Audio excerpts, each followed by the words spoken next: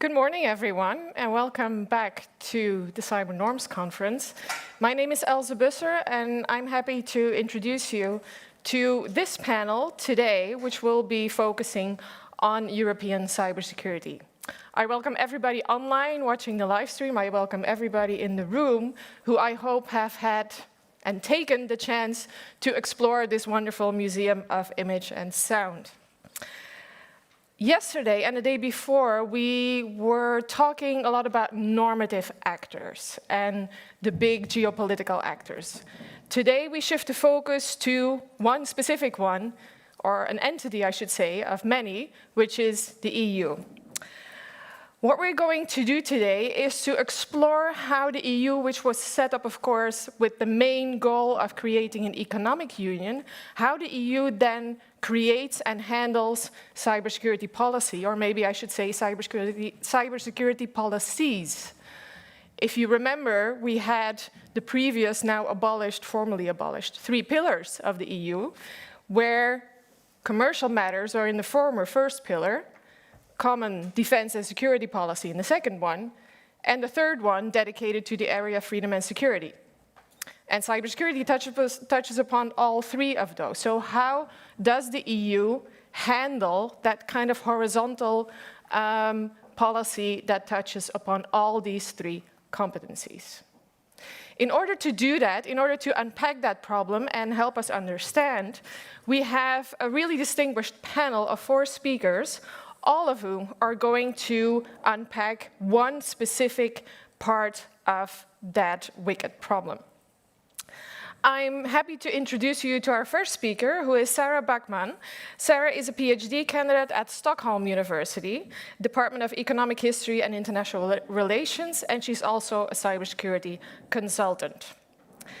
Sarah is dedicating her PhD to cyber crises, the way that they are conceptualized and how they are acted upon. And today she's going to talk to us about the risk versus threat-based cybersecurity, the case of the EU. Sarah, I happily give you the floor. Thank you.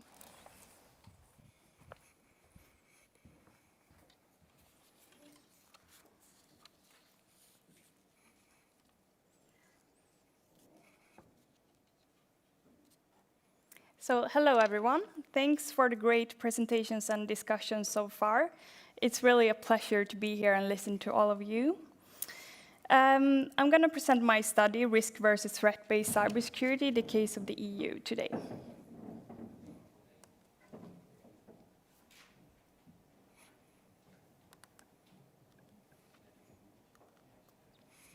Is it working?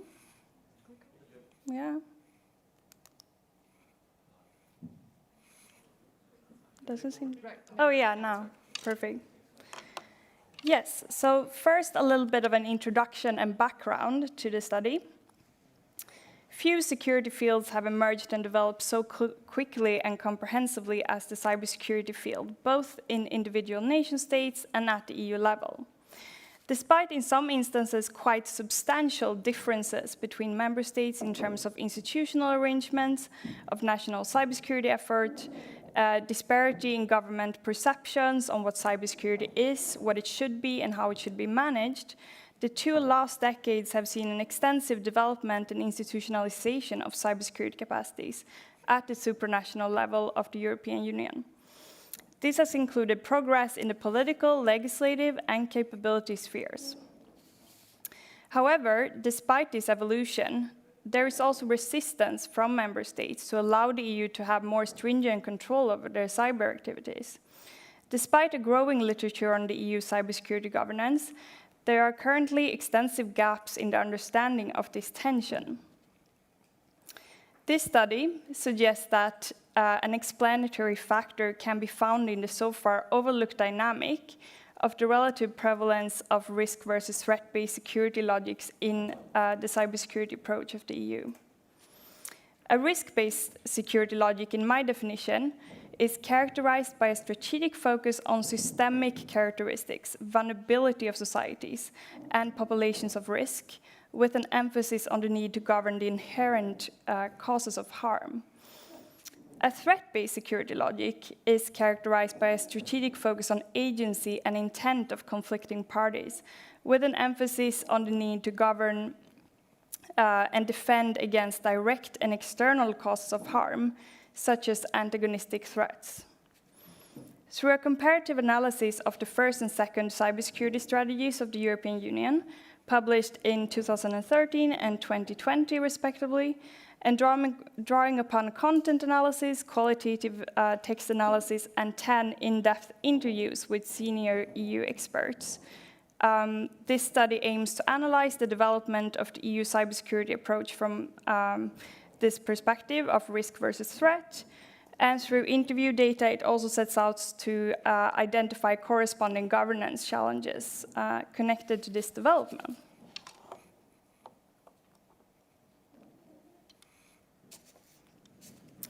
So, the field of security studies, as many of you know, has deepened and broadened substantially during later years, both in theory and empirical focus. This evolution has followed modern world developments, changing the basic assumptions of the traditional study of security, including globalization, the rise of new actors, a changed role of nation-states in global affairs. It also includes the arrival of transnational concerns on the global agenda, increasing interdependence and the introductions of new risks and threats. In the wake of these developments, it is becoming increasingly challenging to separate matters of risk and vulnerability from matters of security in a traditional sense. In combination with the trend to apply interdisciplinary, theoretical, and methodological approaches to study complex transnational problems, this has paved the way for an increasing interest within security studies of aspects of risk and how it relates to aspects of threats. The scholarly contributions focusing on the broadening of security to include aspects of risk contains a broad spectrum of approaches reflecting different ontological and theoretical assumptions and standpoints. And this includes applications of the traditional notion of the risk society, to attempts to include aspects of risk into securitization theory. This study takes the stance and approach to risk of Corey, who argues that the logic of risk should be analyzed and understood as separate from the notion of securitization. More recent studies building on Corey's work have suggested that different logics of security in terms of risk versus threat-based logics and approaches can be distinguished, and that changes in the relative prevalence of them in policy and governance approaches can reflect differences in basic assumptions on the nature of security problem domain in focus, and consequently prescribed policy responses. In other words, this approach highlights the connection between the ideational component of policy approaches and governance. So the analytical framework that you also see on this picture builds on this previous work, which presumes that distinct logics of security can be identified through analyzing problem formulations of policy prescriptions of an organization. Where a threat-based security approach from this perspective is concerned with agency and intent of conflicting parties, external threats to referent object, and policy prescriptions focus on defense against direct causes of harm, a risk-based security approach is focused on systemic vulnerability and increasing resilience of referent object from a wide range of known but unspecified threats and risks.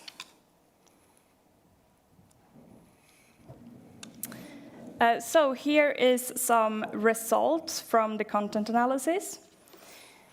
As you can see here, Table 3 indicate a very slight decrease of risk-coded words between the documents.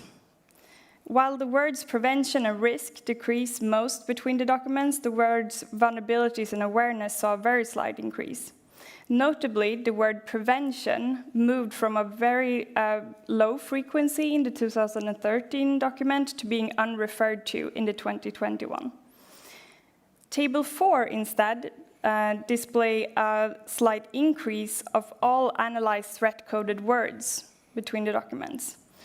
The word defense tops the chart, which is also the most frequent word of all analyzed words in total, risk-coded words included. Notably, the words deterrence and diplomacy were introduced for the first time in the 2020 strategy, from being unreferred to in the 2013 strategy. The results from the charts in total indicate a trend towards an increasing frequency of words coded as indicators for a threat-based security logic, while the words coded as indicators for a risk-based security logic indicate a trend towards a very slight decrease.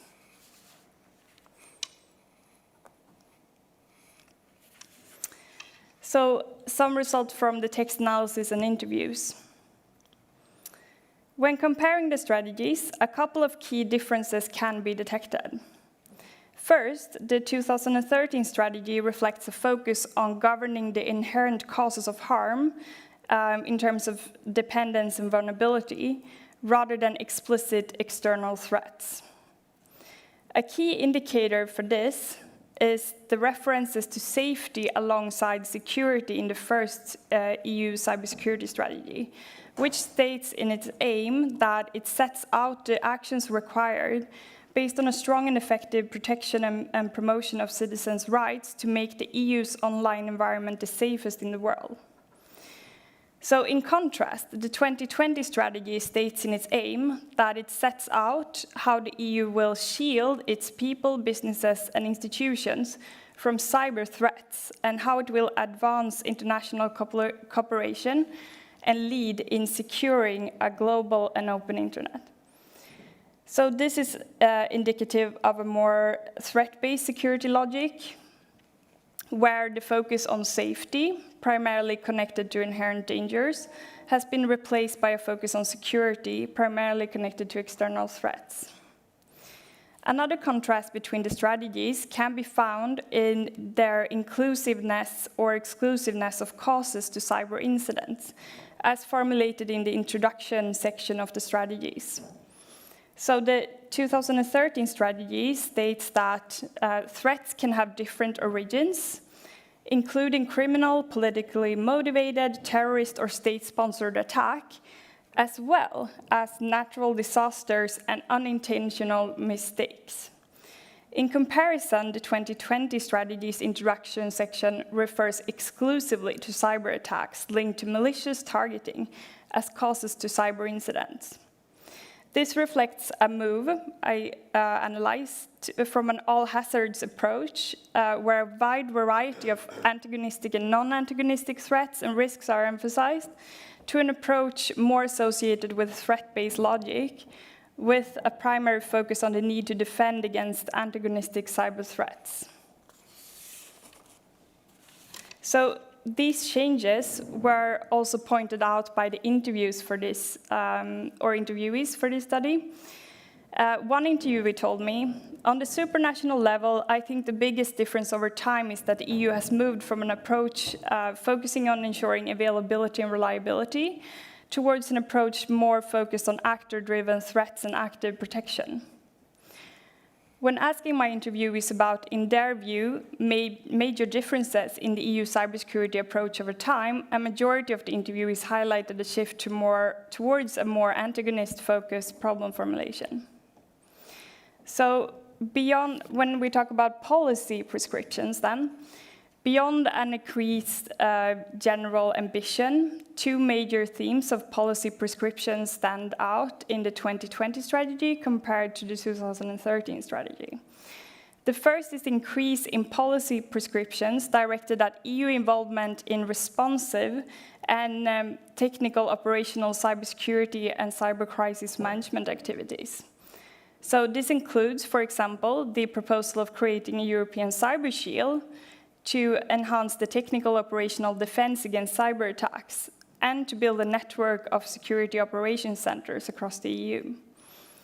The second new theme of policy prescriptions in the new strategy compared to the old strategy consists of measures aimed at enhancing EU capacities and capabilities in terms of cyber diplomacy and deterrence, such as the cyber diplomacy toolbox.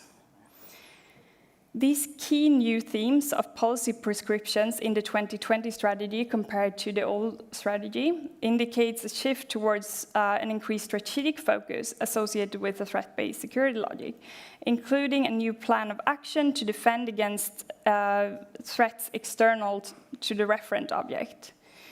And while the introduction of these initiatives in the new EU cybersecurity strategy clearly displays a move towards a more threat-based security logic in the overall EU cybersecurity approach, it's also important to note that the risk-based logic is not lost in the 2020 strategy.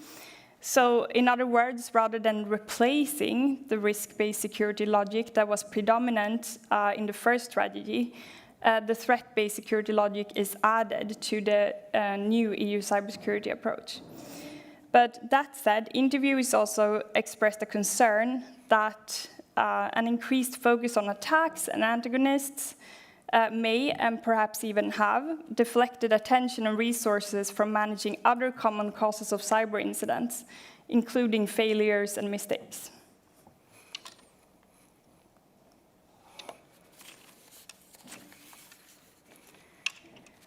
So inevitably, a move towards a more threat-based security logic in the field of cybersecurity means an increased focus and involvement in technical or operational activities, which in major cyber incidents or crises provides responsive and reactive first line of defense against external cyber threats.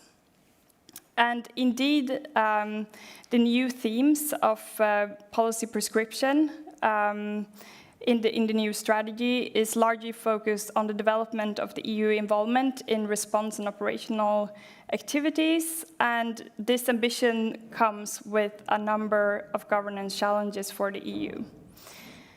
So first of all, a foundational issue lies in the legal ability for the EU to move towards a more threat-based security approach. As established in previous studies, the EU has a halting legal mandate to get closer to these activities. Another foundational issue lies in the current nascent development in this area. So as described in the 2020 strategy, there is currently only limited mutual operation assistance between member states, and no operational mechanism is in place between member states and EU institutions, agencies, and bodies in the event of a large-scale cross-border cyber incident or crisis. So, drawing on the interview data, I identify 4 governance challenges connected to this development, which can also shed further light, I think, on the resistance from member states to allowing more supranational EU involvement in this field. So the first one is resistance to increased EU involvement in responsive cybersecurity activities of member states. And this is especially from certs in member states that are strong in the cybersecurity space. And some interviewees indicated to me that they think that more EU involvement in this field is just more work and little added value. Secondly, that a threat-based logic moves closer between supranational governance and national security matters. And there is an unwillingness generally from the member states to give up sovereignty in this field to the EU. And then thirdly, uneven levels of cybersecurity maturity and disparate cybersecurity cultures of member states. This makes it very difficult to harmonize between member states and develop sufficient trust levels. And lastly, that there exist alternative structures for cybersecurity information sharing, especially on the operational level, that is often preferred beyond the EU level arrangements. And this is, for example, the EGC or regional CERT collaboration structures, such as, for example, the Nordic CERT. So that was it for me. Thank you for your attention.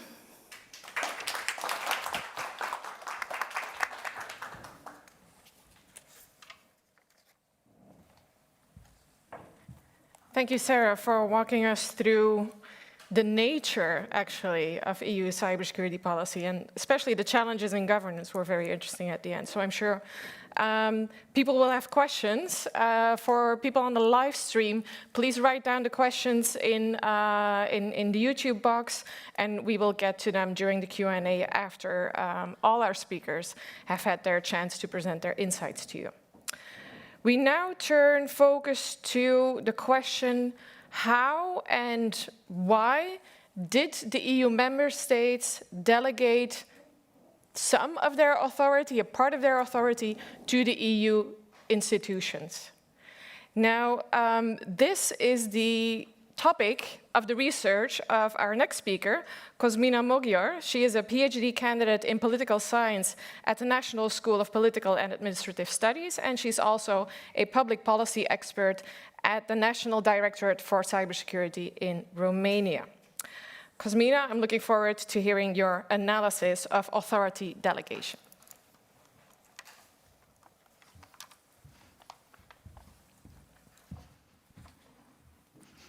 Thank you.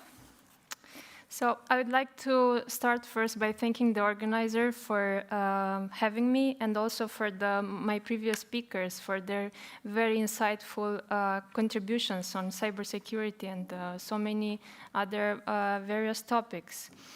I will be speaking to you about a very hot topic nowadays, European digital sovereignty. So I would like to start by first underlining the European Commission's definition of what this concept or idea means. And the Commission defines it as the capacity to make autonomous technological choices and the ambition to shape rules and standards at the international level. Digital sovereignty idea responds to the demands of the public and private sectors from Europe to increase the uptake of indigenous technology. The COVID-19 pandemic only abruptly magnified this phenomenon in the context of a dramatic digitalization of all social and economic sectors. However, it is clear to me, and I think for anybody here in the room, that this definition offered by the Commission is a bit unclear and does not tell us much about who are the actors and what is the power distribution. But I am also interested to know who is the sovereign in this context, and what is the source of this power. I believe the approach of principal agent theory could help me clarify a bit. Looking at the discursive acts in Europe, the discussions are concentrated at the level of the European Union. Thus, I observed that the European Commission received many of the tasks and responsibilities on implementing various policies in the framework of digital sovereignty. So, my main research question is, why did the EU member states decide to join together in this endeavor and delegate tasks rather than acting unilaterally or bilaterally? So I would like first to tell you a few words quickly about my theoretical framework. So the core of principal agent theory is delegation, which is defined as a conditional grant of authority from a principal to an agent that empowers the latter to act on behalf of the former. This grant is limited in time and scope and must be revocable by the principal. So in my analysis, the principal, it's actually a group of entities, which are the European member states, and the agent is the European Commission. So in order for this theory to work, there has to be, the act has to be, of delegation has to be a hierarchical and dyadic relationship. So let me briefly offer you my postulation of what I understand digital sovereignty means. So defining digital sovereignty, in my perspective, should start from the empirical observation of the discourses from international politics, where leaders are stating their national understanding and strategy on this issue. And I think all this concept of digital sovereignty can be summarized or generalized in two types of interpretations. The first is the normative understanding concerning how the states conduct themselves concerning technology against their values and core principles. The second approach is closer to the traditional principle of sovereignty, translated in terms of capability. It traces the type of governance and the material resources, as well as the mechanisms employed by the state to realize the normative concept. So the normative element includes components such as values, translated in online openness versus control of online activities, the relation with non-state actors, understood as difference between sovereign jurisdiction versus a multi-stakeholder model of governance, and internet governance.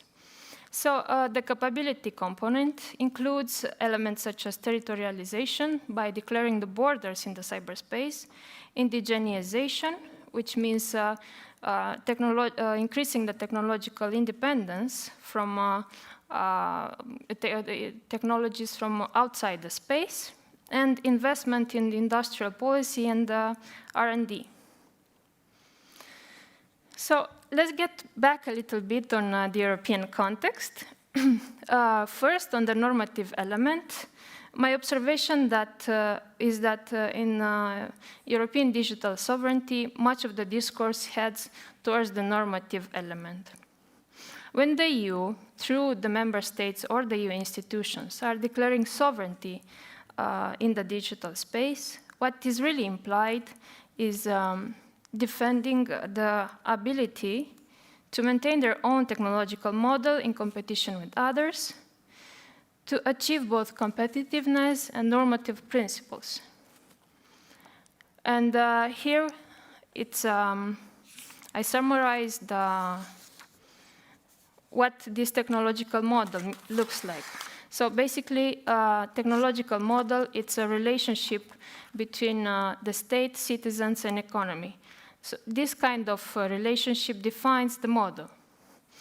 At the EU level, this idea is understood through democratic values and respect for the rule of law and fundamental rights.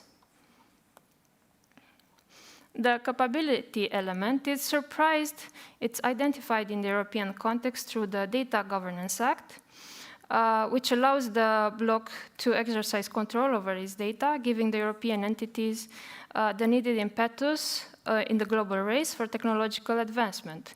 It also identified in the cloud services localization. On cloud services, the European member states are demanding immunity to non-EU laws, and issues of data processing, storage, are notably surprised through localization. The other components that I identified in the European context are industrial policy, and here I'd like to mention the semiconductor technologies, industrial data, edge, and cloud. And also, there will be extensive funding on R&D on emerging technologies through the new European Center, ECCC. Now, to understand European digital sovereignty, I propose to get back to the origins of the Union. At the birth of the EU, the member states agreed to give up part of their legislative powers to a set of supranational institutions. The EU has been built on the conferral principle, limiting the competencies of the EU institutions that the EU countries have conferred upon it in the treaties. Competencies not specified in the treaties thus remain within the control of the EU countries. The authority through conferral is further controlled through the principles of subsidiarity and proportionality. The EU treaties do not include in the situation of digital technologies. So this element is not included in the treaties. Nevertheless, the institutions have the power to adopt sectoral and horizontal policies And this power is grounded in the Article 114 of the Treaty of the Functioning of the European Union that addresses issues harmonizing the practices that impact the functioning of the internal market. Thus, the EU institutions have the power to adopt measures for the establishment and the functioning of the internal market. So here is the formal three-pillar structure that was formally abolished in 2009. If the digital policy is not explicitly mentioned in the founding treaties or the contractual base for authority delegation, how do we even begin making an EU digital policy? That's my question. The answer is in this former three-pillar structure of the European Union and specifies in specific areas on the digital policy is touching on. The Maastricht Treaty recognized the EU competencies into three main areas. This structure is clarified where and to what extent the Union has exclusive legislative competence, where it shares its competence with the member states, and where it can carry out actions to support, coordinate, or supplement efforts of the member states. So I was saying that this structure was formally abolished in 2009 with the Lisbon Treaty, but this separation of attributions largely remains the same. So the types of policy areas are essential for the source of authority. This categorization indicates the source of authority of the policymaker and the degree of discretion. In other words, it's called the politics of delegation. Thus, we have the policy areas touching, the first one, touching on EU competition law, consumer protection, research, industrial policy, and the single market. The powers attached in this area of the EU institutional setting are subject to sovereignty transfer from the member states. And they are essentially supranational activities. The second, and in this category of elements, we identify policies such as DMA, DSA, GDPR, industrial policy on cloud and semiconductors, and so on. And the second policy category are addressing the cybersecurity policy, foreign policy, and human rights. The issues related to common values, fundamental interests, and the independence of the Union are in this policy area. The resulting acts in this category are developed based on cooperation between the member states, thus with the consensus of the member states and the support from the Commission. Examples include in this category the NIS Directive, policy on human rights touching on artificial intelligence, and the EU cyber diplomacy toolbox. The final and third and final category are issues of freedom, security, and justice. These aspects are addressed in the intergovernmental forums to protect the citizens. And here we include the policies on cybercrime, for example. So again, focusing on the idea of European digital sovereignty, we notice that the policies inspired by it are scattered in all three categories of activities. Coming back to my research question, why did the EU member states decide to join together and delegate the task of accomplishing digital sovereignty rather than acting unilaterally or bilaterally? Well, the foremost reason to delegate is to reduce costs and increase policy efficiency. Declaring digital sovereignty is translated in the ambition of joining the strategic confrontation on influencing the technological model. This objective is so big that it is impossible to be achieved by the European states unilaterally or bilaterally. In addition, a fundamental element of this idea is increasing the competitiveness of the European digital industry on the global market. The supranational level, thus, is the right place to achieve this objective. Another important reason for this delegation is to enhance credibility by reducing the time inconsistency problems. On certain aspects of digital policy, the member states can have difficulties with heterogeneous preferences. For example, there are considerable digital development gaps, thus different priorities. And they have different interests. So the member states have different interests in various topics. Some countries want to protect the European digital industry at the expense of the foreign ones. Some other countries aspire to capitalize on the competition and external trade dimension. Thus, an European Union level approach can facilitate consensus. Other reasons to delegate include the capability to facilitate collective decision-making. So when the state have intransitive preferences, managing policies externalities, or facilitate coordination and collaboration. And finally, is the spillover effect. So I would like to conclude that by stating that the absence of a clear center of power in the EU highlights the difficulties created by the decentralized nature of the European institutional setting. First, the competencies of the EU institutions can vary across policy topics, thus making the principal agent analysis a challenge. Thus, EU institutions have the authority to discursively defend the values attached to the European digital sovereignty, both within and outside the borders of the Union.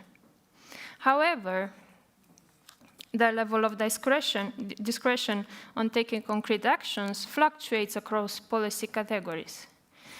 Second, and my final point, the relationship between principles influences the level of discretion. Principles' greatest fear is the policy drift, which means that they fear other principles will capture the agent and lay their policy influence upon it. It is one of the reasons why the agent has less discretion in some policy areas. So we saw that there is the differentiation between categories of different levels of powers that the institutions have. So with that idea, I'd like to end my presentation. So thank you for your attention.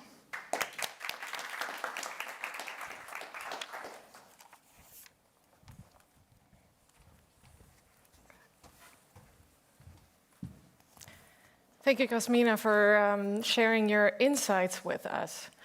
Now, the background of this panel of all speakers is actually the single market, the EU single market. So in order to help us understand a little bit more about that background, we have our next speaker, Tobias Liebetrau, who is a postdoctoral researcher at Sciences Po at Paris, and he's also an affiliated researcher at the Danish Institute for International Studies.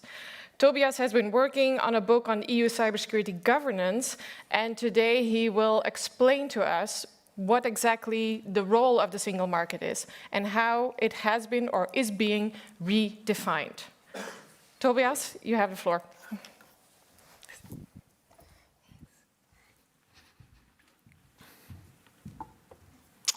Thank you very much. It's a pleasure to be here. So let me start by thanking the organizers. It's really great for us to reconvene another time here in The Hague to discuss cyber norms. I'll start by giving you the paper in a nutshell, so you only have to listen for 1 minute and then you can zoom out, or you can choose to stay the entire 15 minutes. So the paper in a nutshell, as you have just heard, in the past decade, EU cybersecurity has risen to the top of the political agenda in the European Union. And under the current presidency of Ursula von der Leyen, the position of cybersecurity has been confirmed. Von der Leyen stated in her political program that cybersecurity and digitization are two sides of the same coin. And this is why cybersecurity is a top priority. However, as pointed out by various critical security studies scholars, the link between digital technologies and security is not a given. It's something that is brought into being. So, inspired by this line of thought, my paper provides a genealogy of how EU cybersecurity came into being to critically account for how digitization and the pervasiveness of information and communication technologies acquired the politically salient status of being a security issue in the EU. In short, I argue that we are witnessing a redefinition of the role of the single market. So the establishment of a common European market was a means to create peace. Today, cybersecurity is increasingly pursued through the single market. So the market thereby becomes a security practice writ large. So the redefinition of the role of the single market is likely to be subject to further expansion, I argue, as EU policy linking emerging digital technologies, digital sovereignty, and cybersecurity continues to expand, as we have just heard. So this was the paper in a nutshell, but let me now take a step back and go into detail and explain a little bit about the way I reached these conclusions. So, as I said, the paper develops a genealogical framework based on Foucauldian thinking to trace the emergence and development of EU cybersecurity policy over 4 decades. This approach offers a sensitivity to the historical and contingent conditions of the emergence and development of EU cybersecurity policy. The framework thereby enables scrutiny of the naturalized claims inherent to present-day EU cybersecurity discourse and exposes its political implications. So, in short, it permits us to see present EU cybersecurity politics in a less familiar light and thereby open up a critical space around its givenness.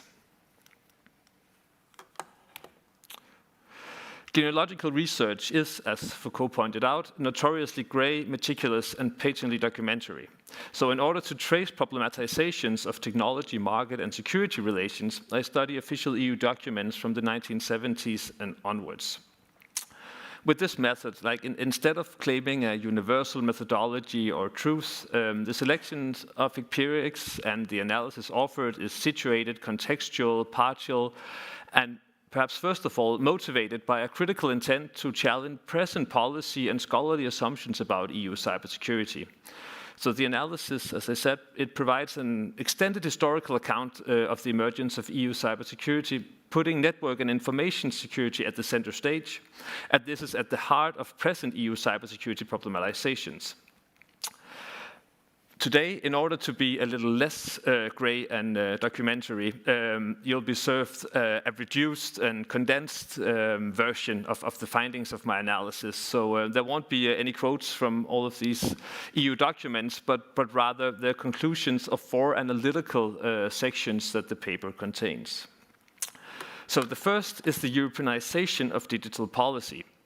From the late 1970s over the Delors Commissions, this section demonstrates the emergence of an EU discourse wedding unavoidable uptake and spread of inherently transnational digital technologies and data flows to the necessity for community collaboration and harmonization to support the creation of the European Information Society, the advancement of the single market, and the strengthening of Europe in competition with the US and Japan. This coincides with Andrew Barry's observation concerning what he calls the European Technological Society, in which technologies dominate our sense of the kinds of problems that government and politics must address and the solutions we must adopt. A technological society, in the words of Andrew Barry, is one which takes technical change to be the model for political intervention. So in this case, technical changes afforded by digital technologies co-constituted an EU discourse on creating a European information society by expanding the single market and furthering political integration. But it also carved out a space in which the EU could problematize its development in security terms. This discourse then on security expanded in the 1990s to what I call securing to support the European information society and the single market. So this part of the analysis shows how the EU problematizes the security of pervasive and connected digital technologies to extend beyond the exclusive preserve of the territorially bounded nation states. So based on a transnational supervisory and facilitator role, the EU discourse works to turn a technically driven security problematization into a shared economic and commercial feature, essential to the functioning and advancement of the single market, rather than an obligation or a cost put on states or companies. This demonstrates the contours of how a single market-driven problematization of security becomes both a means and an end in itself. On the one hand, the market is the means to strengthen the European information society and its security. On the other hand, security provisions work as a means for further expanding and integration of the single market. So already here we start to very much see what is at the heart of this paper. It is this double role of the market. In the third part of the analysis, we move on to the 2010s, consolidating cybersecurity through resilience and the now digital single market. So in the 2010s, cybersecurity was consolidated on the EU's political agenda, as we have just heard. Cybersecurity was perceived as an increasing threat to the Union and its member states, businesses, and citizens. And the EU in this period problematizes cybersecurity primarily as a question of enhancing resilience. This problematization of cybersecurity as resilience displays an EU cybersecurity politics aimed at creating long-term economic gains and societal robustness, again through expanding and harmonizing the now digital single market, but also through strengthening European cybersecurity industry. Something we also see in the fourth and last section of the analysis, where we move on to the von der Leyen Commission and the latest EU cybersecurity strategy under the subheading of expanding cybersecurity to emerging digital technologies and technological sovereignty. Because coming back to von der Leyen's argument about cybersecurity and digitization being two sides of the same coin, the current EU problematization of cybersecurity, on the one hand, it praises the disruptive, dynamic, and innovative workings of digital technologies as a market opportunity, while it, on the other hand, strives to control and manage uncertainties and insecurities related to these same technologies. So this reveals an EU cybersecurity politics that does not consist simply in controlling, governing threats, dangers, and risks. It's increasingly a policy nurturing, structuring, and administrating the realization of these emerging digital technologies, while both spurring and restraining their productive/dangerous excesses. However, it's hard to tell where the productive stop and the dangerousness begins in the current policies. So this historical overview of how the EU has been redefining the market leads me to three conclusions. The first one being that contemporary EU cybersecurity politics reflects the transformation of profound political and governance dimensions, which is the redefinition of the role of the single market. Today's EU cybersecurity politics increasingly turns a digitally afforded security challenge into a market opportunity aimed at strengthening both integration, industry, and most lately, digital sovereignty. In short, cybersecurity is pursued through the single market. The market thereby, as I said in the beginning, becomes a security practice writ large. And the analysis observes that this redefinition of the role of the single market is likely to continue to expand, as I said, because the EU is increasingly linking policies on emerging technologies, digital sovereignty, and security together, also under the heading of cybersecurity. So this conclusion stemming from the analysis has wider security theoretical and normative implications, which is something I'm still working a bit with and trying to think through, but let me stress at least two things. First, to me at least, the conclusion explicates the need to continuously engage with both the historically sedimented structures and the transformative dynamics of security. So we can think of the analyzed EU problematizations as a securitization that is characterized by a circular logic of defining and modulating hostile factors for the purpose of countering them politically and administratively, as Jeff Huysmans has argued, and many others following him working within securitization and the EU. However, another way to interpret the EU problematization and proposed solutions is as a particular politics of security. A politics that can neither be unpacked by simply asking whether cyberspace or digital technologies have been securitized, nor by asking how much security authority and responsibility is transferred from the member states to the EU or from the public to private actors.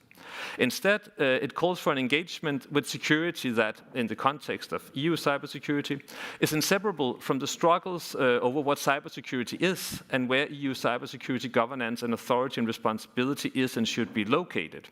Consequently, we need to further unpack and critically attend to these negotiations over European cybersecurity and unfold these relations between the EU, the member states, and the private companies, and how they have developed in order to get to the actual security politics of EU cybersecurity. Second, I think the conclusion speaks to a reconfiguration of the distinction between politics and market. And I mean, this distinction is fundamental to modern Western thinking. So it's vital to explore how current development of EU cybersecurity is not a question of whether the market or politics has taken over the other, as if the respective logics of the politics and market can be established prior to the analysis, so outside of context, so to speak. Politics, market, and security are social and political concepts, which meaning is negotiated and therefore constantly up for definition and redefinition. So linked to the first point, we must seek to better understand the nature of ordering and authority produced when industry and private companies are increasingly objects of EU cybersecurity political attention. Thank you.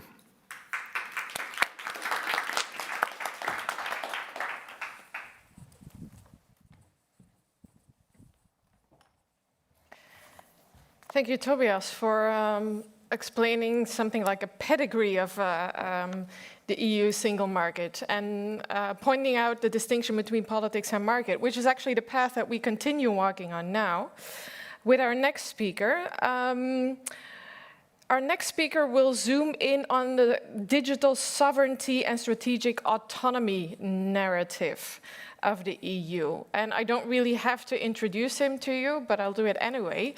Dennis Broeders is full professor of global security and technology at the Institute of Security Global Affairs at Leiden University. He's also the head of the Hague program for cyber norms. And together with Fabio Cristiano and Monica Kaminska, who are also present here today, he wrote a paper on digital sovereignty and strategic autonomy. So Dennis, I give the floor to you.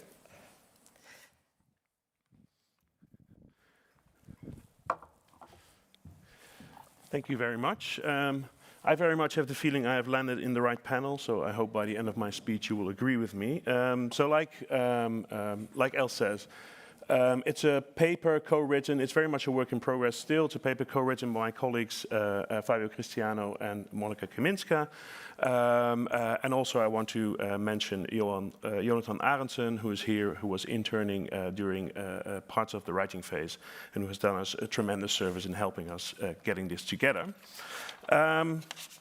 So a little background, and we already got a lot of background from Tobias, so maybe I should be short on this, but a little shorter background. So why are we talking about digital sovereignty? Because we have been talking about this in the context of the EU 2016, 2017, and initially a little hesitantly, and now it's actually much more common parlance. People talk about it without much coyness about it. And we sort of have a few reasons why we think this is the case. So one of the reasons, so this the geopolitical and the geoeconomic strife between the US and China as a background. Tobias alluded to the fact that this is perhaps a second iteration. If you take US and Japan in an earlier period, you see a similar dynamic of geoeconomics. But this is one of the backgrounds why we talk about digital sovereignty, and the digital itself is one of the main battlegrounds, right? It's one of the places where it really comes to the fore. The other thing is that this has shown to many European parties that we have a large dependency on foreign big tech companies, American, increasingly also some Chinese companies, and it also alerted us to the fact that we sort of lack our own EU champions, right? We do not really have something in the field to sort of have that as a backing.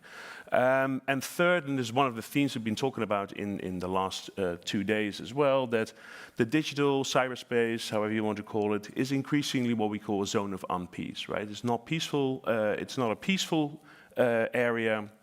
It's also not war, but there's a lot of conflict, strife, competition going on in the digital below the threshold that sort of makes this area also what we call sort of prone to geopolitization, right? There is an impetus to move it in that direction. Then the question is the EU well suited to be a geopolitical actor? And this is 30 years ago. I expect he looked a bit younger then. I don't know from when the picture is. But this is Mark Eyskens, who was then, when he said this in 1991, was the Belgian foreign minister. And he said, okay, the EU is an economic giant, it's a political dwarf, and a military worm. That is not what you would say a prime geopolitical actor, right? So that's it's not on the outset clear that the EU is well versed for this task it has sort of put on its own shoulders. Another thing that the EU does is position itself as a normative power, right? This is, and I'm sorry for the small print, but this is a few people. So the EU has positioned itself as a champion of values, both internally, so both for itself, as a community of values, but also externally. So also in exporting certain values, in using trade to sort of nudge countries in a certain direction. And you can see two strands in those values, and I think the main strands are one, the free market, so it's a champion of free market policies, and the other one is fundamental rights. So both of these things are present both when the EU talks about itself, but also when it tries to sort of export that agenda. And I have a few, you will see quite a few blue flags with yellow stars on them in the stripes, because they've been in the present slides. But so talking about, it's a community of values. The second one by Barroso, this was Barroso during the acceptance of the Nobel Peace Prize for the European Union a couple of years ago, saying, okay, so we fought our own battles with totalitarianism, and we will stand by those who are in the pursuit of peace and human dignity. So also very much an external agenda that comes from that.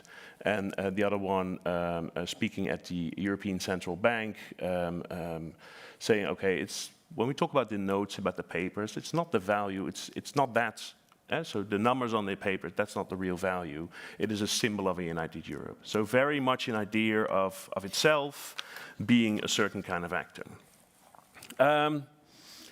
So what do we talk about when we talk about digital sovereignty? We've seen a few definitions come by. We'll see a few others coming by later. So there is digital sovereignty, there's technological sovereignty, there is data sovereignty, and there's strategic autonomy. So all of them are used. Digital and technological sovereignty are sort of at the same level, different too. Data is usually sort of under that, and strategic autonomy comes from a very different kind of background, so different there too. I think most of these definitions, and you heard it also on what the previous speakers have told us, most of them center about two things. So one is building capacity, so building our own capacity as a union in terms of new champions, investment agendas, etc. And the other one is the freedom to make our own choices, right? So what do we need to create a position for ourselves that we're not in a position of dependence on others? What does that take? Strategic autonomy is a little different, comes more from the military strategic domain, is more about to what extent are we able to sort of stand our own ground? Are we able to make our own strategic choices in a military sense, and now sort of transposed to the digital? So what does that mean? A different angle to it. And then the question comes, been answered, been put forward to us before. So whose sovereignty and autonomy are we talking about? About the member states, classic vessels of sovereignty, but also about the EU. So traditionally, sovereignty is a national concept, right? So it's something that is ingrained in the national, combined or connected to national security, so very close to state interest. On the other hand, the EU was born out of sovereignty gone wild, right? So the EU was born on the ashes of 1945, and the EU was also a vessel to try to tame sort of sovereignty unbound and to pool sovereignty. If you go back to the really first, the coal and steel, sort of making sure you have the means of production for what were then the weapons of mass destruction under one common authority. So the history of the EU is a history of trying to negotiate national and EU sovereignty, but as other people have pointed out, mostly through the market, right? So mostly through economic integration, but not solely. So then the question is, how can the EU be sovereign? Can the EU be sovereign? Yes, it can be, because we have this idea of pooled sovereignty. It will very much depend on which specific part of the union we're talking about, and it will very much depend on what national states are willing to share with the EU. It will very much depend on competencies, on mandates, etc. So this is a general backdrop for this discussion. And the question is, how does sovereignty, how does this new sort of idea of, okay, we want to be more of a geopolitical actor, be more of a strategically sovereign actor, how does that relate to this normative agenda? That's one of the questions we have in this paper. Like I said, champion of free market and fundamental rights. These are two very discernible aspects of the normative power. In the digital, you've seen this translated often into the EU as a champion of the free, open and secure and accessible internet, which has both, right? It has to be free for economic purposes, but also free in the sense of being able to enjoy certain rights, protect certain rights.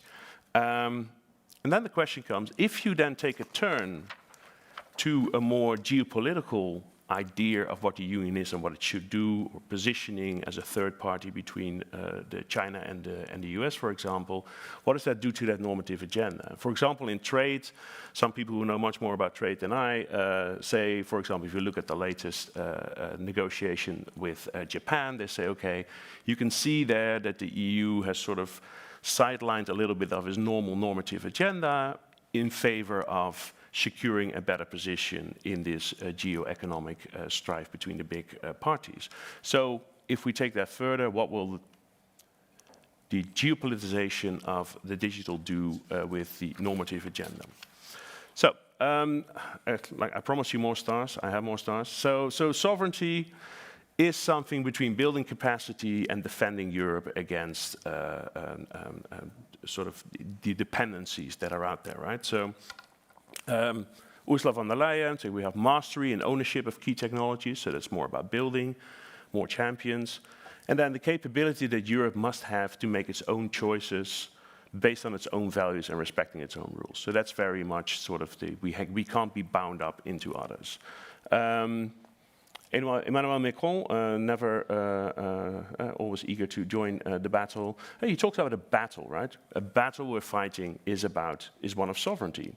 If we don't build our own champions, then we are in these areas, then our choices will be dictated by others. So there is an element of strife in there, there's an element of competition in there, building your own champions, but also making sure you have sort of the regulatory and the political space to sort of make your own choices and not be dependent on others. These two merry men are Thierry Breton on your left side, and the other one is, and that one I do have to look up, is Valdis Dombrovskis. So Thierry Breton is the Internal Market Commissioner, and Dombrovskis is the Trade Commissioner.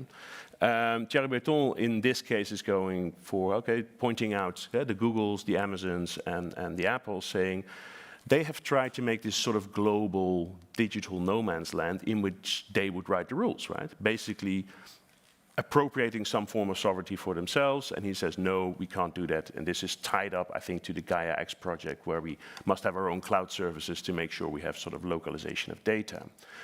And the other one, Dombrovskis, I put in there because so we're pursuing a course that is strategic, assertive, emphasizing the EU's ability to make its own choices and shape the world around it, right?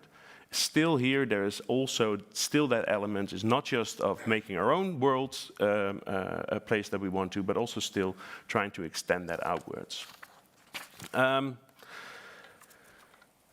So from that, we sort of came to the point where we thought, okay, this is all interesting and this is all high-level rhetoric and it's all not super clear at all points.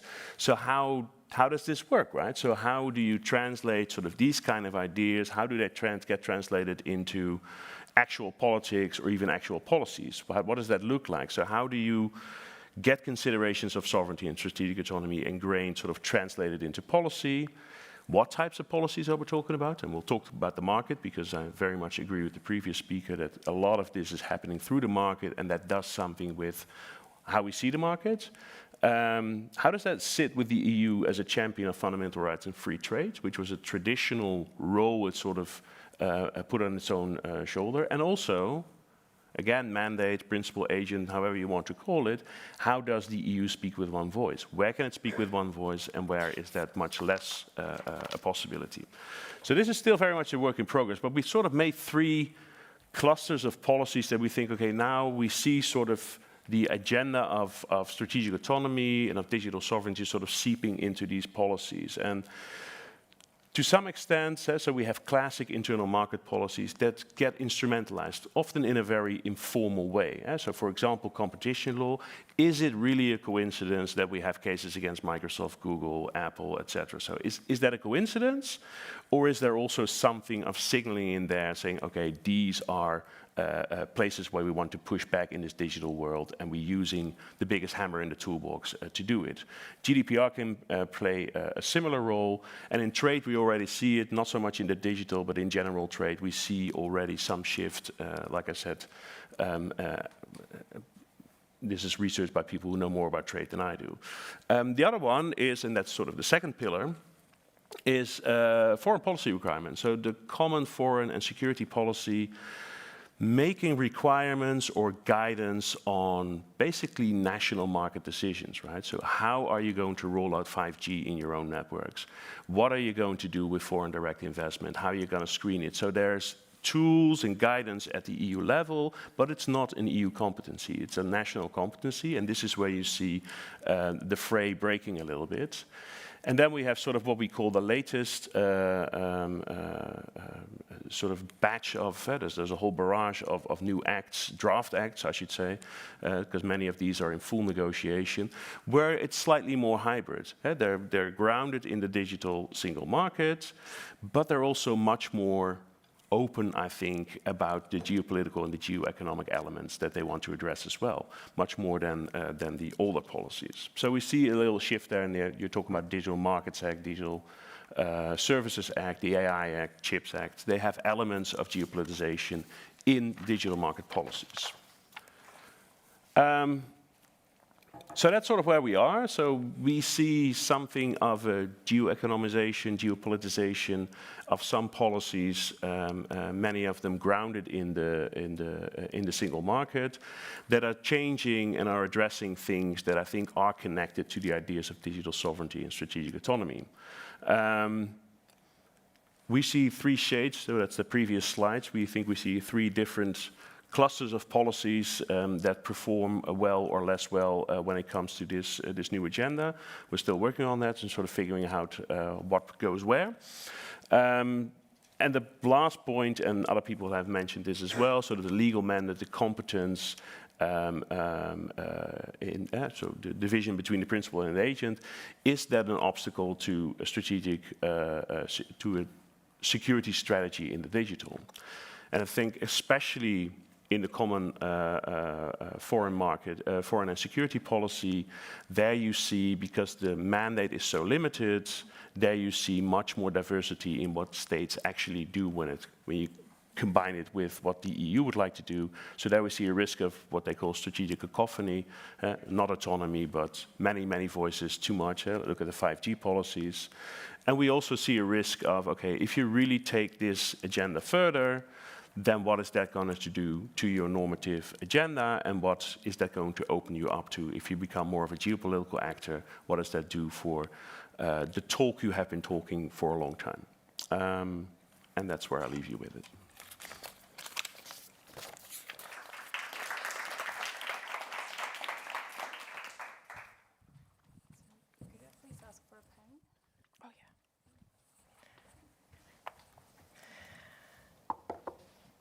Thank you very much, all panelists. There you go.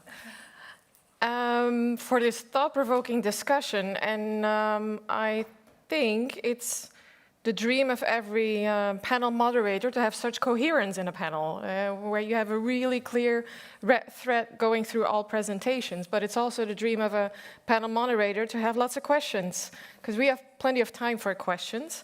I see some questions coming in from our online audience, but I also saw a lot of people taking notes in the room, and I'm sure those were questions to be prepared as well.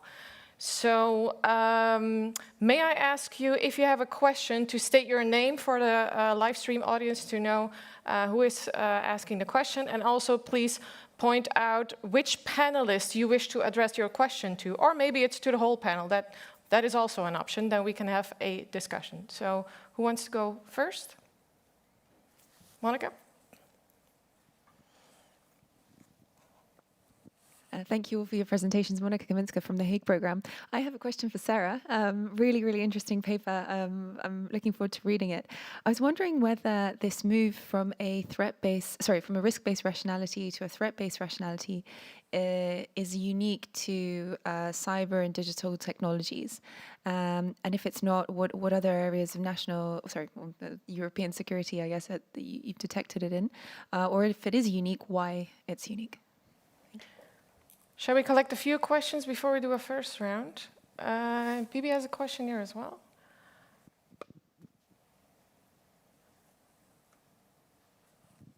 Hi, thank you. My name is Bibi van den Berg, full professor of cybersecurity governance at Leiden University. And my question is for Tobias. I noticed that it may be a really silly question, but I noticed that you consistently wrote single market with capital letters in your presentation throughout all slides. Why is that? And why not write, for instance, technological sovereignty with capital letters? Because I'm assuming it's about the fact that you want to frame it as a construct, but then why not frame the others as constructs as well? Let's take one more question of the room and then go to the online questions.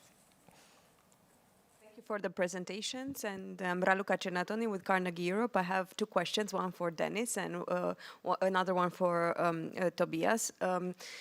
For Dennis, you have the 3 shades of strategic autonomy, and I wonder if there would be another shade there. And from a more geopolitical angle and thinking more of the technology gap in terms of the transatlantic relationship and, you know, the tech race, let's say, and looking at the documents more recently, for instance, as the European Commission's action plan on synergies between civil defense and space and the AI Act and all these acts, there is this element of, you know, strategic partnerships, but also competition, and whether this dimension would be interesting as well in the context of strategic autonomy, especially. And to Tobias, yes, my question is also related to the single market, and in a sense, the elephant in the room, or the absent elephant in the room, is indeed the Commission, the role of the European Commission when it comes to leveraging this. And I wonder, in your genealogical methodology, how do you kind of also think through, you know, the role of the Commission in terms of the transformations that we see within the single market? Because I see in my own work, you know, to excavate and try to understand how the Commission has been framing issues going back to even the Cold War era, when it wasn't the Commission, but then also in the early 90s, and this element of the high technology areas as elements of, you know, internal market and industrial competence. Kind of following up on that, I wonder about the Foucauldian genealogical method, because I find that sometimes this is a method of suspicion and critique, and how do you work with that as well in terms of how Foucault was using it in your own research? But thank you for the presentations. Thank you. Let's start with some answers. Sarah, you want to go first? Yeah, thank you for that question. It's super interesting, actually, because we do see a similar development in other transboundary fields, such as health security, that has gone from being primarily framed in terms of risk-based security logics towards more and more threat-based security logics. And these are not my fields of expertise, but I do think I've seen a trend towards the same kind of shift in migration and even to some extent, in terms of climate change, that it's like the narratives of risk is sort of going more and more towards threat-based logics and ways of approaching it as a security problem. So yeah, a little short answer.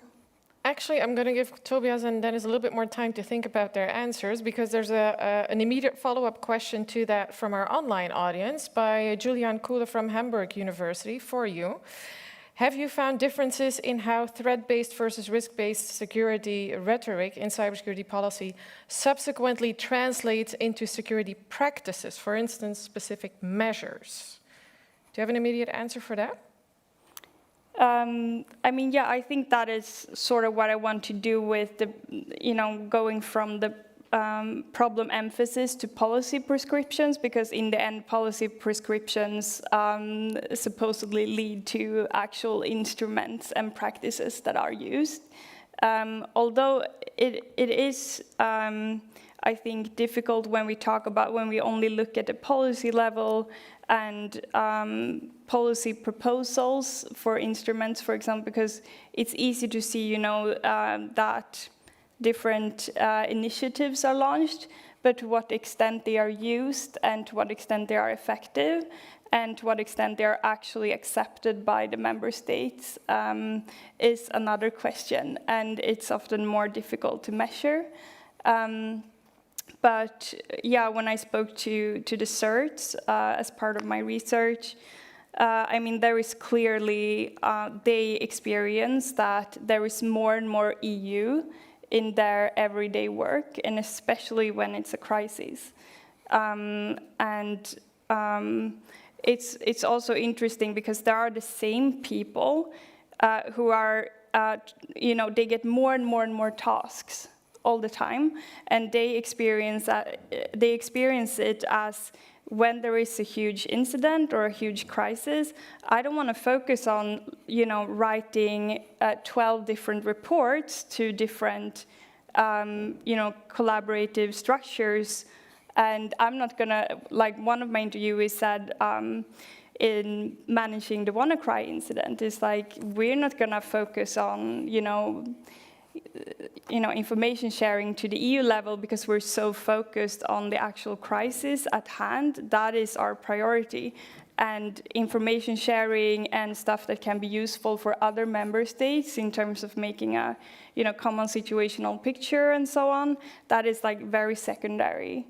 And as I mentioned before, also there is also, I noted a difference when it comes to how much EU involvement you actually want in your more operational activities, depending on how cyber mature you are, where the more mature states find it to be a little bit more like an add-on that they have to do, but it doesn't give them that much. And this is not to say that in overall it's not a good thing, but at the CERT level, that is sort of what I get from the interviewees. So I think that's one interesting thing is that more and more of these tasks are given to the same people. So the amount of people who are supposed to perform this is not usually extended. It's just more tasks for the same amount of people. Great, thank you. Tobias, over to you. You had a certain number of questions to answer. Thank you. Let's start with the capitalization. Yes, the capitalization.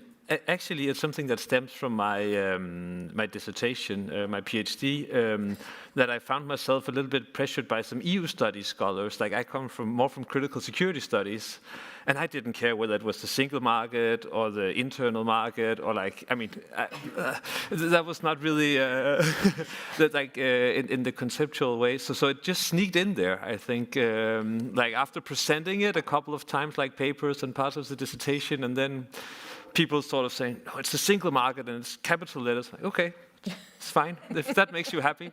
So actually, that's why there's no other explanation. But it's something to think about, I think. Also, perhaps at least publishing it at some point in one form or the other. Whether I should let it be sort of pushed in that direction, and what the signal it will send. On the role of the Commission and the historical development, of course it plays a huge role in EU policy making, but it's not something I look into in the paper actually. I look more into sort of the implications of the discourse and how it has changed more than either the rationality of the EU institutions or like what I think their rationality is, or their strategic assumptions, and that also works in terms of the organizational changes and setup. So I limit myself more to the sort of the consequences of the discourses in terms of the concept of security and security politics, basically to limit the scope of the paper. Otherwise, I think it would get too big. And that also goes a little bit for what I ended on in terms of these negotiations and translations and contestations between the EU, the member states, and the private companies, which is something I explore a little bit further in my dissertation and hopefully coming book, but something that I also do not touch upon much in the paper outside of the conclusion. And then I want to say a little bit on this move from threat to risks and the uniqueness on cyber, because it's also something I've been working a little bit on. And I think it's interesting that if we go back, so before the first EU cybersecurity strategy, the official one from 2013, scholars has pointed to the fact that the attack on Estonia in 2007 and Stuxnet in 2010 was actually part of sort of driving EU cybersecurity forward and laid some of the groundwork, sort of the external groundwork for why the first strategy was crafted and looked the way it did. So perhaps it could be fun to add that sort of further historical perspective. Also because the move from risk to threat between 13 and 20, I mean, so much happened, I guess, in 14 with Russia in Crimea, the election of Donald Trump, and him sort of moving the US a little bit back. And I think that it's not unique to cyber at all, that we have seen an increased focus on what you would call perhaps more hardcore security and threat actors and antagonistic discourse. I think that covers many areas in EU security policy and also member states' national security policy. So that's perhaps another explanatory factor. And perhaps also the cyber attacks like WannaCry and NotPetya, that they got a lot of attention. Great, yep. Dennis, you want to follow up on that? Yeah, sure. No, it's a great question. So what's the position of the transatlantic? We have a relationship with the US, which is friendly, but it's also very much in these policies. And it's interesting because most of the people who talk about digital sovereignty and talk about strategic autonomy do not see it as something that just has to be the EU on its own, right? It is something that can be in alliance with others. So it doesn't have to be a standalone thing. But I think also, especially after Trump or during Trump, America became sort of a frenemy, right? So it wasn't really a friend; it was something in between. I think that is one part of it. Another part of it is that the annoyance and the lack of patience with especially the big American companies that has permeated through European politics for quite a while now, and you can see. If you look, for example, at the Digital Markets Act, that is something that is, strictly speaking, a general a general regulation of the market. But if you look at specifics, then you can see in the bylines basically that it is very much aimed at the big American companies and the way they want to organize the market, the way what Thierry Breton said, they think they can impose their rules on our citizens basically, and that is something we want to push back against. So it's an interesting balancing act because if you allow for the fact that digital sovereignty and strategic autonomy is something you can do with allies, basically, or in strategic alliances, then the US is probably the first one we would look for, because it's closest to what we are. On the other hand, it's also a source of a number of things we see in the digital that we do not like. They have very different ideas about what fundamental rights are. They are more, so the whole idea of what privacy is, whether that's something that is a fundamental right. According to Americans, it's not. It's something that's grounded in consumer protection. It's very different. So you have all these differences. And obviously, I mean, we talk about tech champions, the European Union. These are the American tech champions. So America is not going to rein them in unless they really have to. So you're in this very difficult bind where you say, okay, yes, the United States is probably the closest thing we have to an ally where we can work within this domain, and that's absolutely true. On the other hand, it is also the source of a number of things, which was the reason we started talking about digital sovereignty in the first place. So it is a balancing act, I think, and the idea in the EU is that so all policies are level for everyone, but you can see things in there where you say, okay, this is probably aimed at this, and some things are aimed at the big tech giants, other things are aimed at vulnerabilities we have in supply chains. So it informs it, but I think also, and I'm not an expert on this, but the continuity between Biden and Trump is perhaps just as interesting as the discontinuity between Biden and Trump. Right? So America First has a nicer face now, but it's still America First. And I think one of the things we see now with digital sovereignty is the EU starting to formulate something like an EU First policy, right? And that's not something we're well equipped for. It's something we don't necessarily do. It clashes a little bit with the way we see ourselves. But we are making very slowly some form of geopolitical turn, but we don't know exactly what that will look like. So, but I think that's where we are. And then the basic question, which I still haven't answered, is whether that makes for a fourth category. And I'm not sure, because of the fact that the EU always says, okay, these are policies, they're general, they're not aimed at different actors or whatever. So I think not, but it's an interesting point. So we'll definitely land somewhere in the paper. So it's yeah. Thanks. I see some questions in the room. I'm first going to take a few from the live stream, and then I'll get to you. Joe Burton from Université Libre de Bruxelles has two questions, one for the entire panel, actually. So it's a very layered question. How can the EU be technologically sovereign when, one, it is not a sovereign entity itself, and two, the globalized nature of digital infrastructure and cyberspace is incompatible with national/regional territory? So chew on that for a bit, and then there's another question by the same person. This is only for Dennis. How does the concept of pooled sovereignty translate in cyberspace, and how would it work in practice? So let's start with a question to the entire panel. Sarah, you want to kick it off? Yeah, I think my panel colleagues are better to respond to most of those questions, but I could say something about, the global versus national. I think it's a general problem that we have, that our governance structures were not built for these transnational problems that we have. And we see it both in matters of security, definitely in matters of crisis, and I'm usually more towards crisis than an EU scholar, but it's definitely a problem. And how to adapt our governance systems, including how to keep our autonomy and also keep our sovereignty. Meanwhile, in an efficient way, tackling these collective transnational problems is like the big. That's a big challenge of our time. I think whether it's climate change or a health crisis or cybersecurity matters or cyber crisis matters. I think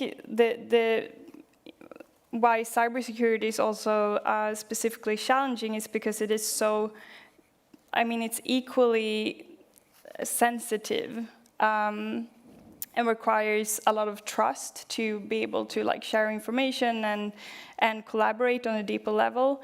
And at the same time, it is so transnational, and we're all in the same boat, and we all share and are dependent on the same critical infrastructure, which is very much, you know, and the critical infrastructure sectors are dependent on each other too.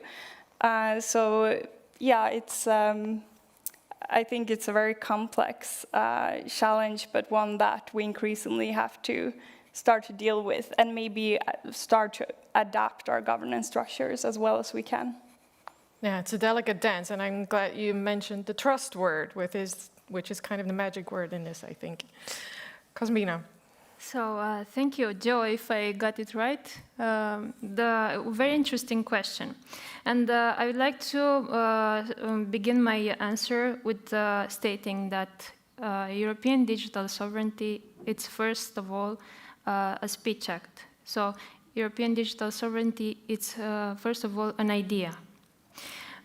Meaning that it's not really sovereignty as we know it. So it's only a concept employed by the European Union institutions and the member states to motivate certain policies in order to foster the European digital industry.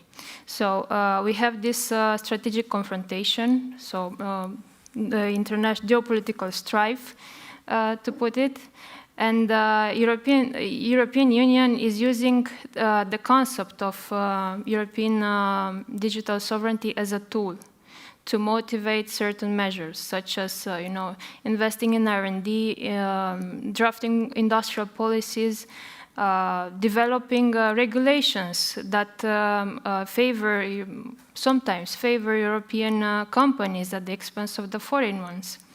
So to get back to your points, how can European Union be a sovereign digitally when physically is not a sovereign? Well, again, it's an idea. European digital sovereignty, it's an idea, meaning that it's used just to motivate certain measures. Sometimes external entities being critical about the policies as being protectionist. So it's not about controlling the assets and controlling the territory. It's about fostering a kind of a policy. So it's a set of policies under this idea of stepping up the European industry in the technological area. And the second point, if I got it right, you mentioned the incompatibility of the concept of of digital sovereignty, basically, with the idea of territory.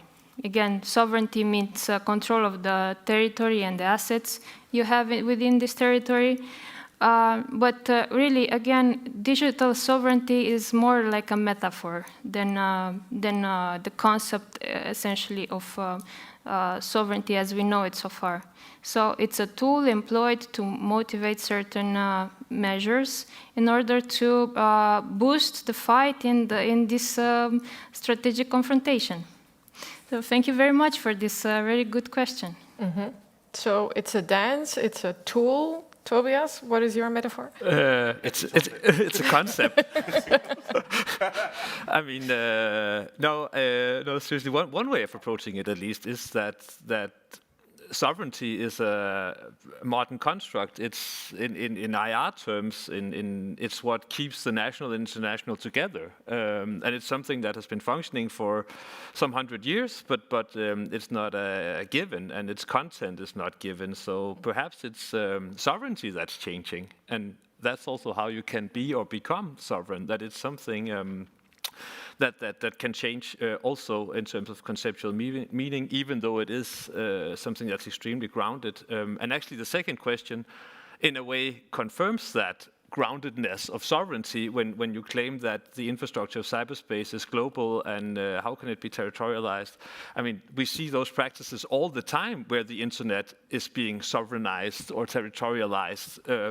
And to me, that is what we then need to look at. It's these processes, like discourses, practices, whatever you study of territorialization or sovereignization, so to speak, we should study if we want to get to the answers of these questions, instead of saying per se that sovereignty is not possible or cyberspace can never be territorialized, because I think it can, and it's being done all the time. So we have dance, a tool, a construct. What's the fourth? Well, the fourth is, and I'm borrowing that one, is hypocrisy. And I'm borrowing it from Stephen Krasner, who wrote a fantastic book called Sovereignty, Organized Hypocrisy, in which he basically says we take sovereignty as something that is fixed, right? Something like a fixed value, but as Tobias already sort of alluded to, it's also a very malleable concept, right? It doesn't always mean the same throughout time. It doesn't always mean the same within different disciplines. Even within disciplines, it's often very disputed. So sovereignty, to paraphrase someone else, is also to a large extent what states make of it, right? And that also gives you some window into to what the EU is doing. So the EU is, I think, one of the few, I can't think of another, that experiments with sovereignty at an interesting level, right? So the whole idea of a pooled sovereignty, of a shared sovereignty, is something that you can do if sovereign states decide to do that, right? So, and if you look, for example, at some of the more traditional policies in the EU, like trade policies, trade negotiations are done by the EU. There's not 27 member states sitting there negotiating. No, it's one representative of the EU sitting there. So that is something where arguably something quite important is happening, where it is the EU speaking for the bloc, right? And that means you give up something, but it also means you get something back. And that's sort of the, I'll pick a dance then, okay? That's sort of the dance you have between the national level and the European level. And Krasner talks about authority and control. Right? And in an ideal world, if you talk about sovereignty, then the authority, so the international or national recognition of your role, collides with control. So that's the ideal situation. And that's something within the EU that is not a given, right? So you have to constantly negotiate, okay, where do we give the authority, and do we also give the control there? And so, for example, in trade policies, you see that basically happening, right? You see the EU speaking with one voice. In other policies, you do not see it happening. And Krasner says you can have authority, you can be formally sovereign in some way, shape, or form. If you don't have control, at some point, your authority and your sovereignty is gone, right? If you only are sovereign in name and you have no ability to actually control what's going on, then that's going to be very hard to remain sovereign in the longer run. So in that sense, there is a lot of iteration between these things. So mandate is important, authority is important, control. In the EU, yes, I think at the moment it is a bit of a speech act. It is something where we try to point policies towards different things. But as we continue upon this path, if we continue upon this path, we're also going to come up to points where we think it's not really working. We're not getting the control we want, or there's too much difference between the way we delegated authority and what it actually gets us. So this is a conversation that's going to continue for a while, I think, in terms of figuring out what do we want to pool. How do we want to pool it? What do we get out of it? What do we lose? So you can give up authority and lose and gain control. It's possible. The other way around is also possible. You can have authority but no control. That's also so. There's lots to play around with. And then the last thing about whether the infrastructure is global and whether it can be territorial. Two answers to that. So we have seen also in presentations in this conference, so yes, the grip of national states, territorial states on their internet is increasing. But it's also not fully that, right? So for one thing, if you look at the internet, the way it functions, there is infrastructure. Infrastructure is always somewhere on the ground, so it's in that sense always territorial. However, one of the main things why the internet functions the way it functions has to do with protocols. They're not territorial in any sense, right? This is why you see that states are trying to influence protocols because they're not territorial, because they're trying to play it because it's not territorial. And the other thing is that it is actually quite hard to make the global infrastructure of the internet actually collide with national borders. China has done it, 3 points axis. Iran has done it, as Frederik Duzet told us. But for a lot of other countries, it's much more difficult. So you immediately have cross-border effects when you try to assert your sovereignty on the internet. You will have cross-border effects. If you have cross-border effects, other sovereign states will have an opinion about it too. So yeah, it's a mixed bag. So hypocrisy and a mixed bag. There you go. Great, plenty of metaphors. Thank you so much, Joe, for that very entertaining question. I saw 2 hands before, Lena, Max, and Louise, and I think Fabio also had a question. I think Lena was first. Lena Rieke, I'm a PhD researcher at Leiden University. A big thank you to all panelists for your inputs on European cybersecurity. My question picks up on some things that Dennis said, but maybe it can also be posed to the panel as a whole. So when you speak about how the EU can achieve digital autonomy and digital sovereignty and strategic autonomy, you speak about how the EU traditionally pursues normative power through fundamental rights as well as the free market. But don't you think that there is, especially in relation to cybersecurity or maybe cyber technologies, a divide or a conflict between those two vehicles?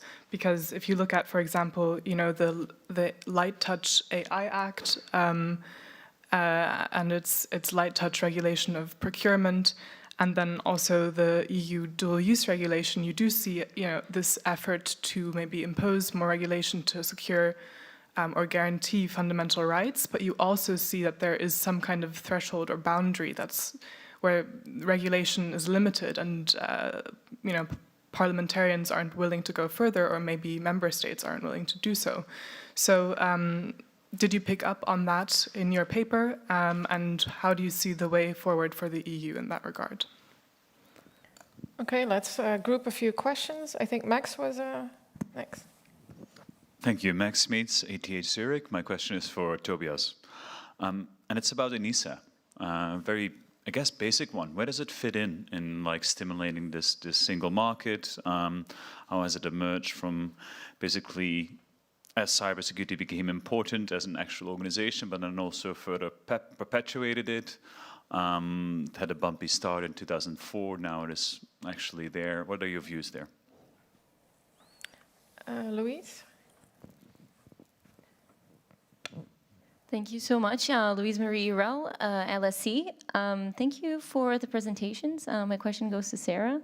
Sarah, I'm really interested in what you were talking in your previous answer about the certs and that you interviewed them. So I'm really curious because you're coming from analyzing strategies and this tension that emerges from the competencies and expectations from these CERT, incident responders as to what they should do and what this reconfiguration, strategic reconfiguration actually happens to what they're doing. So I was wondering whether in your interviews you bumped into kind of regulation, not just strategy, but going specifically into how regulation factors into that tension. I'm thinking here about the NIS directive. I'm thinking here about the GDPR and kind of breach notification and how it actually changes the way in which these different certs operate in terms of requirements. So I was just wondering, in your conversations, beyond thinking the strategic vision, whether these other elements also appeared, because it just seems to kind of be a very kind of concrete way in which all of this vision is kind of concretizing into the way in which they relate to these discussions. So yeah, thank you. And then, Fabio, has your question been answered, or you still want to ask? very quickly. Fabio Cristiano, Leiden University. My question is for Cosmina. I was wondering, you argue in your presentation that the whole debate on digital sovereignty tends to be concentrated at the EU macro level, right?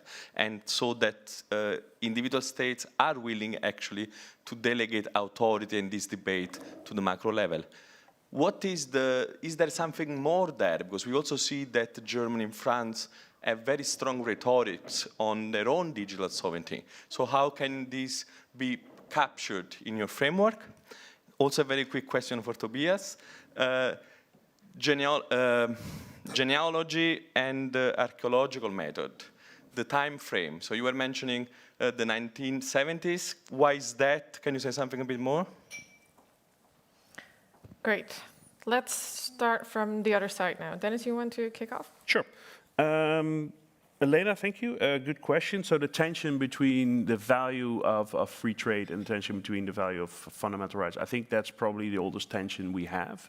So yes, it's definitely in there. It's classic. I mean, a famous Dutch saying. So the state is the koopman and the dominee. So it's the tradesman and the vicar, and who is speaking at what point, right? So the vicar will try to make everybody behave nicely, but on the other hand, the money needs to be made.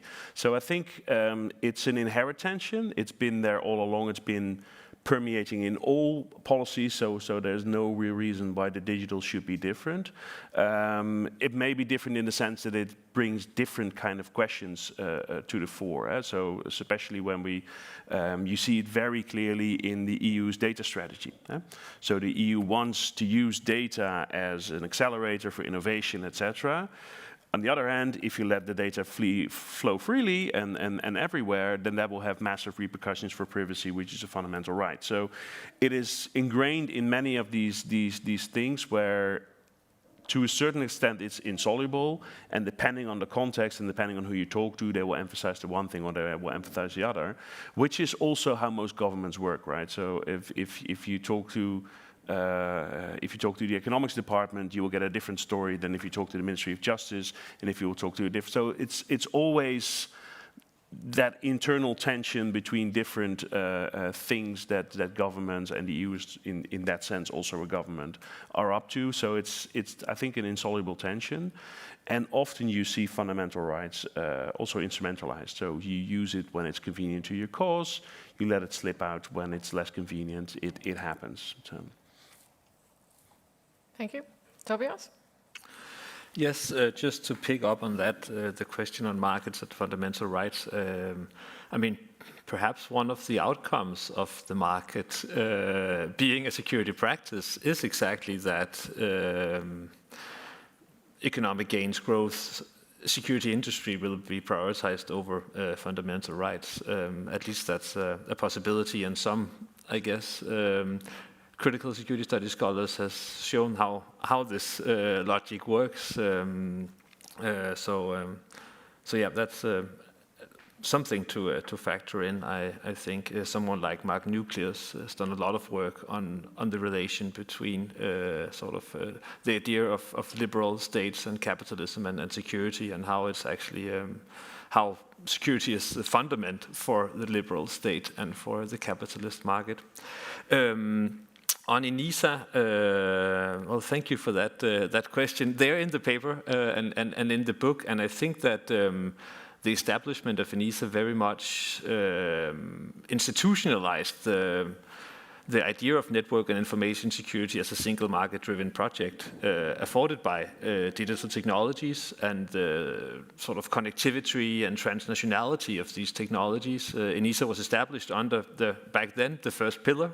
And I did some interviews with ENISA employees, and also in many of the documents, they keep sort of confirming that they are a Pillar 1 institution, even though the pillars are gone. They keep saying it. So they are very much a market-driven security organization, to me at least. And also, I think they make it very clear that exactly because they need to navigate between the member states and the Commission and the private companies, they need to be a market-driven organization in order to carve out a space for themselves. Like the member states, they don't want ENISA or the EU to do hardcore cybersecurity like exchange of intelligence and stuff like that. So a place where ENISA could do something is through the market mandate and in this more general infrastructure protection, for instance. So that's a little bit how I see the role and the connection to this. But of course, ENISA has developed a lot in the past 15 years, and their role today is definitely bigger and perhaps also changing as they do more work also related to emerging technologies and digital sovereignty and that part. And then Fabio's question on the time frame. As I remember, it stems from reading a lot of old EU documents and a lot of scholarly work to sort of get to a point where this discourse emerged and developed, and the talk about digital technologies and data flows, it became present in EU policy and legislation. So that's the best answer I can give. Okay, thank you. Cosmina? Yes, thank you, Fabio, for your very good question. So, historically, I traced back the emergence of the concept of European digital sovereignty to the joint statement between France and Germany in 2016. So in this joint statement, they declared that they want, there were 3 elements, and among the elements was that they want to adopt measures in order to reduce the dependence on foreign technology. Because we know well, and following the news in these 2 countries, there are issues with market penetration of non-EU companies. We have the example of Microsoft in the health sector in France, and yes, the German focus on developing a federated cloud with GaiaX. So the concept essentially of European digital sovereignty is very much inspired from these 2 countries. And they are generally the most vocal when discussing on this topic. And on the issue of delegating powers, there's not much discussion about delegating powers. So we're not talking about really European institutions just becoming the Leviathan of the digital sector. So we are not discussing about that. So again, it's an idea, European digital sovereignty, it's an idea based on which we have certain policies. We have the competition policies, we have cybersecurity policies, we have very important strategies on boosting human rights and AI technologies. So all of these are essentially elements on developing and making a reality the idea of becoming sovereign or independent from foreign technology that do not overlap with the European values. So thank you again for your question. Thank you. Sarah?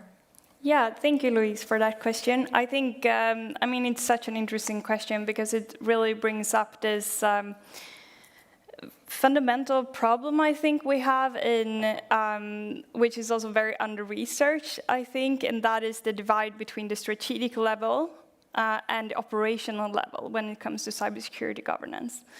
And there are several reasons for this, but partly it is that it's a cultural shift, right? Where the CERT communities have been here a long time.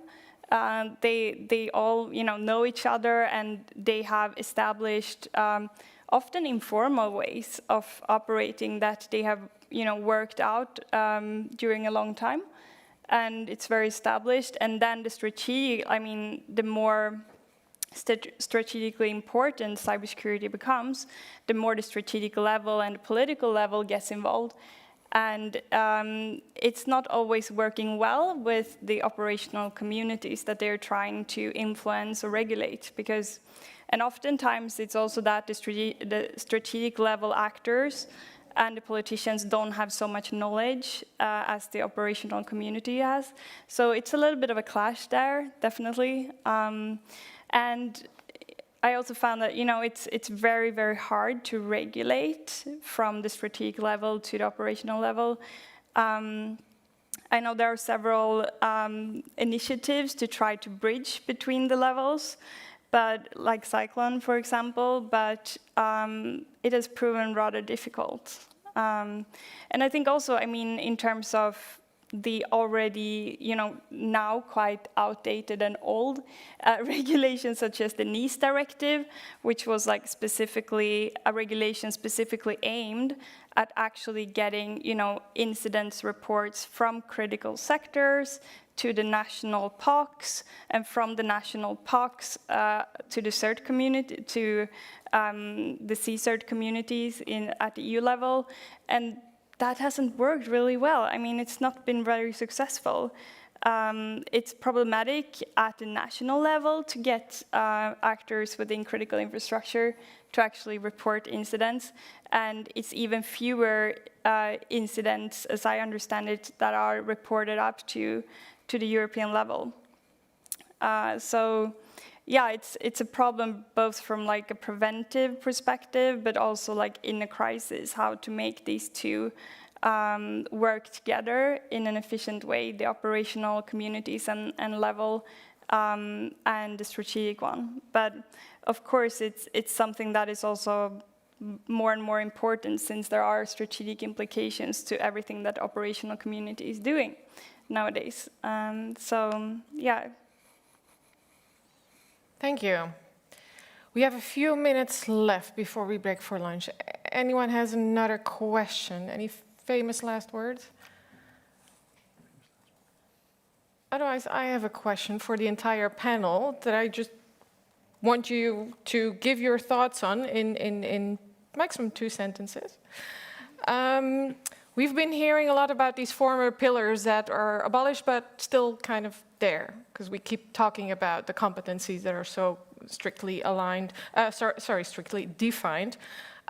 We've seen the same discussion in the context of environment, which also touches, just like cybersecurity, on these different former pillars: commercial, economic, security policy. And so a strategy that the European Commission has used before is to split up aspects. Commercial aspects, put them in the former first pillar, put them in a regulation. Any kind of criminal aspects, which in environment, of course, ties into environmental crimes, you put them in the former third pillar, in the area of freedom, security, and justice. But it created a lot of confusion, especially in jurisprudence and in practice. What are your thoughts on this parallel that we draw and the lessons learned from environment? And can we project them onto cyber, or is it a complete mismatch of thinking?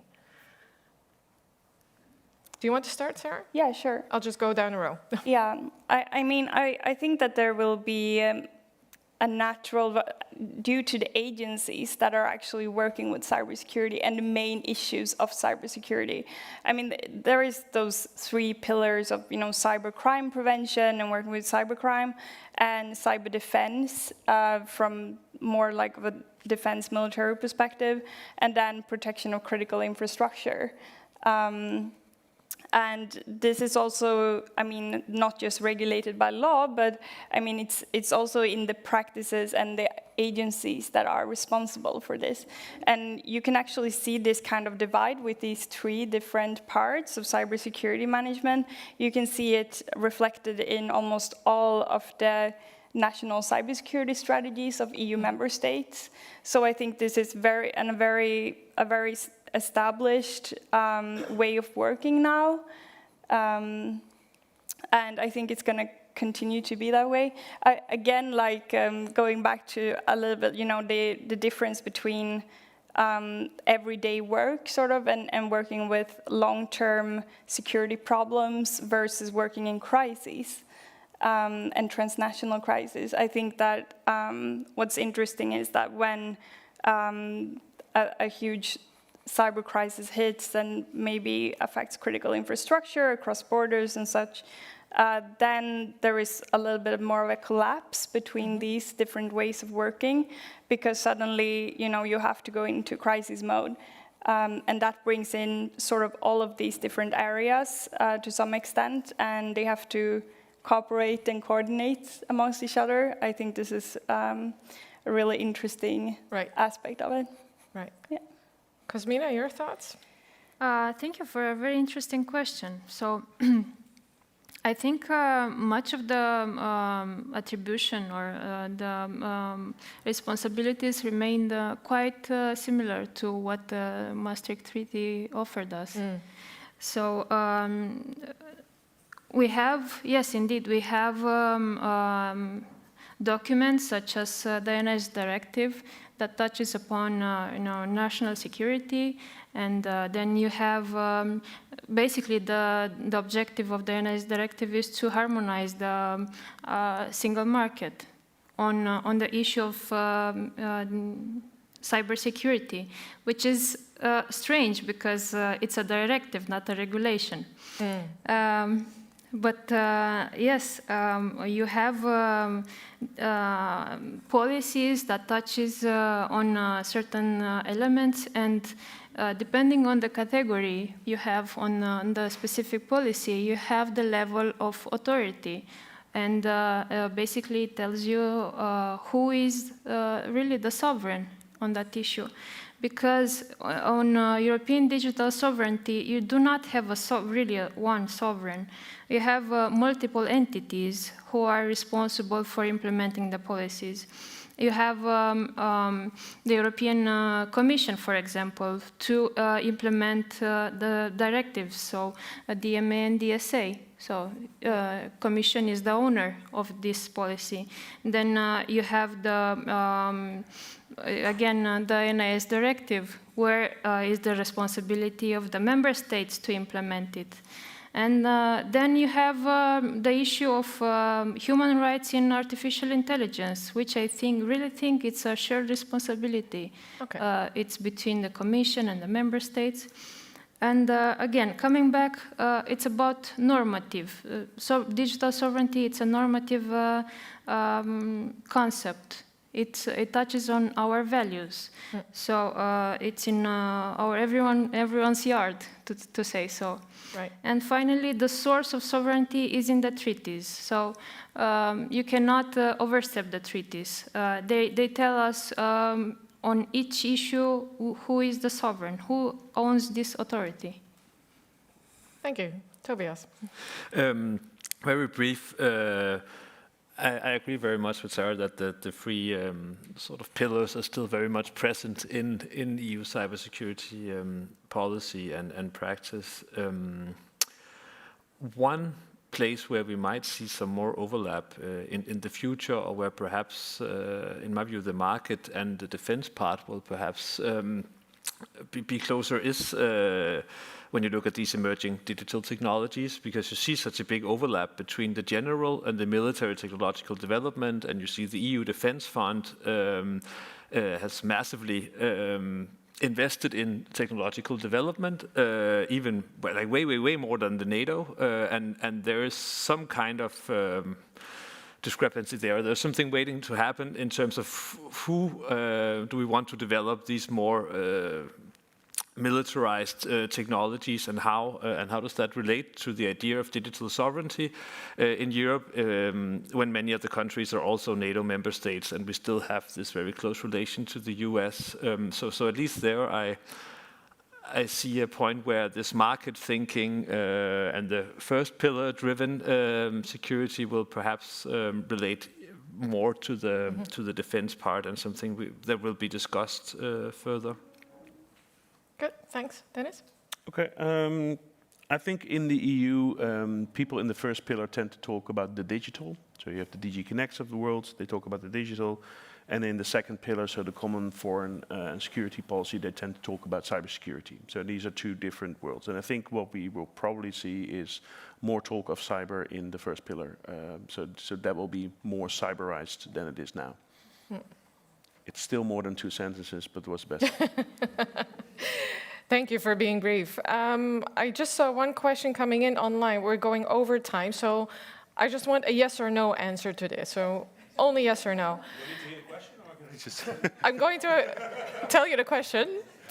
It's from Stefan Susanto, and it's such a good question. Otherwise, I would break for lunch, because we're all hungry. But the question is, can you envision a breaking point when the idea of European digital sovereignty collapses on itself? Yes or no?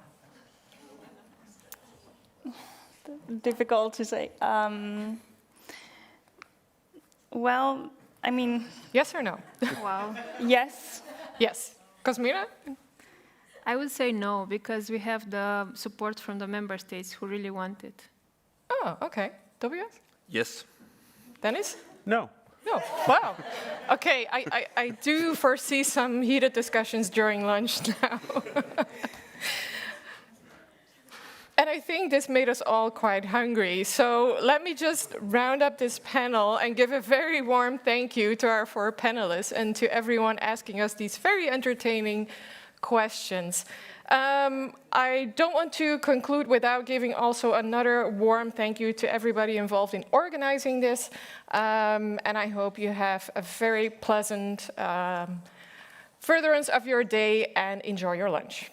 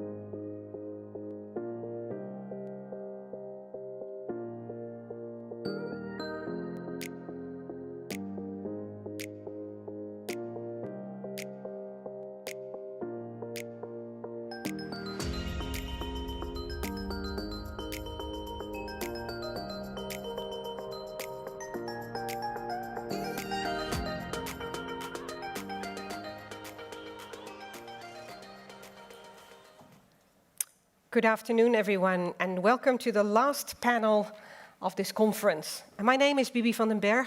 I'm a full professor of cybersecurity governance here at Leiden University, and I'm very proud to be allowed to be your host for this afternoon panel. Now, the word crisis is in the title of this conference. So it was unavoidable that at some point we had a panel on the actual crisis that we're living through right now, the COVID pandemic. And we had a number of different paper submissions from people who wrote really interesting contributions on the relationship between the norms debate and the pandemic crisis, the COVID crisis. So we have 4 papers lined up. 3 speakers will be online and 1 speaker is here. He's all by himself on the stage, so I'm going to join him and sit next to him quite quickly after I introduce him. He gets to stand here and then I sit there by myself, which is equally lonely. We'll try to populate this space with the 2 of us to the best of our abilities. So, his name is Pedro Henrique Ramos, and he is going to be the first speaker of the afternoon. He wrote a paper on the impact of the COVID crisis on, let's say, freedom of expression and on the openness of the internet. And without further ado, I'll ask him to introduce himself and then take it away with his paper. Thank you.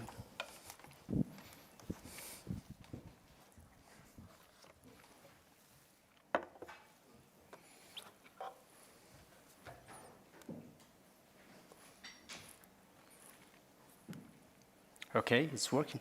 So, hello. It's great to be here today. Thank you very much, Leiden University, and all the fellows here from the Henrique program, and all the participants for this opportunity.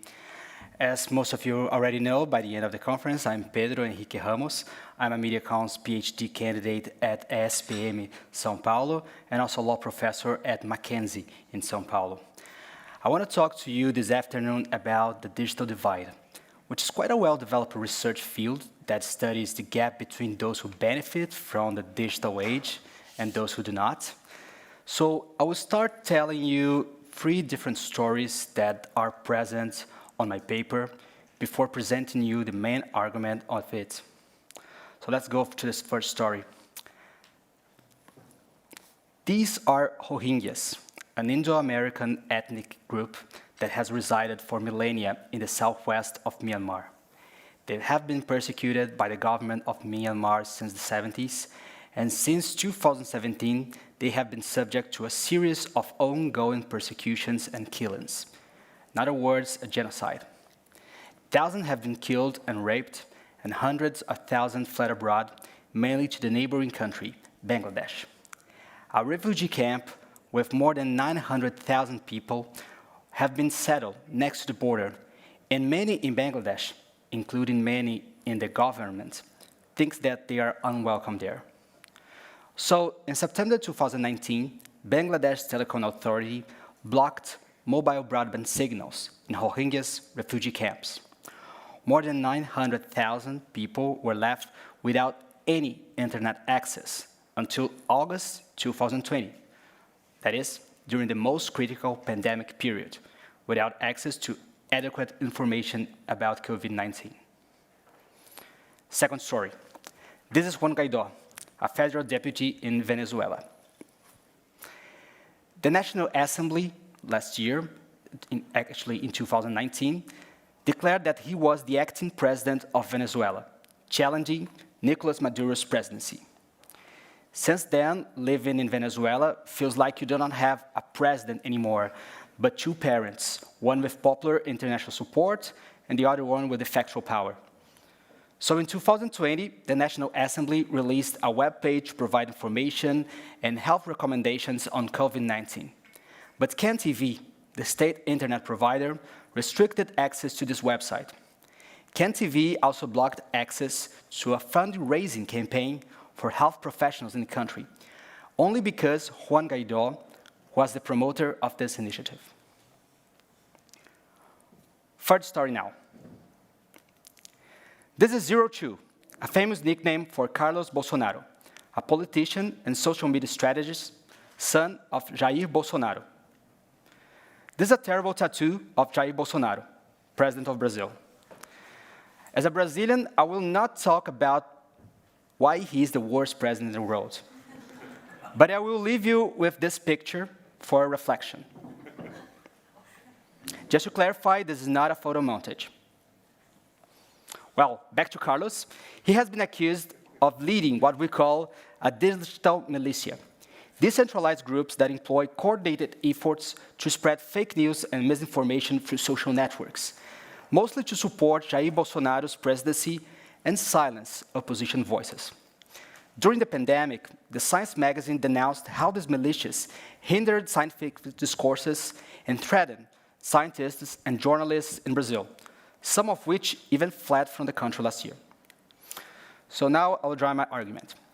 The pandemic only made explicit what many others have been studying in the past years. The digital divide includes a specific layer regarding the possibility of exercising substantive rights on the internet. And this is the core argument of my paper. The digital divide does have a great literature, but more recently, some have been theorizing about what we call a second-level digital divide, which would be the gap that separates the consumers of content from the producers of content on the internet. Of course, this is a literacy problem, but to fully take advantage of the internet's potential, we must understand that there is a final barrier, what I call the appropriation layer. The appropriation layer is, of course, a normative layer. It reflects the level of fundamental guarantees in place in a particular country or region, which provides the capabilities for anyone to exercise its rights. So let me explain a little bit more about this framework, which is a relevant part of my methodology in the paper. So my understanding of the digital divide is basically composed of 4 different layers.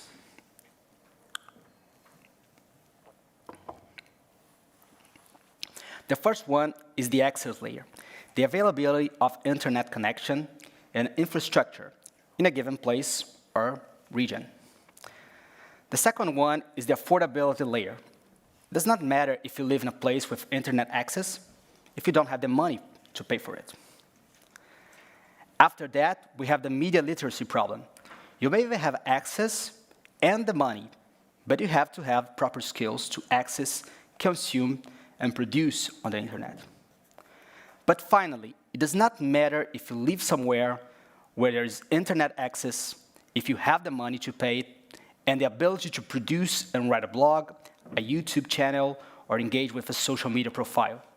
You would still need the normative institutional conditions that will give the tools to really enjoy rights such as freedom of expression, the freedom to engage in economic transactions, the freedom to participate in political activities. I mean, the ability to really appropriate the internet for yourself. If you have all this, you will have real access to this that we call the open internet, which is a kind of normative holy grail of the internet governance, and that reflects all the transformative potential of the free web. Maybe the internet is not as open as possible anywhere in the world. I know that.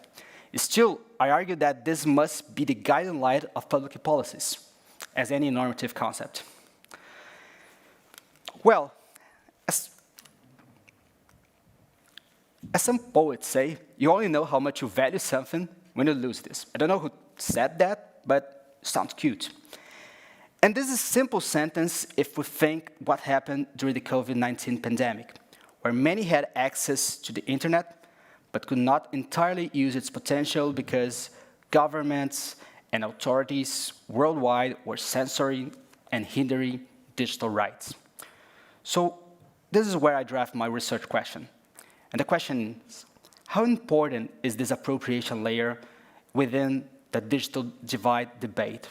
And what really is at stake whenever we talk about appropriation? To look after this answer, my paper adopts an essayistic approach. So I believe that scientific essay is an underestimated method and mostly undervalued within our academic circle. I also adopt a secondary research based on sources that already identified threats to the open internet during the 2020s. These sources were the Freedom on the Net report, published by Freedom House, the Internet Health Report, published by Mozilla, and the Keep It On report, published by Access Now. I organized a lot of different stories in 3 different categories, following Benkler's layer model of an infrastructure layer, a logical layer, and applications layer. And the findings were dozens of stories like the ones I mentioned before. So, we had 28 countries that censored websites or social media. 13 countries were subject to government-imposed internet shutdowns. 20 countries passed laws restricting online speeches. And 45 countries arrested or detained internet users for COVID-19 related speech. So what is the answer to this question? My answer is that there's no way we can separate this appropriation layer from the digital divide debate. I argue that governments who feels currently pressured by the power of private companies kind of came out of the closet with COVID-19 pandemic and took advantage of this moment to take back the internet for itself. The strains reinforced the status of an internet that is becoming more and more constrained. After all, what is the purpose of literacy if people can be physically threatened, have their lives monitored and censored, and have their data used for unclear activities? I argue that the perception of internet's value will be inversely proportional to the distance between active production and passive production. As Bernardo and Nena emphasized in their panels yesterday, there's a difference between the internet that most people use in developing countries and the internet that most people have access to in the global north. And there's also a difference within the countries, a difference between the internet that wealthy and privileged people have access to and the internet that poor people and racial and sexual minorities, for instance, have access to. And all these differences are way more subtle. They are less technical. They are more social and economic. It is discrete, as we are not talking about a real splinternet or something. I'm talking about the internet that some will be only consumers, confined in bubbles, confirmation biases, manipulated by populist regimes, authoritarian governments, and even by formal and informal institutions in democracies. The internet that is ruled by a subjective logic of the users instead of the logic of the infrastructure owners is and will be to those people fairy tale stories who would be circumvented from the economic and social capacities to critically analyze the overarching structure of the web and express what they want and when they want it. So this is basically my conclusion. So suppose the pandemic has taught us anything about the internet. In that case, the main learning is that the balance between an open and closed internet is fragile. It does not mean to say that this problem was not already part of the internet before the pandemic. Internet regulation in general is fragile, and these tensions and conflicts are and will always be part of the digital culture. The internet, again, is always and will be a theater for confrontations. Confrontations between different projects, different interests, different political economies. The place where the power relations are and will be established and disputed by many social voices. The more we foster users' creativity, freedom of ideas, freedom of expression, the more capabilities are exercised. I believe that digital spaces, often viewed with distrust and discredit in the last few years, continue to be a pathway for individual emancipation.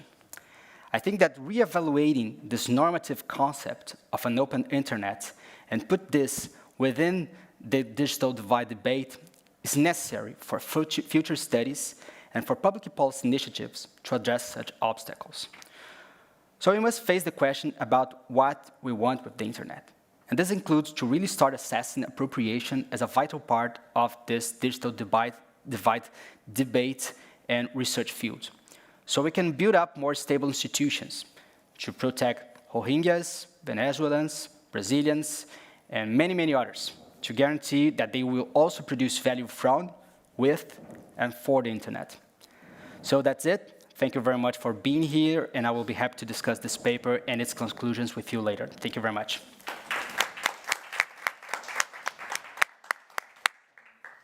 Thank you. I'm going to abandon you and stand there again, because it's kind of, so the rest of the speakers are online, and it's maybe a bit strange if we all sit with our backs to the speakers, so I'm just, for purposes of being polite, I'll stand here for the rest of the afternoon until we do the Q&A. Okay, moving on to the next presentation. So this presentation is actually about lessons that we can learn from crisis management in the COVID-19 crisis, and how we can maybe apply these to future cybersecurity crises. So how can we actually increase preparedness for cyber crises by drawing lessons from the interventions that we have committed during the COVID-19 pandemic? So what are some of the similarities and what are some of the differences between these types of crises? That's actually what the paper investigates. So the paper is written by Gareth Mott and Jason Nurse. I don't know which one of them is now going to appear on the screen. There we go. And the floor is all yours. Maybe you can start by introducing yourself and then do the presentation.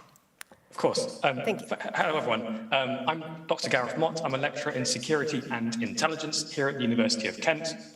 I'm here to present a co-authored paper authored by myself and my esteemed colleague, Dr. Jason Nurse, who is a computing scientist working with me and other colleagues in the Institute of Cybersecurity for Society here at the University of Kent. Now, across, as we all know, it's cliche at this point, across the first and second quarters of 2020, governments sought to constrain the spread of SARS-CoV-2 by imposing comprehensive restrictions on the behavioral patterns of society, including economic and social activity. As our Prime Minister at the time sort of said, our inalienable right to pop into a public house, a pub, and ask for a pint of beer was curtailed. Now, such pervasive restrictions were imposed in regards to two particular interlinked referent objects to be secured: the longevity of human lives and livelihoods, on one hand, and the critical systems and services upon which those lives relied. So the two core referent objects: stay at home, protect the NHS, save lives. They fed into each other. And this is the key point. This is kind of the core logic that we'd argue allows us potentially to learn some lessons in terms of cyber resilience. So, drawing on perspectives from political science and computing science, this paper considers lessons learned from the SARS-CoV-2 pandemic with respect to mitigating societal harms presented by the proliferation of malware, and we specifically focus in this paper on the issue of ransomware. Next slide. Great, thank you. Now, to kick us off, there is an elephant in the room, right? I'll address up front. Cyber attacks have anecdotally hurt and killed people, but nowhere near on the scale of SARS-CoV-2. SARS-CoV-2 is believed to have killed in excess at this point 5 million people internationally. That's a staggering figure.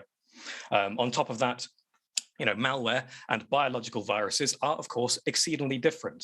One is comprised of proteins and a nucleic acid core, and the other, malware, is, binary digits that form computer code. We can, however, we suggest, endeavor to draw linkages.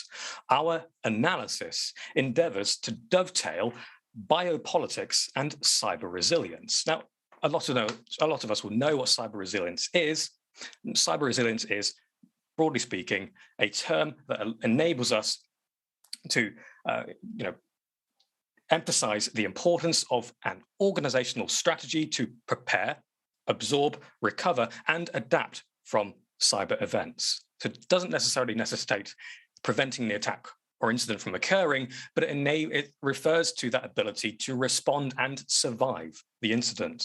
Now, biopolitics refers to an assemblage of a governance assemblage, if you like, a governance technology that is associated with the improvements in terms of human longevity and the health of a population.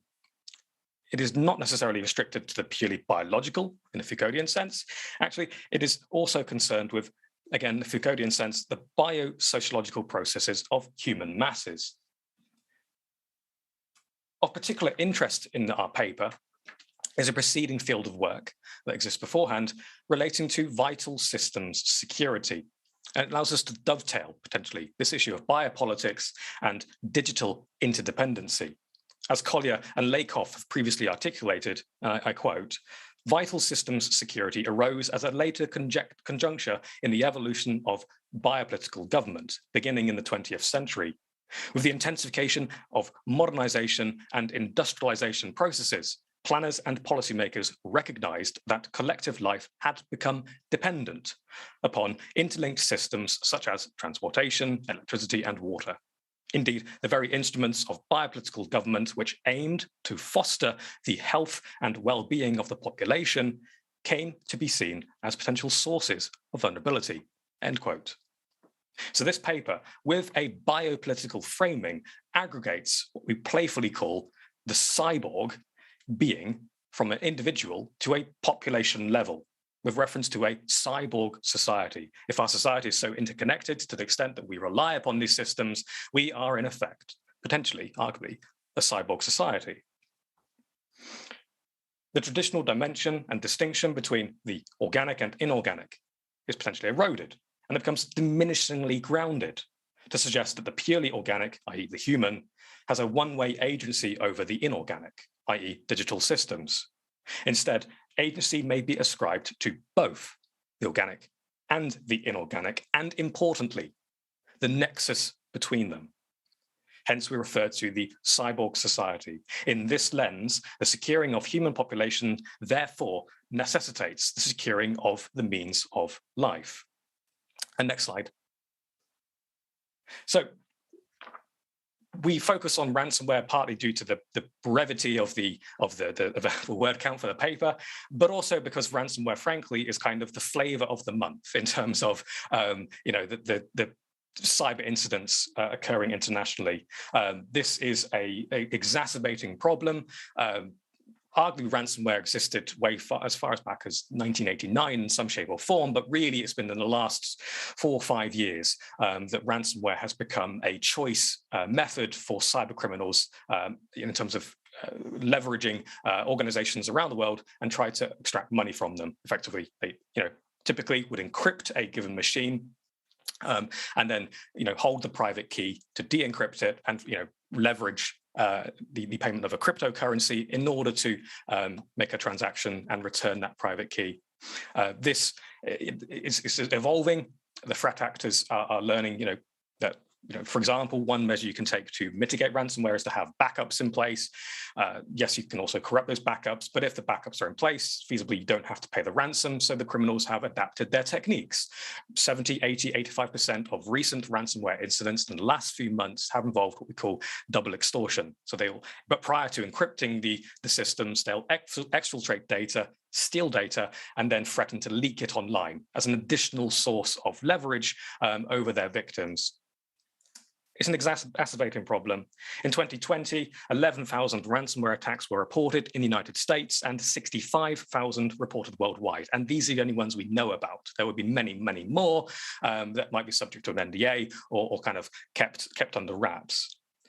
This American figure, so that 11,000 incidents, was a 300% increase on the preceding year.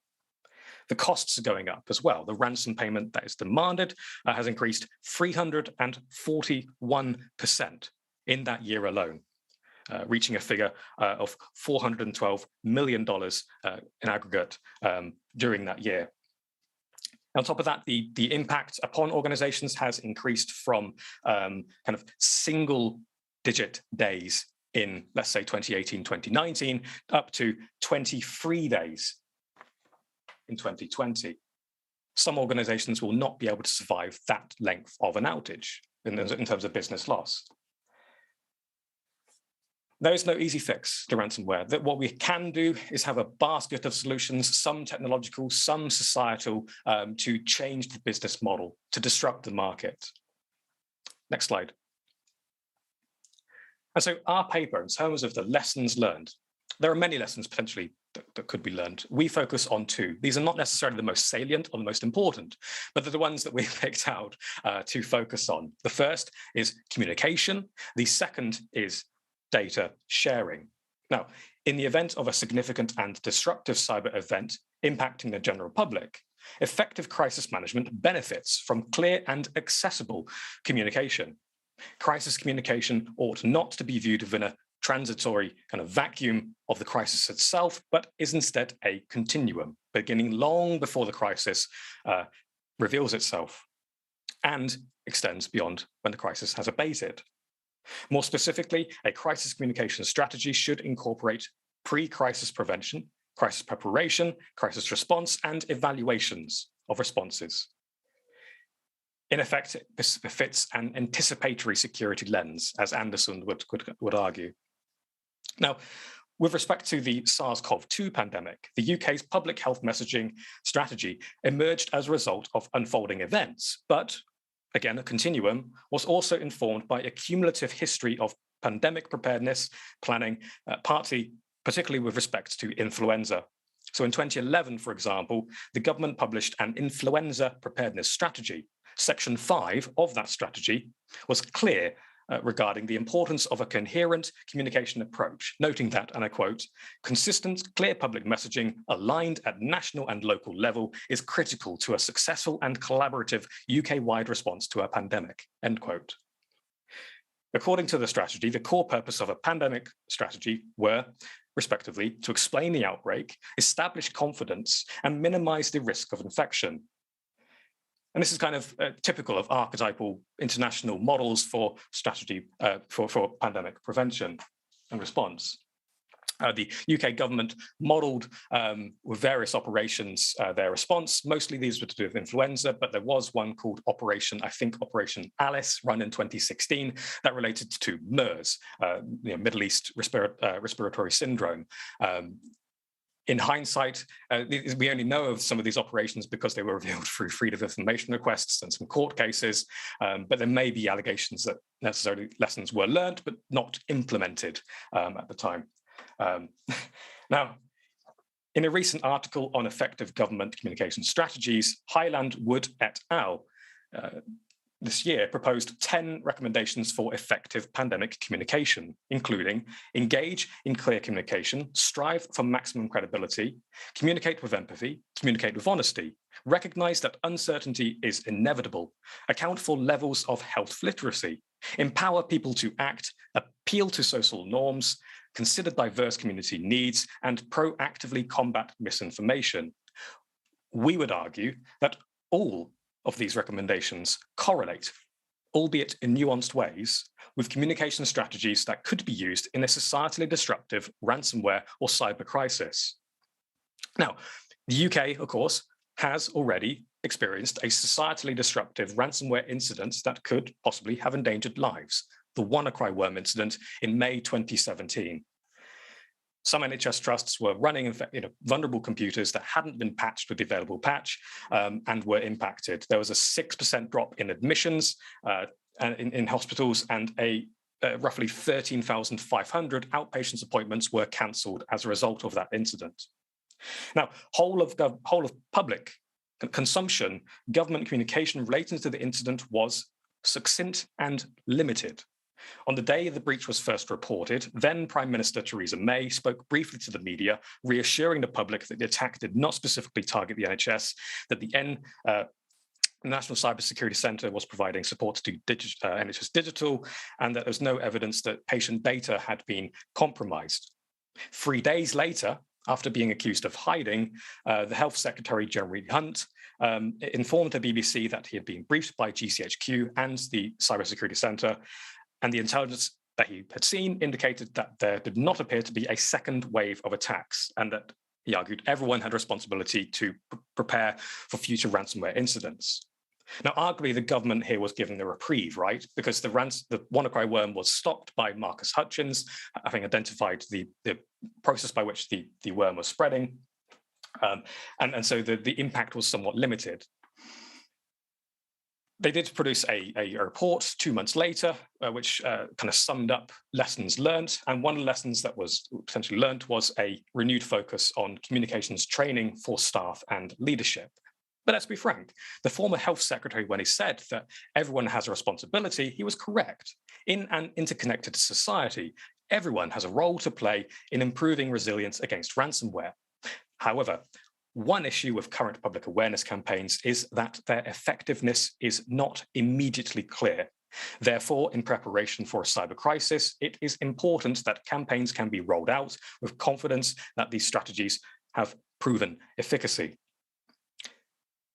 Now, in terms of communicating during a ransomware crisis, a transferable lesson from SARS-CoV-2 and the pandemic is that communications benefit from the best possible situational awareness.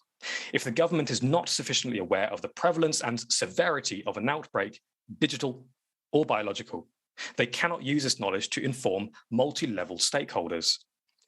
From April 2020 onwards, the government announced and then gradually rolled out the testing facilities to test symptomatic patients and asymptomatic patients.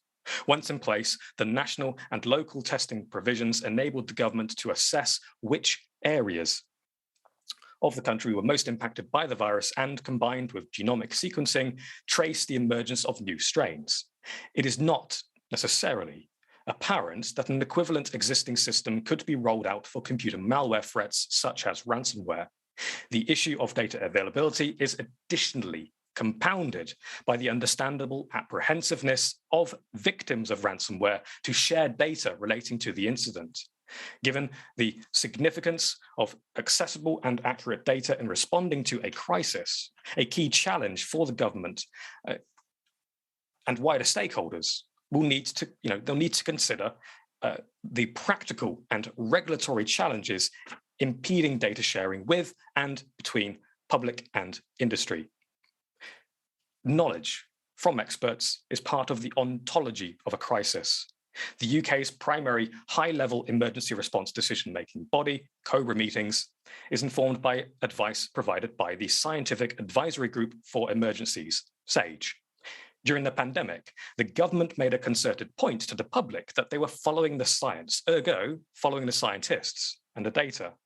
Advice from SAGE was combined with the extensive convening of focus groups and polling to assess what interventions the public would find acceptable, and also to gauge what messaging would have the most cut through. This dynamic gathering of data enabled dynamic messaging. Stay at home, protect the NHS, save lives became stay alert, control the virus, save lives, before transitioning to wash hands, cover face, make space. These messages became ubiquitous in workplaces, billboards, PSAs, public transport, and so forth. A cyber crisis above a certain scale would warrant similar, clear, simple, and accessible messaging. Whilst the cyber crisis would similarly be informed by a cyber sage, it is important to highlight that SAGE needs data in order to provide its guidance. The dynamic data ecosystem that was built in quick order to inform SARS-CoV-2 interventions does not currently exist with respect to the threat of ransomware, nor wider cybersecurity. It would be significantly preferable to take any available measures in the present to improve the availability of data pertaining to the ransomware threat, in order to inform internal and public-facing responses to a future ransomware incident of societally disruptive scale. Thank you.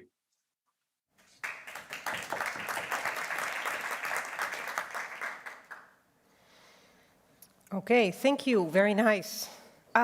We move on with the third presentation, which is yet another aspect of the COVID-19 crisis. This one focuses on the role of non-governmental actors and in their help to combat this pandemic, and more specifically on the role of religious organizations in Indonesia and how they played a role in combating the spread of disinformation during the COVID-19 crisis. The paper will be presented by Miftahul Ulum. Thank you, Bibi. Good afternoon, everyone. I'm Ulum. Now I'm an assistant professor at the University of Muhammadiyah Jakarta, UMJ in Indonesia.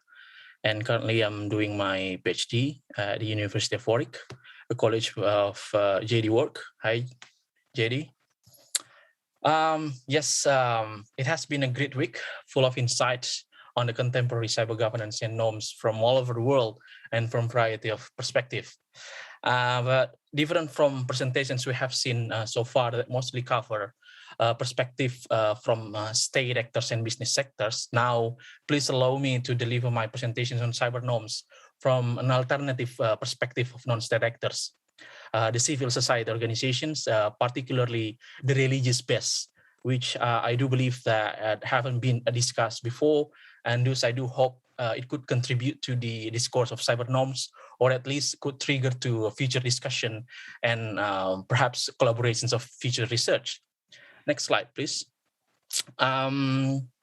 Here's the content of my presentations today. So in the introductions, I'll be discussing the disinfonomic in Indonesia, then theoretical and methodological frameworks that I use in my research, and then brief explanations of the two religious CSOs that my research focus, Muhammadiyah and Nahdlatul Ulama, and you, and the main discussion, their takes on this infodemic, and conclusions. Next slide. So yes, the COVID-19 has significantly brought negative impact to the global cyber life. As Delarue argues in his recent work that two major cyber issues accompany the COVID-19, namely in the cyber pandemic, which allows cyber criminals to use pandemic as a trajectory to do phishing, ransomware attacks, and to spread malware. And the second, the disinfodemic, the disinformation campaigns that use the pandemic as a factor.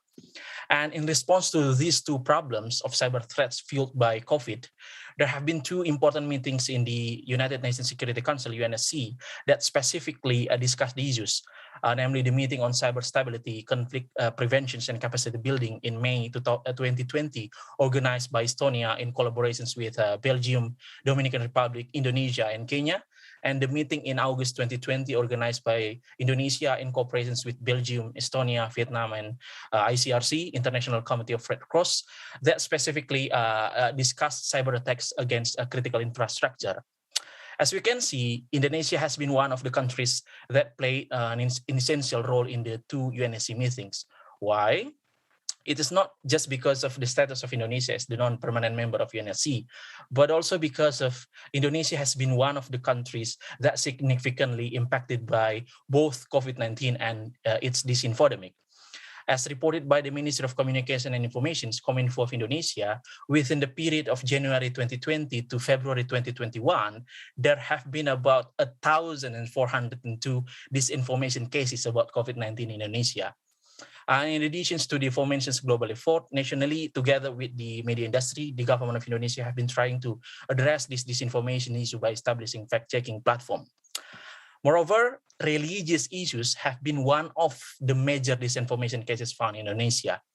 These disinformation cases range from COVID-19 in general, such as about the leading cause of COVID-19 because of the action of Chinese government to Muslim Uyghur in Xinjiang, or about the COVID-19 as a global conspiracy to fight Islam, to more specific themes like about the predictions of COVID-19 by Iqra. It is the book used by children in their earliest age of studying Al-Quran, or about the immunity of Muslims from the COVID-19, or about the Islamic prohibitions of having COVID-19 vaccines.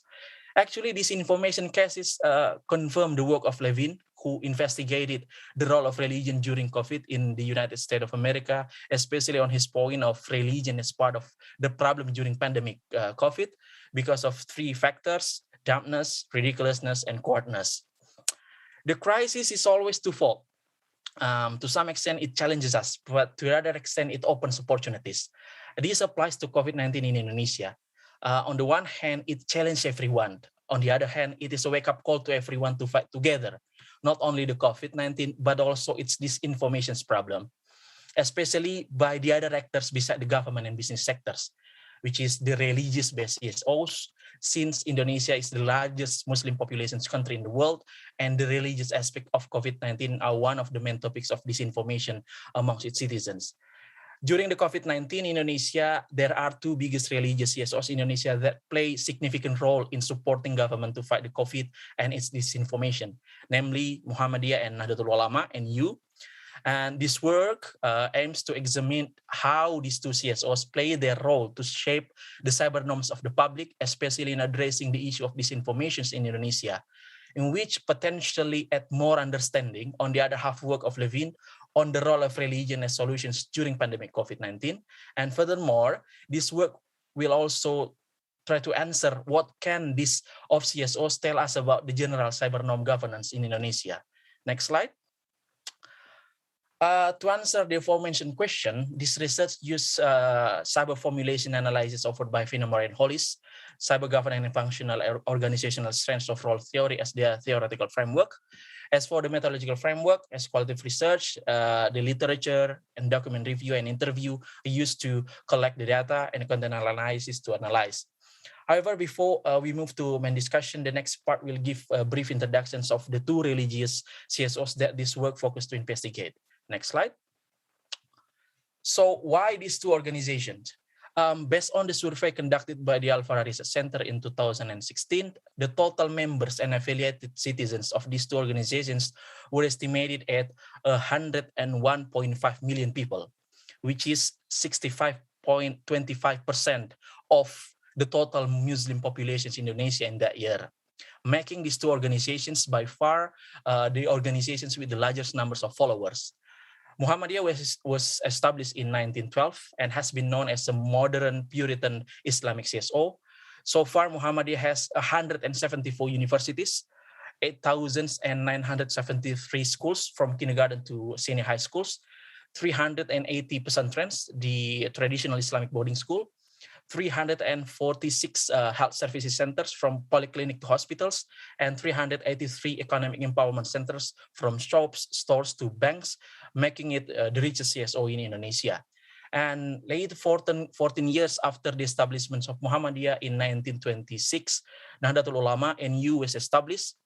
Different from Muhammadiyah, NU is known as a CSO with a traditional plural Islamic approach. And pesantren, the traditional Islamic boarding school, is the main core of NU. Every pesantren is led by a kiai or cleric with hundreds or thousands of followers. Thus, loyalty to the kiai is the main principle of NU. And currently, NU has 144 universities, 42 health services centers, and around 24,000 pesantren from small to big scales. And as for the NU's economic empowerment centers, there hasn't been any report on the total number like Muhammadiyah. And this is because the different ownership system of these two organizations, where Muhammadiyah owns all of Muhammadiyah asset as organizations, no individual owns it. In contrast, each asset of NUs is owned individually by particular kiai. Next slide. So how these two organizations takes on COVID-19 pandemic in general? So during the pandemic of COVID, with their assets and competencies, Muhammadiyah and NU have been playing vital roles to help citizens and to support the government. Muhammadiyah, through its two wings organizations, the MDMC and its philanthropy institute, Lazismu, established the Muhammadiyah COVID Command Center, MCCC, to coordinate about 86 hospitals and 174 universities of Muhammadiyah in 34 provinces of Indonesia to fight COVID. According to its August 2021 report, Muhammadiyah has spent about 1 trillion rupees during this pandemic and involved 74,000 volunteers. And similarly, through its philanthropic institute, Lazisnu, NU introduced NUK for COVID to support victims of COVID-19. And for their contributions to fighting COVID, the government of Indonesia have honored these two organizations with the National Health Award. Next slide. This is the infographic of what Muhammadiyah have been doing per July 2021. As we can see, there have been about 32 million people that have received benefits from Muhammadiyah. Then how about their roles to the issue of disinformation in Indonesia? Next slide. As discussed earlier, this research applies Finamore and Hollis cyber norm formulations analysis. And as it can be seen from the table, in general, both of CSOs have different strategy. And this is mainly because of the different characters these two organizations have. However, because of limited time I have, I will not discuss this in more detail. the characterizations. So I will directly jump to the Finnemore and Hollis analysis. Firstly, in choosing and framing the context of cyber norms, Muhammadiyah focused on addressing the problems in social media. As Finnemore and Hollis argue, the cybersecurity problem is not monolithic, which requires the cyber norm entrepreneur to choose and frame.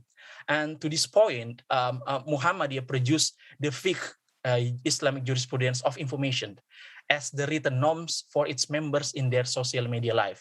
So it's like a talent manual or the white paper of the Microsoft. The focus on social media has been chosen not only because of the increasing number of usage, but also due to the increasing trend of problems within it, especially the spreading of hate speech, hoaxes, fake news, misinformation, and disinformation. Unlike Muhammadiyah, NU still has no specific official written cyber norm as the guideline for its members. However, in practice, the Kiai, the leader of the pesantren, in their oral sermon, have always mentioned the importance of digital literacy, especially on using social media. Like Muhammadiyah's fiqh of information, during the sermon, the Kiai always remind the dangers of disinformation in the social media, which potentially bring bigger problems that might threaten a person's life and threaten the unity of the nation. Secondly, in picking norm ingredients, in terms of identity element, since the Muhammadiyah's fiqh of information is in a written form, thus the content of it is fixed, which consists of 5 principles, namely transparency, selectivity and being critical, information balance, freedom of producing, conveying, and accessing informations, and the rationality and proportionality in engaging with information. Unlike Muhammadiyah, with its fixed content of norm, the content of NU cyber norm relies on the content of Kiai's sermon, which mainly depends on the trending events happening in public or within his followers. For instance, when the issue of disinformation of COVID is massively spreading in public and within their followers, the content of their sermon then specifically focus on engaging with the issue. In addition to the sermon, the norm's content can also be seen in the written opinion of the Kiai on specific issues distributed by his followers. Furthermore, in terms of propriety, just like other fiqhs in Muhammadiyah, the fiqh of information is perceived as a recommended daily guideline of the Islamic way of life by all members of Muhammadiyah in their social media activities. And instead of seeing it as a force of regulations, according to my sources, most members see it as a solution since it has integrated the commands in the Quran and Hadith, the 2 highest Islamic jurisprudence sources, and the practical applications of them in their daily cyber life. Thus, they eagerly follow the guideline without any force. Similarly, the member of NU, especially the followers of Kiai in pesantren, keenly follow every instruction given by their Kiai. As discussed earlier, loyalty to the Kiai is the main tenet of NU.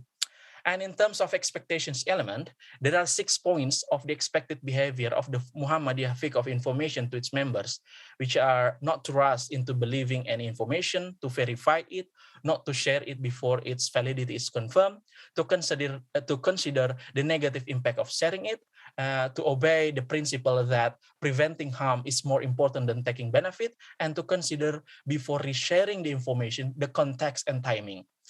Again, unlike Muhammadiyah, if refer to the sermons and teachings given by the Kiai on cyber norms, NU doesn't have any specific expectations. Generally, at the end of every sermon, the Kiai will remind what his followers are expected to do, that mostly about being careful in consuming and spreading any information.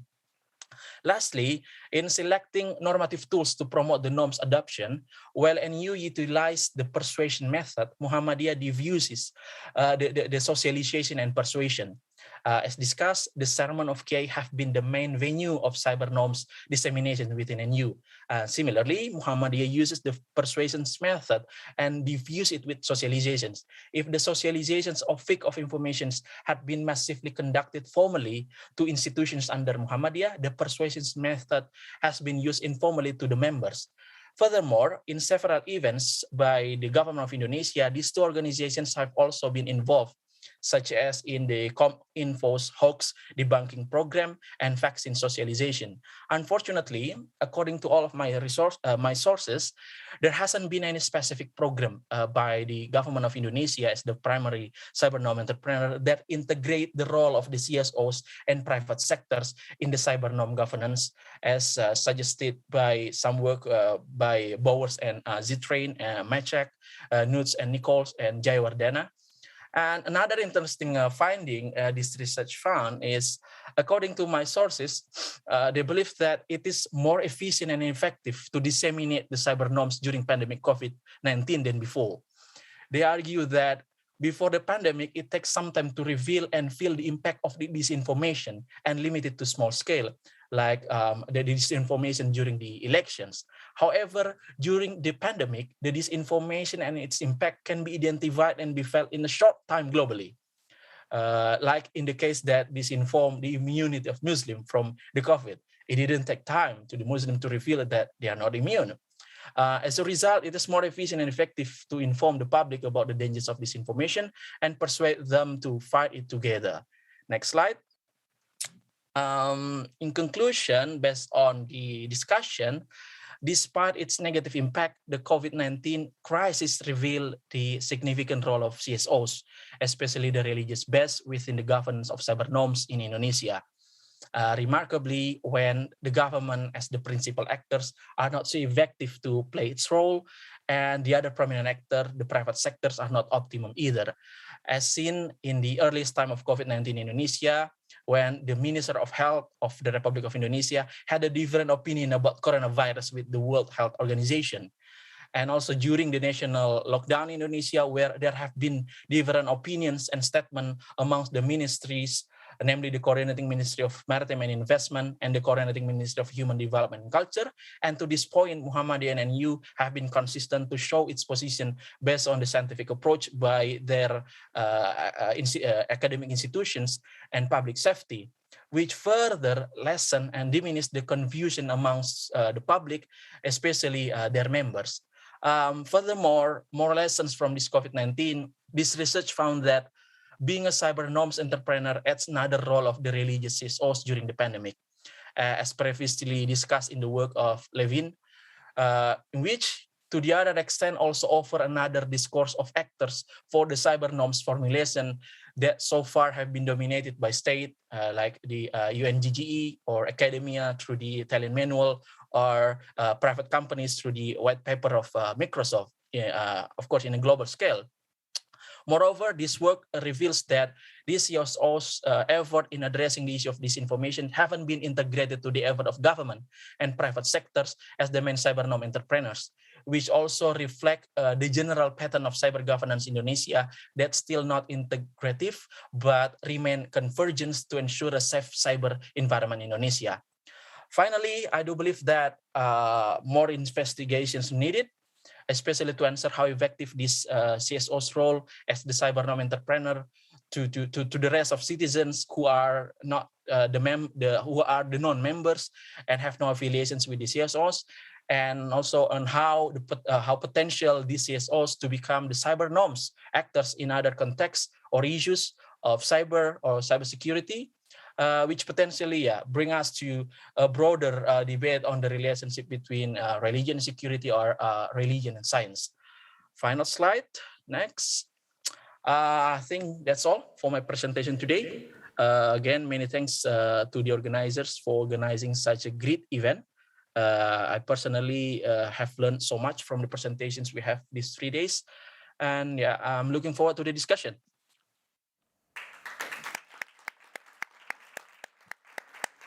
Very nice. Thank you very much.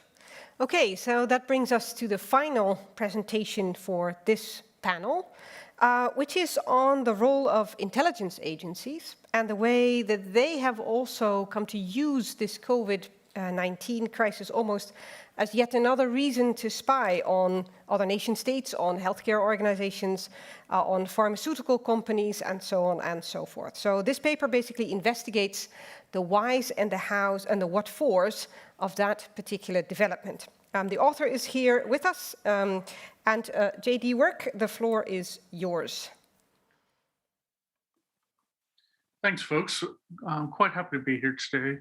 Sorry it's only virtually, but I am JD Work. I currently serve with the Krulak Center for Innovation and Future Warfare at the Marine Corps University, the Saltzman Institute of War and Peace Studies at Columbia University, and the Atlantic Council Cyber Statecraft Initiative. Here today to talk about the problems of cyber operations by authoritarian states against pandemic response globally. Are my slides available? Thank you.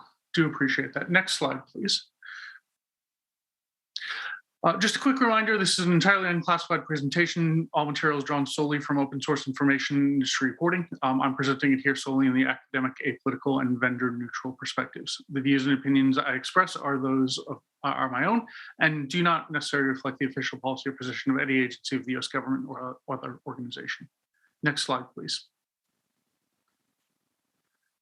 When we look at medical infrastructure during the pandemic, we found, of course, that it became much more central to both the protection of the populace as well as a large number of governance and logistics and security processes globally than we had ever come to expect that it might. And as a result, we found ourselves revisiting our earlier aspirations that the international community expressed towards extending protection of this infrastructure against cyber intrusion and attack. Unfortunately, those normative aspirations were shattered by the actions of a series of authoritarian states, which proved to simply ignore much of what we would have considered responsible behavior in any other context.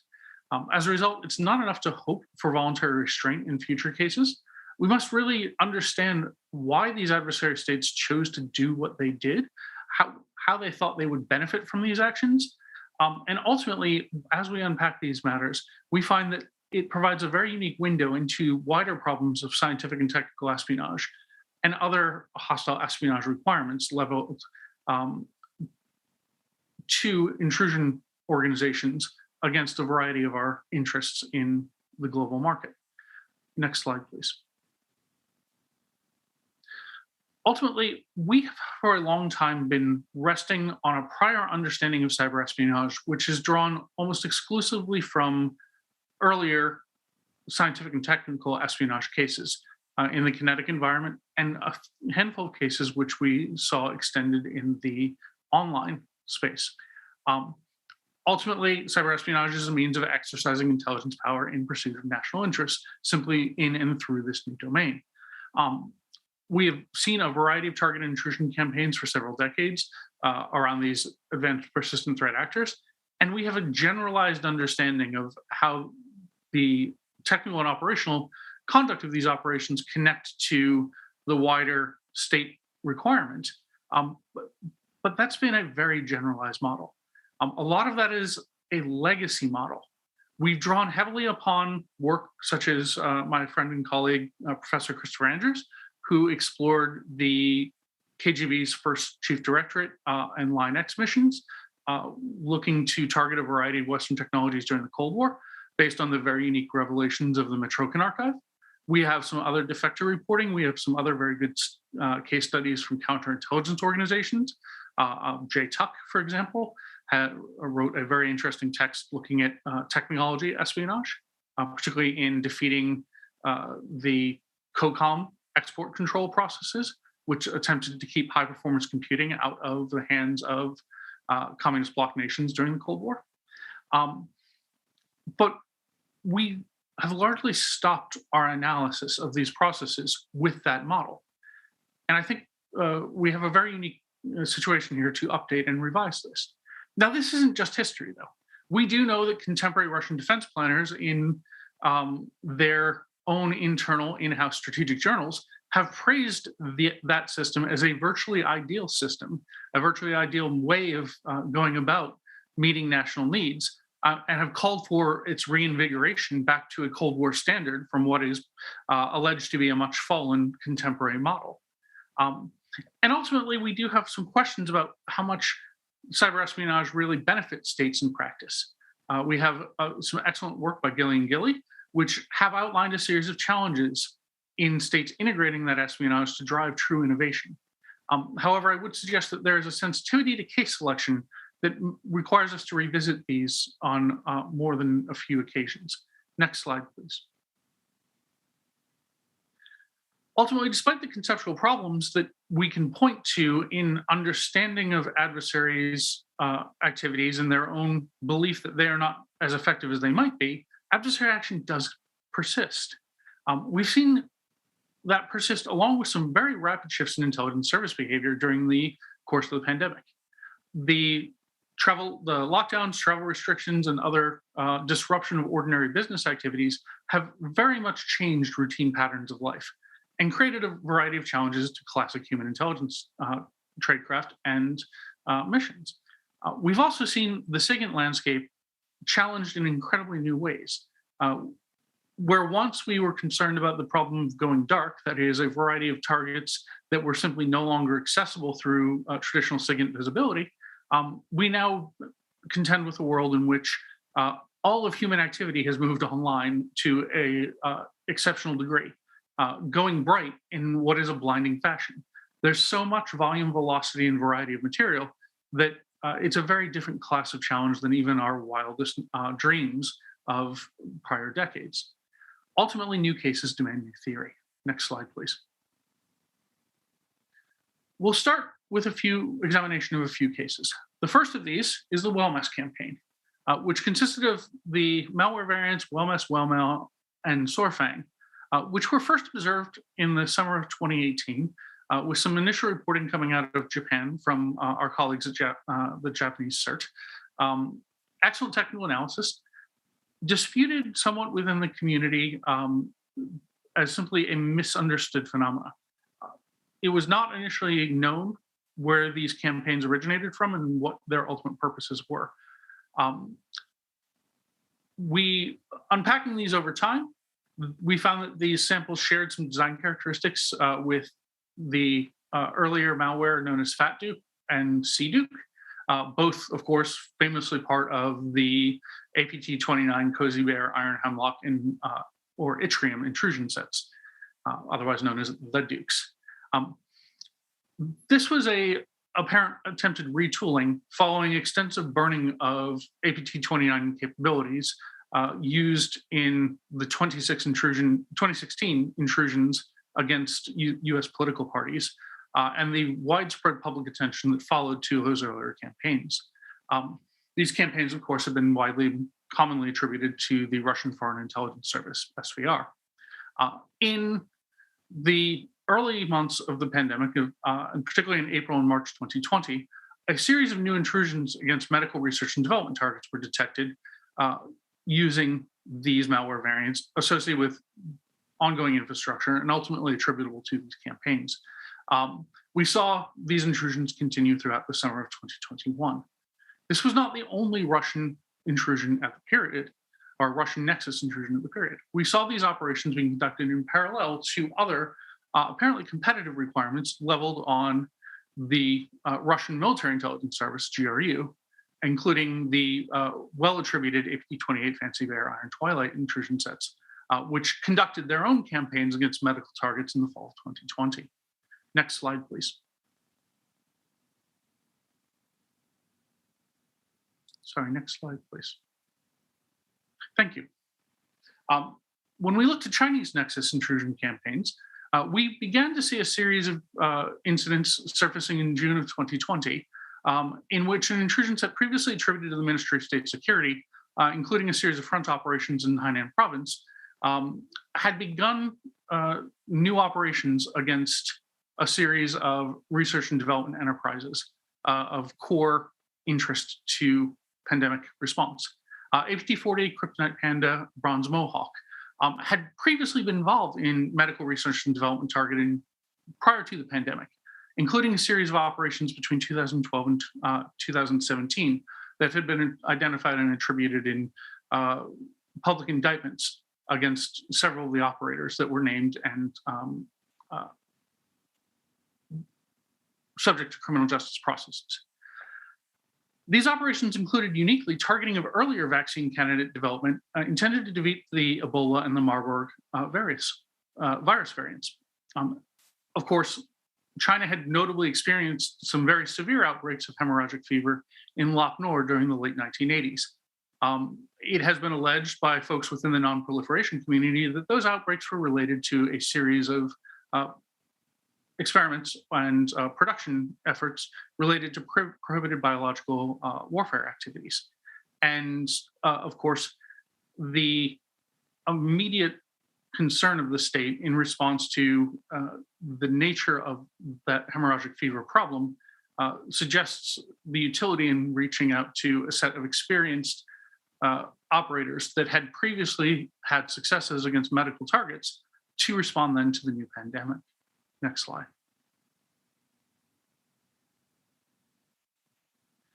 And ultimately, we also looked at the Hidden Cobra campaigns attributed to the Democratic People's Republic of North Korea. A series of intrusions within the Hidden Cobra, Hermit, Labyrinth, Kalima, Nickel, Cademy, Zinc intrusion sets, as well as the Kimsuki, Velvet, Kalima, Thallium, or Cerium intrusion sets, were observed between April 2020 and September 2021. It's clear from the pattern of these activities that the DPRK initially retasked a series of their established cyber espionage infrastructure and talent that had been working along different parallel lines of operations for military espionage, for political purposes, targeting defectors, and for operations to illicitly enrich the criminal state, were then reorganized and then rebuilt to focus on this new mission. From February 2021, we understand from sources that have reported in open media from within the country that these activities now fall under a newly established bureau within the Reconnaissance General Bureau, a group known as an NC known as Bureau 325. This critically also incorporates a series of research and development activities within the country's scientific and technical establishment that are closely linked under a common organizational structure. This is a pretty unique development, especially for the country in question. Next slide, please. Ultimately, I'll note we could pursue a variety of other case studies to examine for this purpose. We chose deliberately to exclude the reporting on an alleged dark hotel shadow crane or fallout campaign, commonly attributed to the Republic of Korea in the spring of 2020. We excluded this part of the campaign because it was reported through a series of Chinese commercial intelligence services, commercial cyber intelligence services, supported by multiple of their vendors. And the attribution to the dark hotel set was entirely in error. This set was actually, what the Chinese firms in question were seeing were actually well-mess incidents. They simply misunderstood them or deliberately chose to present them publicly in a very problematic light, in a very politicized light. As a result, we simply will not consider them in this fashion at this point in time. Ultimately, we can also take a look at other cases that were experienced within China involving targeting of government emergency management functions from January 2020 by the Vietnamese Nexus ABT-32 Ocean Lotus intrusion set, which has been identified to specific or attributed to specific contractors working in Vietnam. Ultimately, that case also we exclude from this discussion for reasons of unreliable reporting within the Chinese intelligence services. Ultimately, we also can rule out a series of unattributed intrusions that targeted high-performance compute clusters during the pandemic. While these compute clusters were of incredible interest to a variety of research and development targets, including looking at protein folding for potential vaccine and therapeutic candidate treatments, ultimately it appears that the majority of these cases were financially motivated. While that's not conclusive in all cases, therefore there's simply not enough evidence to support their inclusion in the study. Next slide, please. Ultimately, when we look across these cases, we can trace decision advantage in several ways. Ultimately, the espionage take resulted in research acceleration in a variety of cases, where the ability to bring in stolen information regarding specific technologies, regarding production techniques, regarding cold chain handling processes, regarding logistics, regarding a variety of other key subjects for response within the pandemic, became a critical dependency. And we saw this across the Russian, Chinese, and North Korean cases. As a short example here, for reasons of time, I will point out only one of these. In one of the earlier intrusions, a set of production techniques for encapsulating protein in recombinant subunit vaccine candidates were of particular interest to the intrusion operators. And of course, we saw this reincorporated in a series of designs that were brought to the forefront within a certain adversary's vaccine response and their own vaccine research and development candidate. Beyond research acceleration, which is something we understand in a variety of other scientific and technical intelligence contexts, we can also talk about the prioritization of limited investment capacity. One of the benefits the United States had in approaching the pandemic through Operation Warp Speed is we took off the table the need to make any choices between competing vaccine candidate development strategies. We simply funded them all, and we funded them all at an incredible rate in order to achieve a breakthrough that, if one remembers from the perspective of making those decisions in the early spring of 2020, had never been done before, using a series of untested and untried technologies that had never been rolled out at scale. There was no guarantee of success of any one of these approaches, nor an idea of which one would be the best approach. It was a very difficult problem. And we simply swept the board with that problem and said, we will do it all. And we will take the chance that maybe only one or maybe none might work. We happen to have a variety of those approaches pay off. And the diligent research of the folks within the scientific and medical communities gave us a wonderful array of new vaccines to tackle this problem with. A series of authoritarian states did not have the luxury of making those same bets. They didn't have the resources to make more than one bet. When they were making bets, there was intense internal bureaucratic competition and contests over those resources, who would control them, which institutes would predominantly become, therefore, the most central to the response efforts. Ultimately, the espionage stolen from a variety of these targets allowed these states to prioritize those investment decisions across things that were showing more promise within more advanced and accelerated Western programs. In this, the key linkages between prior research institutes involved in prohibited biological warfare activities up through the 1980s and possibly beyond, depending on which open source reporting one tends to read and believe, it likely informs the close relationship between the intelligence services and the vaccine response activities within Russia. We may see similar developments in China. And of course, in the DPRK, there is almost no distinction between those activities at this point in time due to the unique structure of their reorganization. Beyond the prioritization of investment choices, we see the benchmarking functions where a state may measure its own response against those of other competitors in the global system to understand how they were faring in terms of managing population matters, in terms of managing the overwhelming pressure on healthcare systems, the issues of logistics, managing lockdowns and economic disruption, ultimately giving the basis for net assessment, both in terms of correlation of military forces and availability, relative economic power, and also global influence as they began to engage in vaccine diplomacy. And ultimately, that latter vaccine diplomacy, espionage, or matters of vaccine diplomacy, espionage provided the option for these states to have a much improved diplomatic posture in those negotiations and in those outreach efforts, as well as a stronger narrative posture, both for their own official statements, as well as likely clandestine and covert disinformation and active measures influence activities conducted through a variety of means.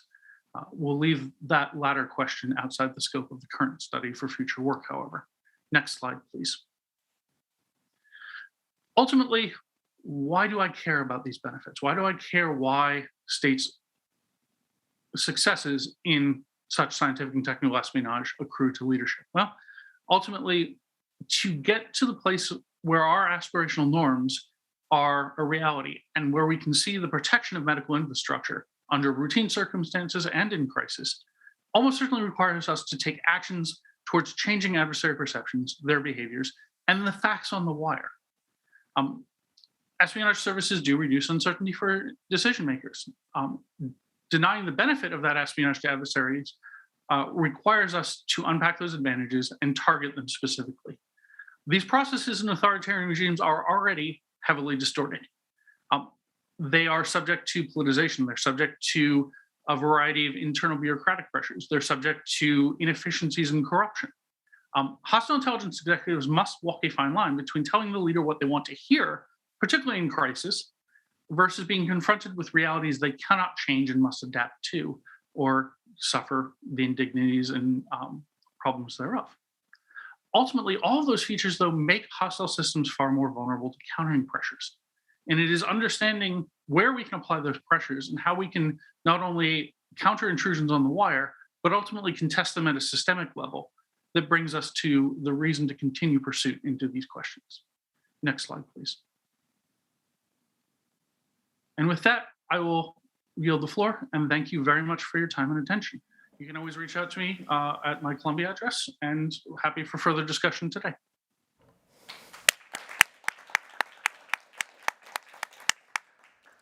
Thank you. So that concludes the paper discussions. I'm now going to go back and sit on stage again. I want to open up the floor for questions, see if there's anybody who has anything they want to ask. Yes, please. Hello, Sarah Backman, Stockholm University here. My question is to Gareth.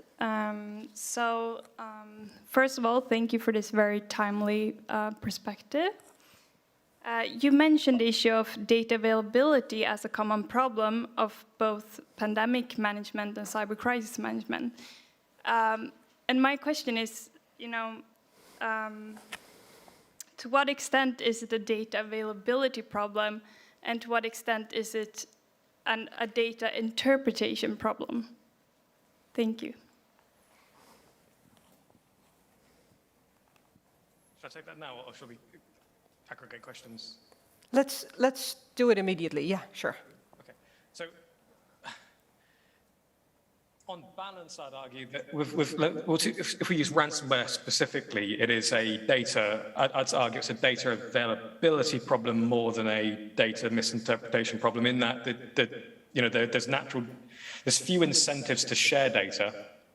And this goes both ways. So there's few incentives to share data from the government to industry and other sectors. And there's likewise victims, for example, have limited incentives or few incentives to share data in return beyond kind of the sanctions regime stuff. So, for example, if you decide that you want to pay a given ransom, in many jurisdictions, you'll need to report that under OFAC sanctions, just to make sure that you're not potentially funding or giving money to an organization that is prohibited. But even then, that's problematic, right? Because typically, these organizations, they're not going to reuse the wallet address time and time again. They'll use a fresh wallet address each time in each instance of infection. So if that's the main source of data that you have to indicate who it is, then it's even then difficult to indicate. So beyond that mandatory reporting and checking that you're not paying a sanctioned entity, that there's limited incentive, and obviously that's a potentially a criminal matter if you're breaching law by not reporting that. But beyond that, there's few incentives, and you could use regulation to improve the availability of data, but it's a two-way street. The organizations will arguably, the victim organizations or prospective victim organizations would arguably demand something in return from the authorities, for example, more threat intelligence and so forth. But your point about perhaps there is scope for misinterpretation of data that is already out there, but I think on balance, it's more of we don't have the data. If it's again correlating to COVID-19, we are fixing it. late 2019 position rather than a post-start April 2020 position when the rollout of the testing really took force. Have I answered the question? I think so, yes. Thank you. Okay, any other questions from the room? Yes, Fabio. Fabio, Leiden University. First question for, I have a question for Pedro and one question for Gareth. So very quickly. For Pedro, I was wondering if you can say a bit more about how this research relates to the question of internet access as a human right and the critique about this. We see that the critique on the issue of internet access as human right relates to the question of whether access itself is an enabler of other rights or is a right in its own terms. And second, the idea, of course, that access is instrumental often to the surveillance of the state, right? So how does this play out in your presentation? And also congratulations for the very fantastic visuals in your presentation. For Gareth, very nice meeting you again, unfortunately, again virtually. I was wondering, I could not stop thinking about this, whether this research in any way relates to the debate on biopolitics and Agamben, who has been, in fact, very much vocal during this pandemic with articles such as the invention of a pandemic, science as a new religion, and whether all this kind of debate plays out in your research. And secondly, with regards to crisis response, the question of proportionality, right? So how can we, in fact, think of a ransomware as a virus, right? The COVID kills the bare life, the body, right? A ransomware does not really do so. So how can we learn from one in relation to the other in terms of proportionality? Thank you. I hope the speakers got the questions. It was more of a mini lecture, but there were questions in there. Let's first go to Pedro. Would you like to answer yours? Yeah, okay, great. Thank you very much, Fabio, for your question. And actually, my paper does not deal directly with the question about if access is an enabler of human rights or a human right itself. I myself has, some questions, I can say that I have some doubt about this, but my main research focus right now, I think it's a previous question. What we call access, what do we mean with access itself? Because access, it can be only the availability, it can be having the availability and having the power to buy it, and many other things. And when we talk about this, that I call the normative layer of this access discussion, this digital divide discussion, we're talking about the open internet. And the open internet is like, in my opinion, it's like an elephant in a small room. Imagine that you enter yourself in a room with a very low ceiling, and you start drinking, you start dancing with many other people inside there, and after 2 hours, you look at the corner, there's an elephant there, and everybody says, oh, how come this elephant entered here? It does not have, he's already here. And people just realized that elephant was there 2-3 hours later. Okay, long story short, I think this is open internet. Because open internet is something that we talk about it since the 90s, the open internet, what the heck is the open internet? And what the heck is access to this open internet? So my research question and what my PhD interest right now is going step back, and say, okay, before discussing access, before discussing open internet, what the heck is that? Let's discuss that and let's have, a more robust normative framework before having this more policy discussions. That's a little bit of my point here. Okay, thank you. Does anybody have an immediate response? Because I saw several. No, okay, these are all new questions. Good. Okay, then let's quickly go to Gareth for his question, or his answer, hopefully. There was two questions there. So Agamben, yes, a very kind of a debate-sparking commentary from Agamben quite early on in the pandemic, this kind of techno-medical despotism. Now, so slightly sidestepping Agamben's kind of controversial argument. If we correlate it with ransomware, if anything, it's the reverse for now, in that there isn't much that the nations. So, for example, if many of the victims are in Europe and in United States and North America, we are seeing increasing activity from governments in regards to mitigating ransomware, but not yet perhaps enough. I mean, ransomware is a crime issue, but it's also perhaps also a foreign policy issue.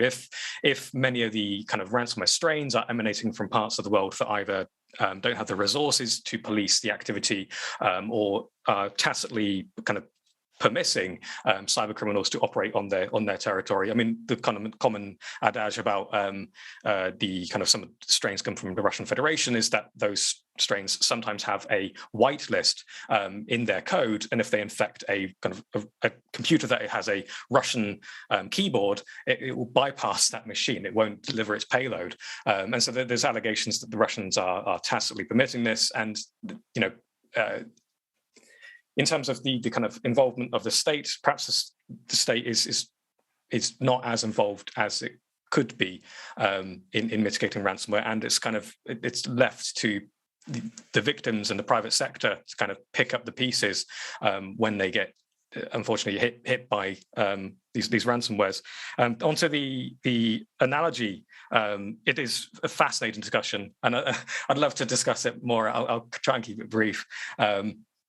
But obviously, I suppose there's an interesting discussion about the agency, right, of a virus, in that it wants to find, infect potential hosts and then spread. It doesn't want to eliminate the host. It wants to keep the host alive and coughing and spluttering for as long as possible, so that it can create more of itself and then spread to further potential hosts. In a similar sense, we could argue that ransomware is slightly different, that it doesn't have necessarily the same kind of agency in the sense that a virus does. Philosophically speaking, the human beings who are operating ransomware will have the agency, but at the same time, they don't necessarily want to eliminate their hosts. If they eliminate their hosts, the hosts aren't paying them the money, and so they'll continue to finesse the amount that they demand of given sectors and given organizations in order to maximize the amount that they can make. But likewise, they don't want to necessarily exterminate the host. I hope that answers the question somewhat. It does, I think. Thank you. Very nice. Any other questions in the room? Tanya, I see Lena, I see a couple of hands here. Let's start with Tanya. Thank you very much. Tanya Tropin, Leiden University. I have a question to Pedro. Well, first of all, thank you very much for this presentation, Pedro. And I must admit, I loved the three-layer model. It's my holy grail as an internet governance person, and every time people are using it, I'm very happy. However, I'm still struggling, and I know that there was not enough time, and maybe it's not even in the focus of your research, but when I look at the three-layer model, on the logical layer, we have what? We have protocols and unique identifiers, right? So we have domain names, we have IP addresses, and then we have protocols. And to me, this is also a part of open internet in a way that if you align your system with the technical standards of the RFCs and whatsoever, you don't need anybody's permission, you connect. So how does digital divide manifest itself on the logical layer? I do understand that there is a huge debate that protocols are not neutral. For example, we can make protocols more privacy-friendly, more encryption-friendly, or more surveillance-friendly. But if we are talking about this global logical layer, which is supposedly it can have unneutral consequences, but in many ways it's neutral and it's global. So I would really like to hear your thoughts about digital divide there. Can we even talk about this digital divide on the logical layer without intervention from the divide either on the infrastructural layer, so it would be just consequence of the infrastructure, or consequence of the societal layer? And then I know that the question was supposed to be just a short sentence with a question mark, but I want to go further here, especially if we are talking about COVID-19. So if you think about COVID-19 and monitoring and takedowns and whatever, I know that you can do it on the logical layer, basically. You can do it on the layer of DNS infrastructure, but it will concern either infrastructural or application layer. So I would really be keen to hear, do you think digital divide exists on the logical layer? Do you think it manifests there? That was the question. Thank you. That's a tough question.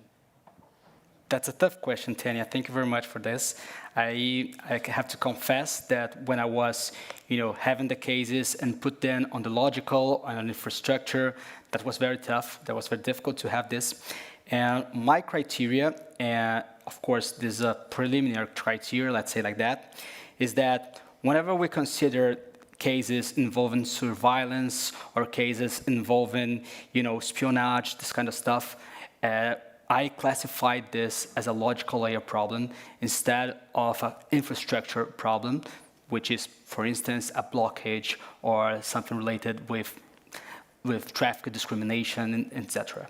I know it's very hard to assess this. It's very hard to have a criteria on that matter. And talking about the digital divide in this sense, I think the most discussions about privacy are in the logical layer. It's in my view. I think one of the discussions that are, I don't know how it is. I don't know if we can stick to that, but I know that the cookies discussion that we are having right now, whether we were going through a third-party cookie or another thing in the future, etc. In my view, they are things related with the logical layer, and that's. I don't know if I answered your question, but that was the criteria that I adopted in the paper. I think Tanya has an opinion about it. Go ahead. Thank you. I have a very, very immediate reaction. I think that when you say espionage, you mean surveillance. Yeah. And indeed, if you think about IP-based geolocation surveillance, it will be so. But if you think about device-based geolocation, you might go to either infrastructural or service layer. And this is an interesting, nuance here. But thank you. Yes, you did answer. Yeah, this is tricky. You're right. Okay, good.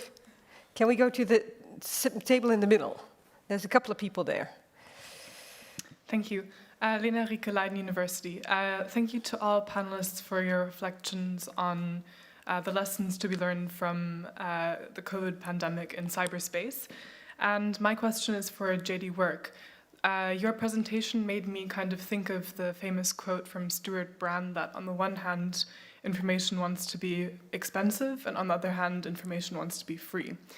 And I think we might see this dichotomy also reflected in the COVID pandemic. There's a lot of debate about vaccine inequality, monopoly of knowledge in specific, maybe economically powerful states, and also, a debate surrounding the value of patents. So my question kind of is, do you think then that espionage could be a great equalizer in this sense? You spoke a little bit about the benefits of espionage regarding pandemic response, or do you think that this equalizer notion is too idealistic or oversimplified?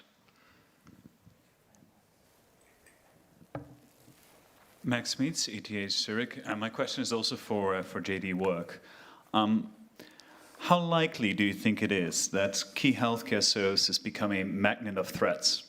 So that I'm going to be in those networks because I expect others to be on those networks as well. And then what are the risks? So and then translating that to the US context, how much does it make sense, of course, for the US intelligence community to be on those key networks? And then maybe even is there a role for US Cyber Command to play, quote unquote, to deny benefits there? Okay. JD, the floor is yours.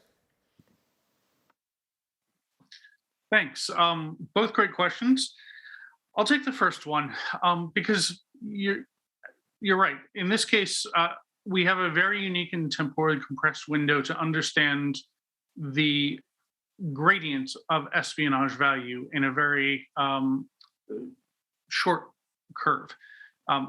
Things that were incredibly sensitive, incredibly non-public, incredibly proprietary matters in the first months of the pandemic, particularly April through about June, are simply now common knowledge, subject to public messaging campaigns even by the end of 2020. The benefit to a state for investing in all that time, energy, and resources to wind up with that early access doesn't seem to perhaps be worth it in one sense, based on simply that time scale. On the other hand, what that bought a variety of the players, intelligence services and response services in terms of positioning themselves internally against the demands of the authoritarian leadership, is actually something that we value likely much more highly when we look at their calculus versus our own.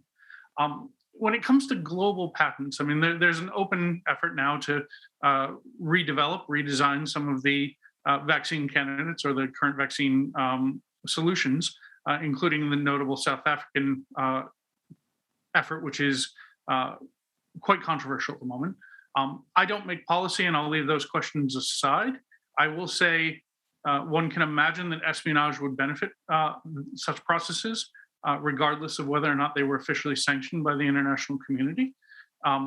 If you were to look at espionage, perhaps, okay, if you believe it is for the betterment of all mankind that these diseases be eradicated, the rapid proliferation of knowledge that led to multiple competing, nearly identical vaccine candidates chosen by certain authoritarian state programs out of their biological warfare establishments could, in theory, be a benefit. But there are higher order implications that I would say that would mitigate against this. The Chinese state services, for example, taking the older cases of the Ebola vaccine, almost certainly were not concerned with curing Ebola. They were likely much more concerned with the prospective elimination of, if defector reporting is to be believed, if other source reporting is to be believed, the elimination of what had been a successfully weaponized candidate inside of their own biological warfare program.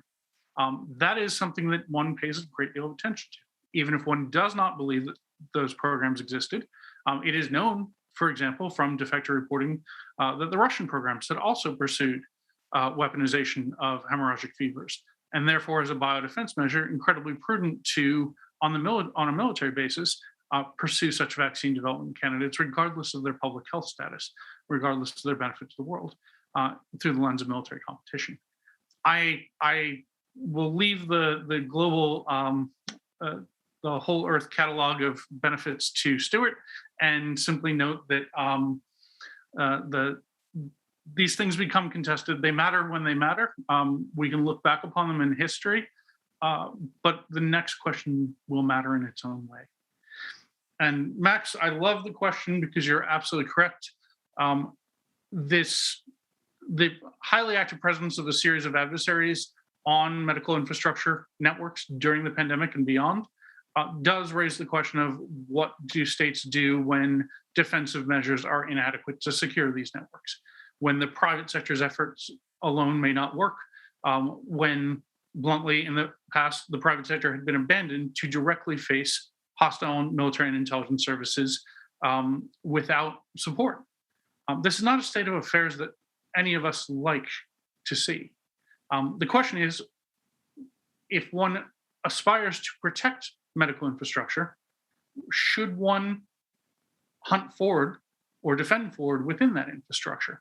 Well, if you can do so through relationships, there might indeed be a role for different government structures of different allied nations to cooperate and to support each other. Medical infrastructure is quite different than a lot of other targets, like safety of life devices, a variety of other targets don't have a lot of overhead for extra operators to be, dancing about on those systems. It's a very interesting technical question. We have had prior cases, for example, where we have seen APT-29 operators use safety of life devices within compromised medical targets to pursue basic political espionage against adjacent entities.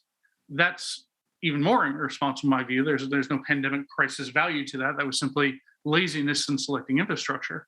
But even the most basic defensive responses risk knocking over machines that were frankly involved in real-time scanning in the medical operating environment. That's a really hard thing to come to terms with. Therefore, is it perhaps not then better to think about the other wider aspects of where the adversary is operating, the infrastructure that they're using, the way that they're organizing, the way that they're staging, the way that they are conducting the broader campaigns, rather than trying to contest the thing we would first protect. There are other aspects of the adversary's operations chain that I can contest likely much more effectively and still preserve that initial aspirational norm. Okay, thank you. I have a question from the interwebs. One for Ulum, and I think I want to add my own question. But first, this one. When we extend the discussion about disinformation and COVID and the pandemic and the role of, let's say, religious organizations in that, do you see the possibility that religious actors in Indonesia would also engage in a discussion about the regulation of AI? And what would that role be, I guess? Okay, thank you. So I do believe that I mentioned earlier on the profile of the both organizations that they have universities. Actually, they have been engaged. They've been engaging with the issue of AI, artificial intelligence. But until now, as far as I know, that they haven't made any regulations regarding to AI.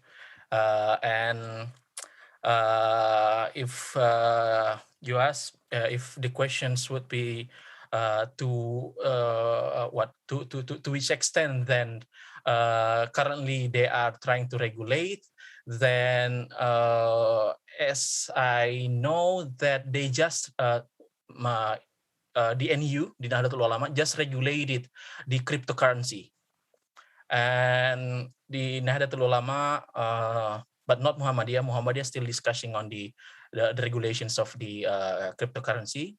And to address the cryptocurrency, and Nahdlatul Ulama believe that they prohibited any of their members to do such activities in that related to cryptocurrency because of it's a kind of speculations and couldn't be measured. And I do believe that as a consequence, of course, it challenged the development of cryptocurrency, especially in Indonesia. But to that extent, because of they pointed out that cryptocurrency is speculated and couldn't be measured, then I do believe that it will open, to those cryptocurrency developer to prove that no, it's not speculated, no, it could be measured, so that later they might revise the regulations. But until now, Muhammadiyah haven't decided on the regulations on the cryptocurrency. And regarding the AI, yes, they've been doing, because they have schools on the computing science that have been engaging with the AI, and especially after the Facebook on the metaverse, and I do believe that it's going to stimulate these religious actors to discuss more. And based on my finding, actually they always do update on the manual annually every year, based on the current event related to what they've related to the development of technology and the internet. Thank you. Okay, thank you. I also have a question for you, actually. So I was a bit intrigued by the slide that you showed, where you actually showed some of the results of, I think, one or both of the religious organizations. And you said at the bottom, nearly 32 million people have received help from these organizations.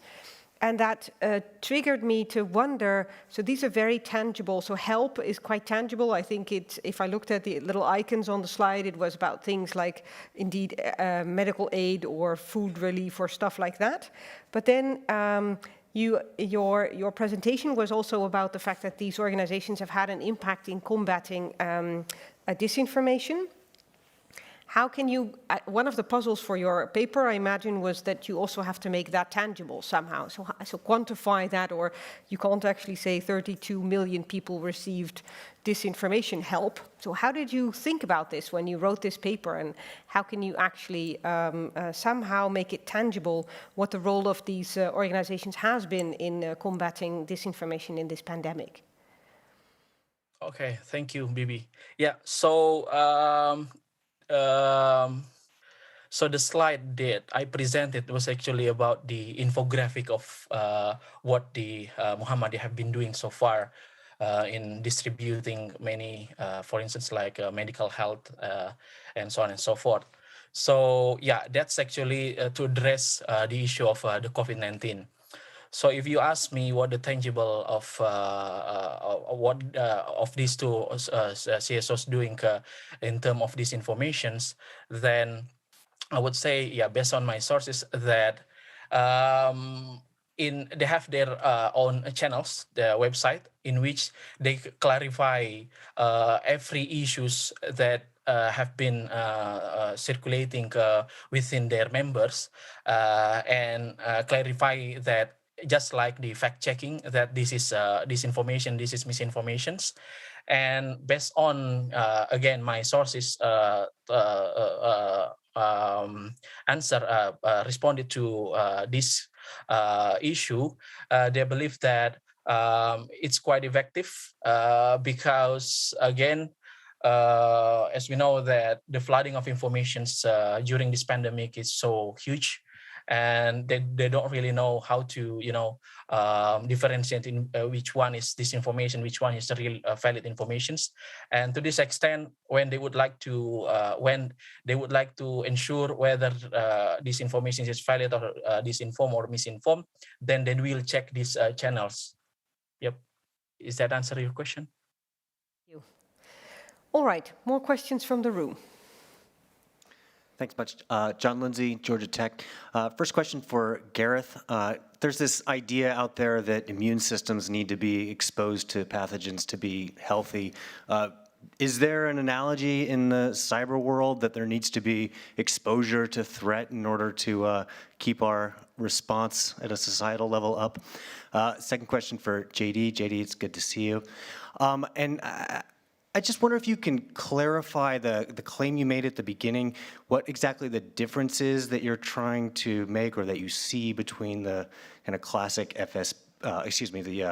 the Line X cases or the Geely twins analyses of Chinese cyber espionage. Because, on one hand, I would kind of expect that if there's a big threat, that intelligence services like children to a soccer ball are going to kind of follow that and, retarget at will. And so kind of the same actors using the same tools. So I'm probably missing something. I wonder if you can just kind of clarify what the big difference is that you see. Thanks. Okay. Shall we do Gareth first? Thank you. So, fantastic question, brilliant question. Yes, so we can, I'm sure we can draw that linkage, right? So, I would suggest that, what you don't want to do is start throwing ransomware out as a test, because it's just so detrimental to people's functioning and the function of systems. But, of course, the way that this malware is typically delivered is that it finds a vulnerability, right? So it finds like an open RDP port that shouldn't be open, and then infiltrates the system, and there'll be a process of weeks or months where they navigate through the network and get greater and greater access before exfiltrating data and then potentially delivering a payload. And so that is, penetration testing, for example. So testing for those open ports, hiring, for example, threat intelligence to run these, or cybersecurity firms to run these kind of simulations on the network, is a kind of safer way to expose one's network and identify those flaws, identify the areas of potential exploitation, and fix them before they are they are potentially compromised. One other point I'd make is that the most vulnerable part of that process for the threat actor is that point of encryption. That's a very, very noisy process. So they can stay relatively quiet whilst they're wandering through the system, relatively quiet whilst they're exfiltrating potentially, but that process of encrypting is the point at which they're going to be making a lot of noise within that system. And so arguably there is continued improvements to be made in that regard of very quick automatic detection, especially with more common ransomware strains, to identify that that is about to happen and potentially lock the system or lock as many systems as you can before it starts infecting more and more systems. So yeah, that's a really key analogy. And thank you for asking. Appreciate that. Nice, thank you. JD, you want to answer yours? Sure. Great question, John. The original Linux cases, I'll use the simple example in this case of Buran, where it was intended to acquire enough technical information on the US Space Shuttle program to allow the duplication of a launch on-orbit maneuver and potential counter-space and or fractional orbital bombardment system, as the Soviets had feared the space shuttle would be useful for. That was really about stealing plans, about being able to duplicate those plans in an accelerated fashion. And again, there are in the case of Buran, they did so in a way that was fatally compromised and for reasons of Western intelligence success. We can point to a variety of other cases where they may have had better results, particularly in their early adoption of or early duplication and cloning of certain Western compute technologies. The differences I'm pointing out are not merely the research acceleration where it's a matter of recreating from whole cloth or adapting indigenous production technologies to a new technology product or innovation that has benefited from espionage. Here, for example, I'll dive in a little bit more into the case of the competing Russian vaccine candidate approaches, where there was a existing approach that had been trialed for Ebola by the Russian services, and as part of prior integrated biodefense efforts stemming out of their prohibited biological warfare program, where it was unclear that the method of encapsulating and choosing to leverage this approach with the SARS protein structures would be effective. So they had an existing base. They had to know a few more things about the environment. And what they were able to take from that and those vaccine approaches bluntly gave confidence to the leadership, in my view, to move forward with that being the primary thrust compared to other competing efforts. Now, there was a secondary competing effort that came along quite a bit later in the Russian system, leveraging a different approach that was conceptually similar to and able to be adapted from a set of espionage that was conducted against other targets in a secondary part of that campaign. But that wasn't purely research acceleration. That was some really hard choices in terms of limited production capacity, in terms of what they were willing to make their bet on. And that's very different than, say, trying to accelerate a program that they didn't have a prior understanding of. For example, the theft of stealth technologies. There are multiple approaches to stealth. The Russian services had previously looked at things like active plasma. And it wasn't until some of the early Line X missions that they began to look at some of the coding technologies. And of course, the coding technologies were not within the reach of local production. So that wound up with a disconnect. When we look at all the other types of things beyond research acceleration, when we look at population burden, we look at the vaccine diplomacy components, these are all areas that simply just haven't been explored as a benefit of these this type of espionage. So they're entirely beyond the scope of the earlier Line X operations, if that helps make that distinction a bit more clear. Okay, thank you. I think Dennis still had a question in the room.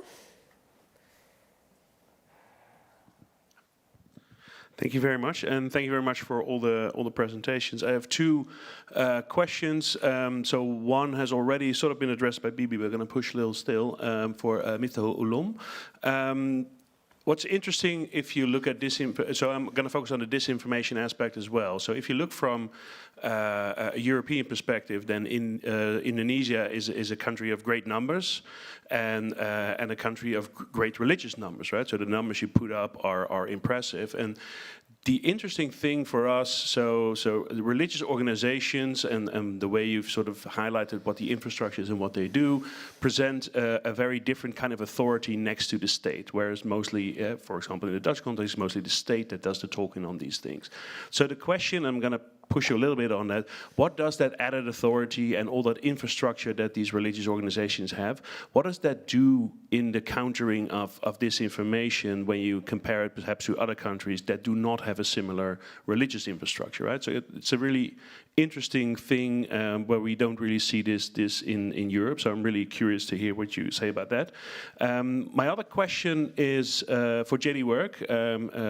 JD, good to see you, and thanks for your impressive presentation. But you said something in the beginning that I thought was really interesting. You said, okay, we see under conditions of COVID-19, we see shift in intelligence agency behavior. And one of the things you said, okay, signals intelligence is going bright. Too bright, basically, right? And then your presentation came, and I have to say, I kind of lost the forest for the trees. So I would really like to ask you to sort of that development you see. How does that play out in what you in what you describe afterwards, right? So what is the brightness, and what does that do to these operations? I'm really interested to hear. Thank you. Okay, let's treat them again in the order they were asked. Thank you. Very good question. Actually, the questions I have already prepared these questions for the next research that I'm doing. That I'll be doing related to the role of the religious CSOs in terms of how I would like to compare it with other countries. For instance, like in Pakistan or in Malaysia that have religious identity that has a significant religious identity like Indonesia. And to answer the questions, the infrastructures, as I mentioned in my presentation, the infrastructure, the asset, have been used by this organization as the channels in distributing and also in enforcing the cyber norm, especially like the Muhammadiyah. So the infrastructure, the asset, have been used as a channel to distribute, to remind, to ensure and to enforce again and again the manual, the fiqh of informations. And I do believe that it's going to be really interesting if, I haven't thought much about how if we put these situations into Malaysia or Pakistan to those religious CSOs that have no enough infrastructures to support their agenda. But what I could say that of course, it's going to challenge them, and then it's going to be probably more not as effective as how the religious CSOs in Indonesia have been doing so far, because again, the lack of the infrastructures to be used. I think that's all. Thank you. JD, going to you. Sure. The discussion about the changing intelligence service behaviors, and I'm sorry if I didn't make the point as clearly as I would have liked. The dramatic shifts both in the classic disciplines, the degradation of some of the options available to human operators, the overwhelming challenges of processing exploitation, cryptanalysis from these exafloat or beyond problems in the SIGINT passive collection model, really have the core impact of elevating cyber espionage within importance and within its utility in a variety of problems. Whereas to take the theoretic problem of intercepting, X number of millions of Zoom calls that are happening concurrently globally at everything from children's school sessions to global leadership conferences. It's very different if you have access on the endpoint and you are able to pivot across those streams in a very narrowly tailored fashion. That just changes the problem fundamentally for a variety of these smaller services that have never displayed, global access capabilities in the fashion that we might have been concerned about, or where those capabilities simply could not have hoped to keep up with their own domestic population change. Cyber espionage, in short, becomes the preferred choice for a variety of hostile services working against targets that they could not conceivably hope to have previously served under these crisis conditions. Okay, very good, thank you. I think we need to round up soon, but I have the microphone, so I'm just going to let you sit for a little bit longer. I have one final question that I want to ask myself to Gareth. So I really liked the parallel you draw in the paper between a virus and a pandemic, and then viruses and potential cybersecurity crises that spill really far and wide. I was wondering about it, though, that there are also significant differences between these types of crises, and one of the biggest differences is that in the case of a cybersecurity incident or a cybersecurity crisis, you sometimes don't even know that the crisis is happening, right? So I thought your choice for ransomware was a good one in the sense that there it's really obvious, right? As soon as the systems get completely bricked and become inaccessible, it's very clear that there is a crisis going on. However, even in the case of ransomware, oftentimes the incident or the crisis itself has started months before the actual bricking of the machine. So you mentioned at some point that situational awareness was crucial. How do you have situational awareness in relation to cybersecurity crises? And for a normal quote-unquote pandemic, that's difficult.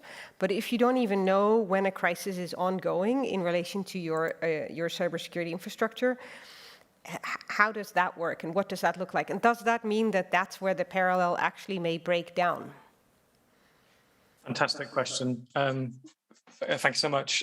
So yeah, I mean, I suppose there's the hypothetical disaster kind of 0-day type incident, right? In which case you really don't know it's going to happen until it happmes, and it's the point is it's very difficult to prepare for that. In terms of the kind of attritional build-up of ransomware and ransomware strains that could become, for example, if a more typical ransomware strain hits critical infrastructure, Colonial Pipeline, for example, would be one kind of go-to case study. Then that is where improvements in data availability and data sharing between agencies, government agencies, and the private sector would potentially build up a tapestry that leads to. And again, it's not being a perfect picture, but it's better than having no data or very, very patchy, limited data. That might build an assemblage or a tapestry where you can say, this is escalating. This particular ransomware strain is escalating. It's starting. The operators are starting to target more sensitive systems. Maybe they're getting desperate, so they're targeting more hospitals or targeting more utility sector or local councils, for example. Even though that's it doesn't necessarily mean they get paid more, but maybe they're becoming desperate and they're targeting businesses and organizations that can't operate for very long, can't survive long periods of outage. But yeah, that's a really key point. Like if you face a 0-day type scenario, then I suppose the point is that you just don't see it coming, and that period of preparedness isn't there. So that's when it really becomes a point of having a strategy in place that allows you to respond as quickly as possible and evolve the situation on the ground. But it certainly wouldn't be easy now. At touch wood, I hope that we don't see that come to fruition. Exactly, thank you very much. Okay, so with that, I am going to wrap up this session. I would like to thank all the panelists for their wonderful presentations, really interesting. Thank you for the great papers that you sent in. It was really a joy reading all of them. For now, we're going to a coffee break, and then at 5, we continue with the final keynote. which is by Herb Lin, and the title of the keynote is Some Unanswered Questions into Development of Norms Regarding Cyber-Enabled Disinformation, a Provocation. So please be back here by 5 to hear that particular keynote. It was my joy and my pleasure to chair this session for you, and I hope you really enjoyed it. Thank you.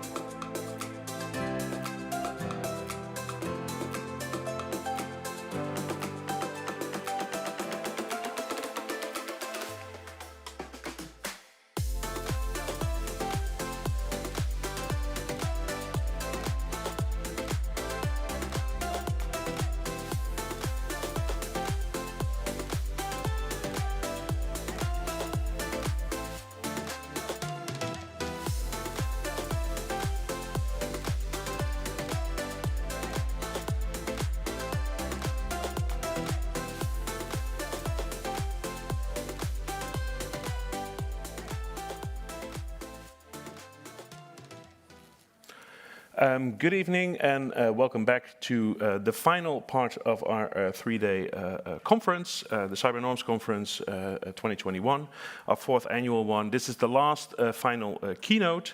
We're going to be joined by Herb Lin. Herb Lin has promised us a provocation, so we're going out with a bang.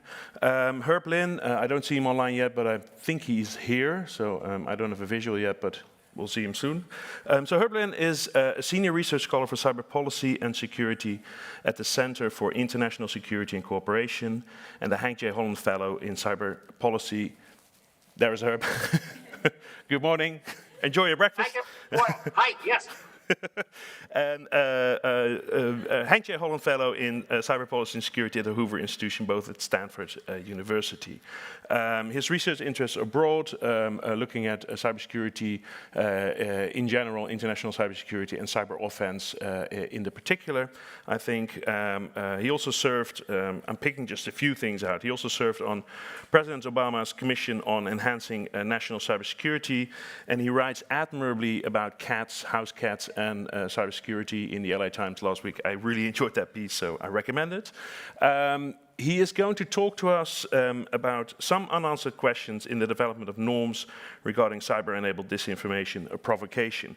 And Herb, you told me that you wanted this session to be as interactive as possible. So in order to facilitate that, I'm going to ask the technology people to make a scan of the room to show you who is in the room. You'll see some familiar faces. In terms of making things more interactive, I think that will be helpful. Are you seeing anything yet in terms of the room? Yes, Not yet? indeed. I see old friends. Excellent. Hello, Max. Very good. No, that will be more. So this is just to aid you, because it's easier to be interactive if you know who's in the room. You can call on people. I will be happy to assist you as your not so glamorous assistant. So use me as such. Without further ado, I'm going to give you the floor, and we'll listen to your presentation, and then it will be between the two of us to make this as interactive as possible. The floor is yours. Thanks very much. I think you promised that I would get slides, so I don't have my slides up here. Excellent. Thank you so much. Thank you so much. For people who are provoked by what I have to say, I invite you to contact me, Herb Lin at stanford.edu. That email address will appear at the end of this presentation. And I'm really here to start a conversation about about many things that are unanswered to me in working in this space.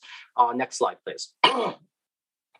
So what I want to do is provide some context and background, sort of outlining what's been done, and then address the 4 issues that I promised to address in the abstract about what adequate definitions are of disinformation, legal and operational differences between foreign and domestic actors, the cumulative effect, which I think is really important here, and the applicability of international laws and norms to platform companies.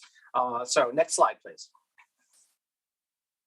Okay, so let me start for background. Let me start with the International Covenant on Political and Civil Rights. Okay, these are 2 of the most important. First of all, this is an international treaty. I think it has the status of law at this point. I think all nations have signed on to it, although with some reservations. I call your attention particularly to Articles 19 and 20. 19 says that everybody has the right to hold opinions without interference, and everyone has the right to freedom of expression. That is, they can seek information, receive information, impart information, that is, give out information, regardless of frontiers in any form. But, number 3 is a qualification on that, and it says that you have to exercise those rights carefully, and they can be, the rights in number 2 can be curtailed or curbed in some ways for if you want to protect the rights and reputation of others, and for the protection of public security, national security, or the domestic safety, or public health or morals. Article 20 is more categorical. It simply says that propaganda for war, doesn't tell you what propaganda is, but propaganda for war shall be prohibited, period. And it says that you cannot advocate national, religious, or racial hatred that constitutes incitement to discrimination, hostility, or violence. Okay? That's prohibited unconditionally.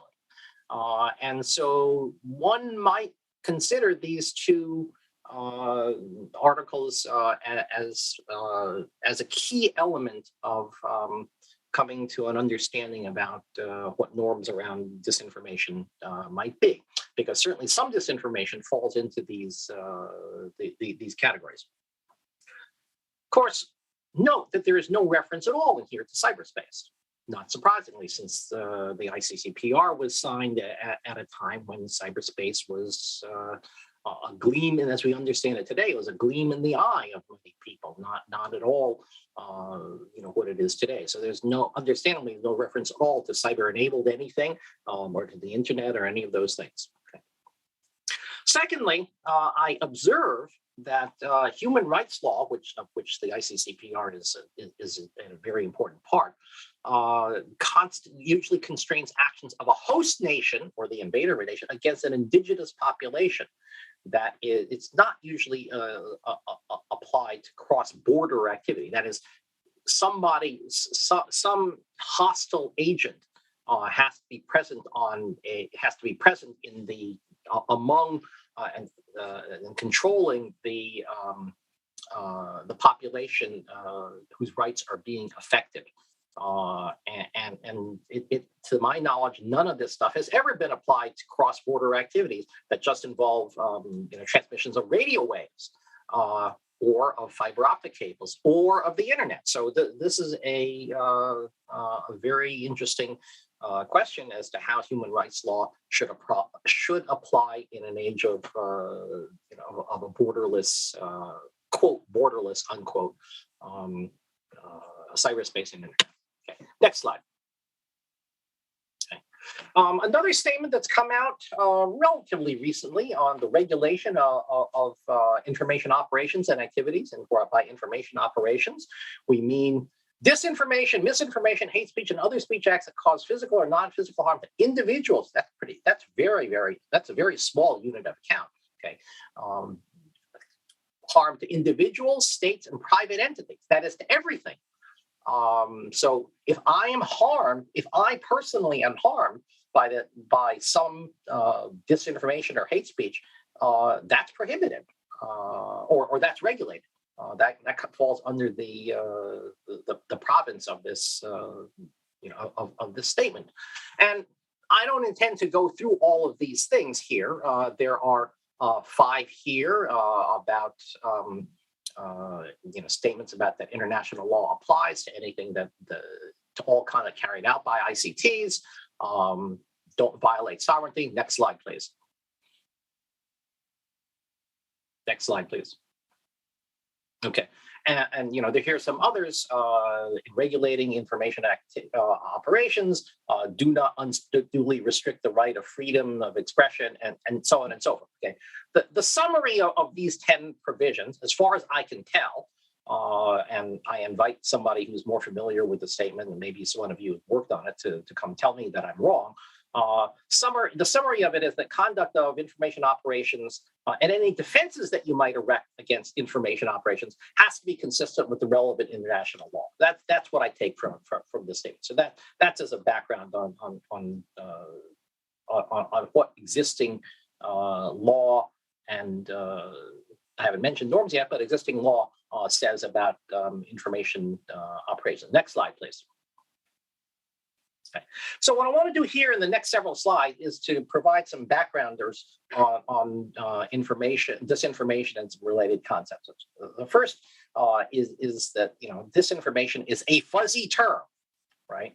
A common definition it's not the only definition, but a common definition that I've seen is that it's false information disseminated or spread knowingly with the intent of misleading or deceiving a target audience, some party for such information. That is, target audience that gets it. Now, of course, disinformation is a very, very, very old topic in human history. It goes back to biblical times, it's the Trojan horse was disinformation, right? You stuff a bunch of soldiers into a hollow horse, and it's like you don't tell them what's in it, and just its presence merely invites them to bring it inside the walls, and then the soldiers all come out at night. That is disinformation of a very real sort, and as I say, it has a long history. What's new today is cyber-enabled disinformation, and that we'll talk about in a few moments. Okay. Some related concepts here. I want to talk about what is information warfare or influence operation. This is a definition that is derived from the Department of Defense, but it's not exactly. It is somewhat different. It's convey information to a target audience for the purposes of influencing emotions, motives, reasoning, attitudes, beliefs, understanding, and behavior in ways that are advantageous to the party that's trying to conduct those operations. Okay. Now, state-sponsored information warfare and disinformation campaigns are competitive activities. You could argue they're hostile, but they're not warfare in any sense of the term recognized under the laws of war or the UN Charter. That's a really important point. That is, it's a way of nations for competing and expressing hostility and seeking advantage that is not covered under, as far as I can tell, under the laws of war or the UN Charter. Next slide, please. Okay. Second point that I want to make in terms of background or information that's on, which is really important, is that the way in which disinformation is pernicious and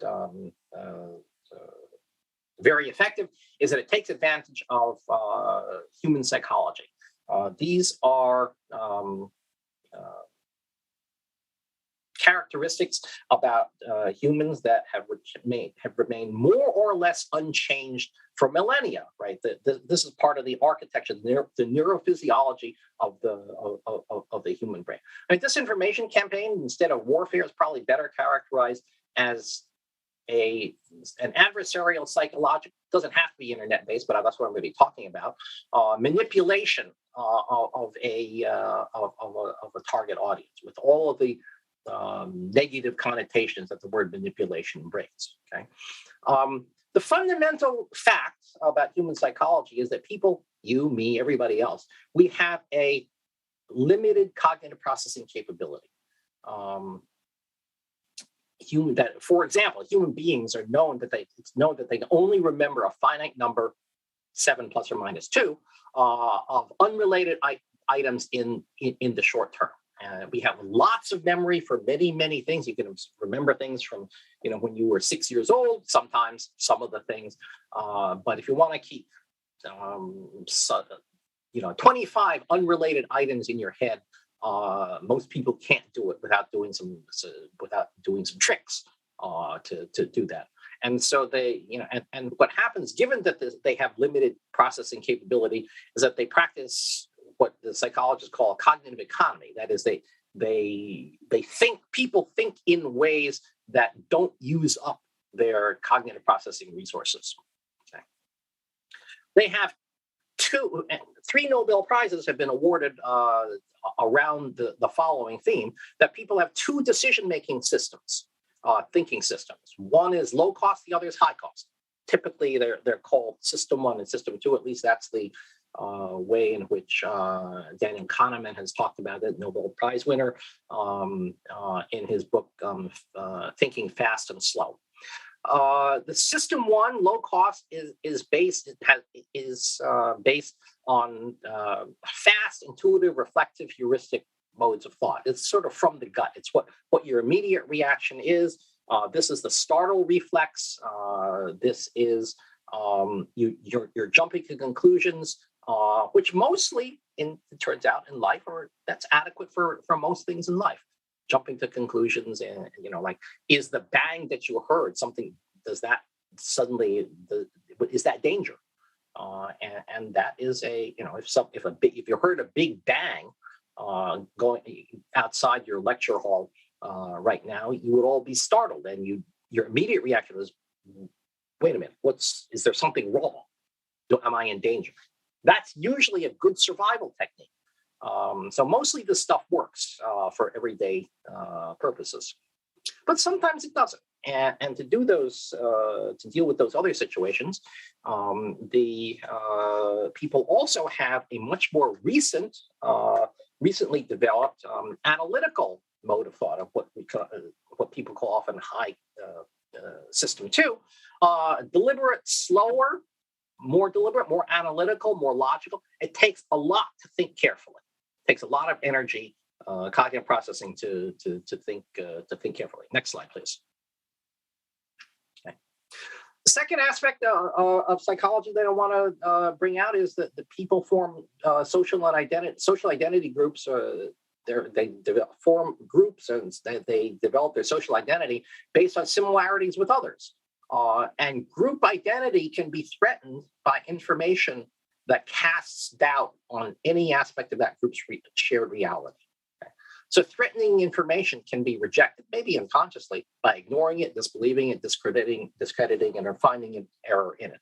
That is, if you are a Democrat and a liberal Democrat, you will tend to reject information that says anything good about conservative Republicans, and vice versa, of course.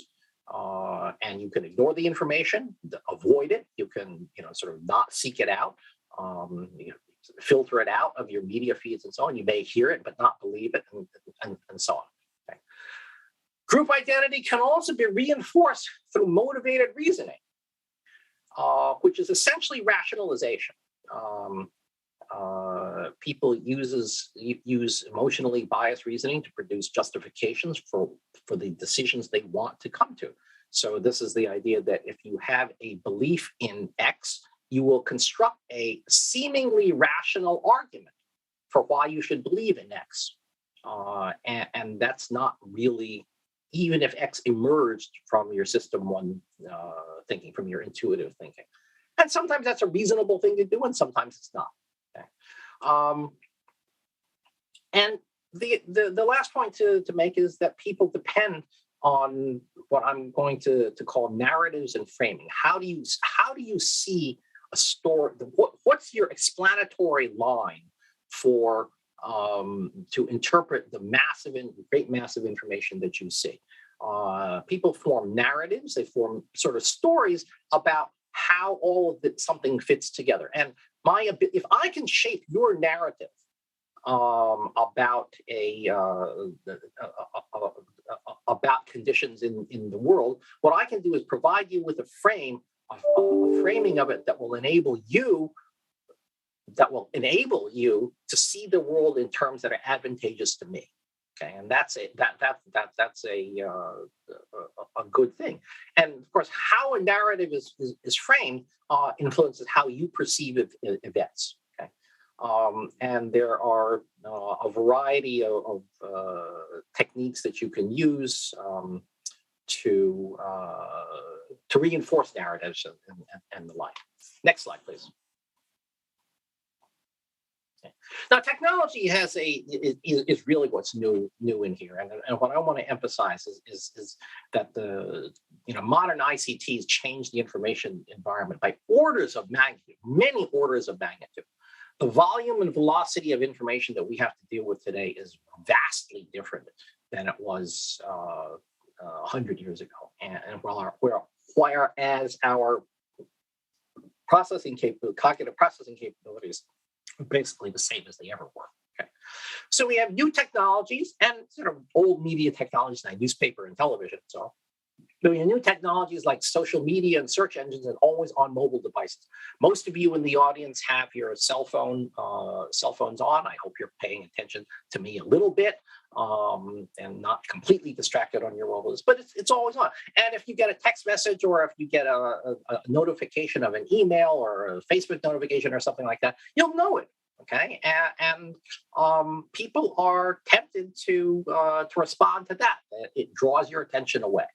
And these new technologies afford a variety of a variety of things. Like, you get the internet provides you with high connectivity and high bandwidth, and it goes in both directions, right? It used to be that there was only sender to receiver. Now everybody is a sender and a receiver of information, and the information can come at you, very fast, at high bandwidth, so you can transmit pictures and so on, and it comes with low latency. That is, between the time I send it to you and the time you get it, it only takes a very short time. Okay, so you can be current. New technologies enable the disintermediation of established information sources. So people who used to curate information for things like accuracy and timely and relevance, you don't have to rely on them anymore. You can just do your own thing.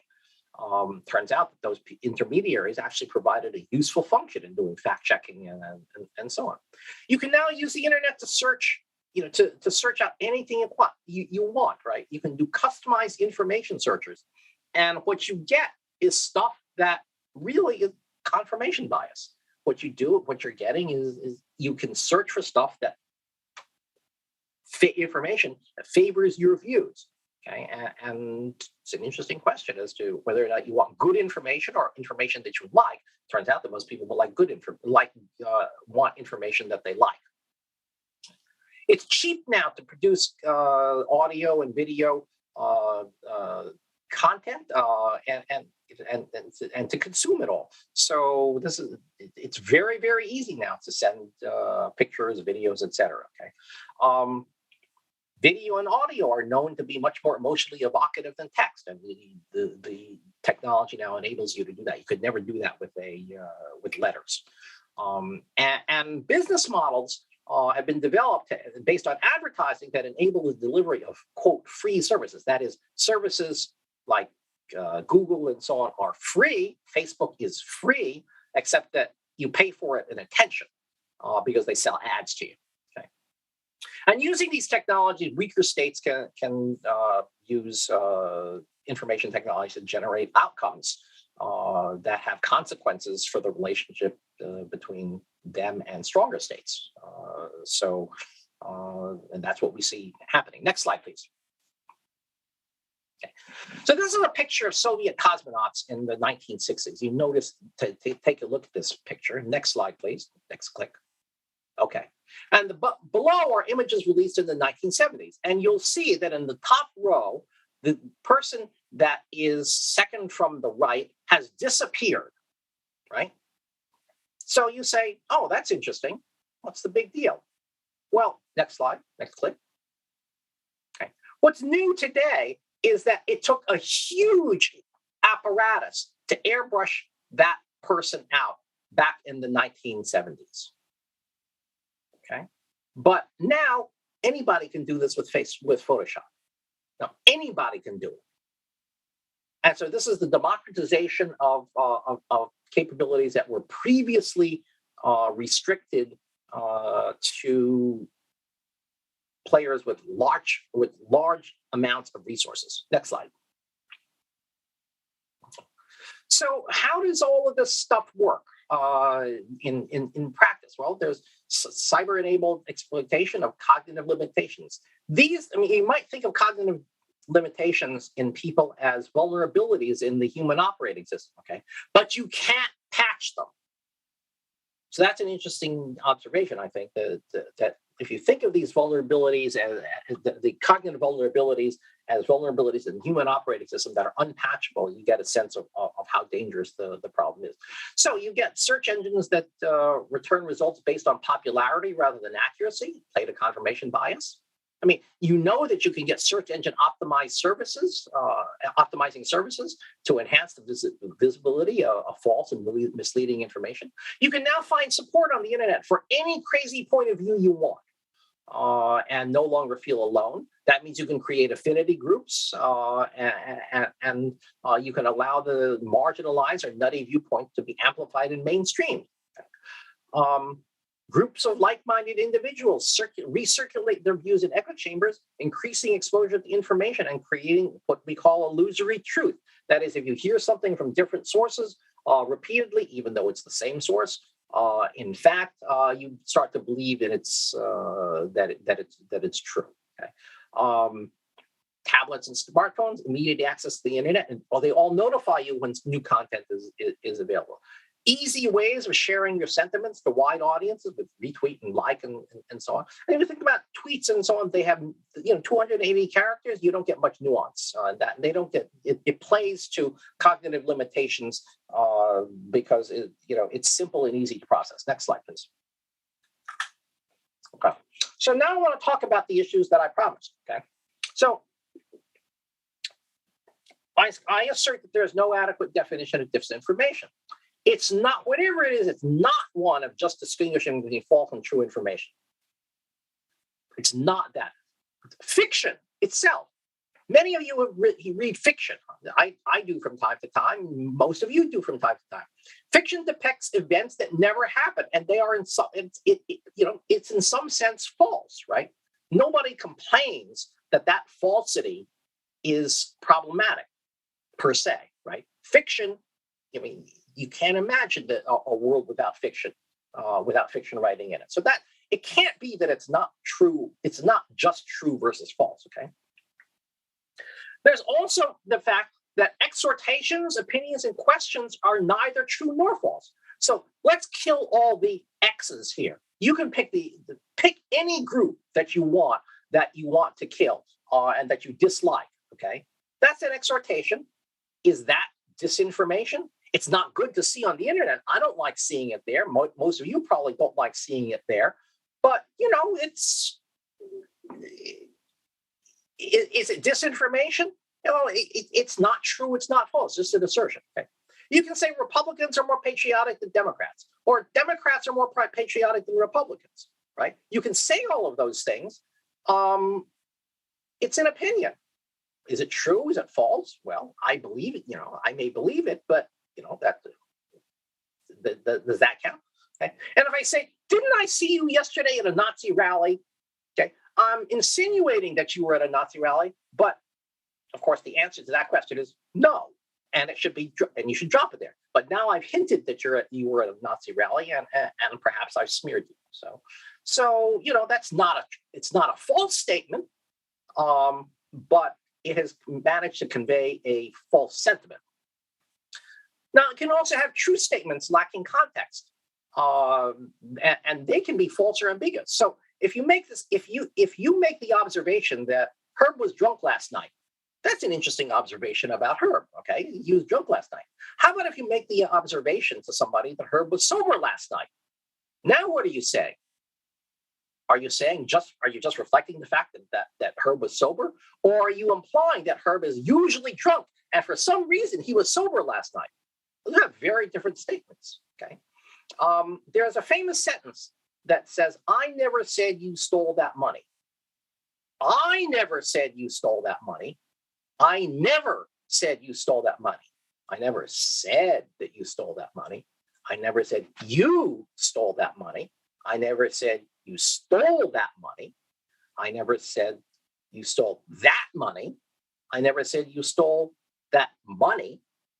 So depending on where I put the emphasis has entirely different connotations. Okay, so it's a completely ambiguous statement, but carries with it many different possible connotations. Okay, and you know, conspiracy theories, they can't be falsified. It's very hard and very arguably impossible to prove a negative. Okay, so you know, and conspiracy theories surely have to be part of what you might consider disinformation. And also, I'll point out that the content of individual messages is not the only possible signature of what I call information anarchy or disorder. You have to worry about the prior history of the sender, maybe the patterns of recirculation and retransmission. For example, if it goes viral, you know, maybe it's worse, and so on. Turns out that there's a recent study which has to be replicated that finds only the content matters, that the patterns of retransmission aren't particularly significant for distinguishing between news items that are false versus true. Next slide, please. So here are some examples of things. Do we want to put these in a definition of disinformation? How about an internet shutdown? Is that part of disinformation or in part of disinformation per se? Because you're suppressing information. Well, I don't know. How about a political campaign? By definition, they're slanted and biased. It says vote for me and not for the other guy. A financial scam, the Nigerian scammers. Okay, do they count? Online dating profiles. People lie a lot in online dating profiles. Are those disinformation? Fake Edit recently discovered that fake editors for special issues of prestigious scientific journals. Are those people, are those issues now disinformation? How about product advertising?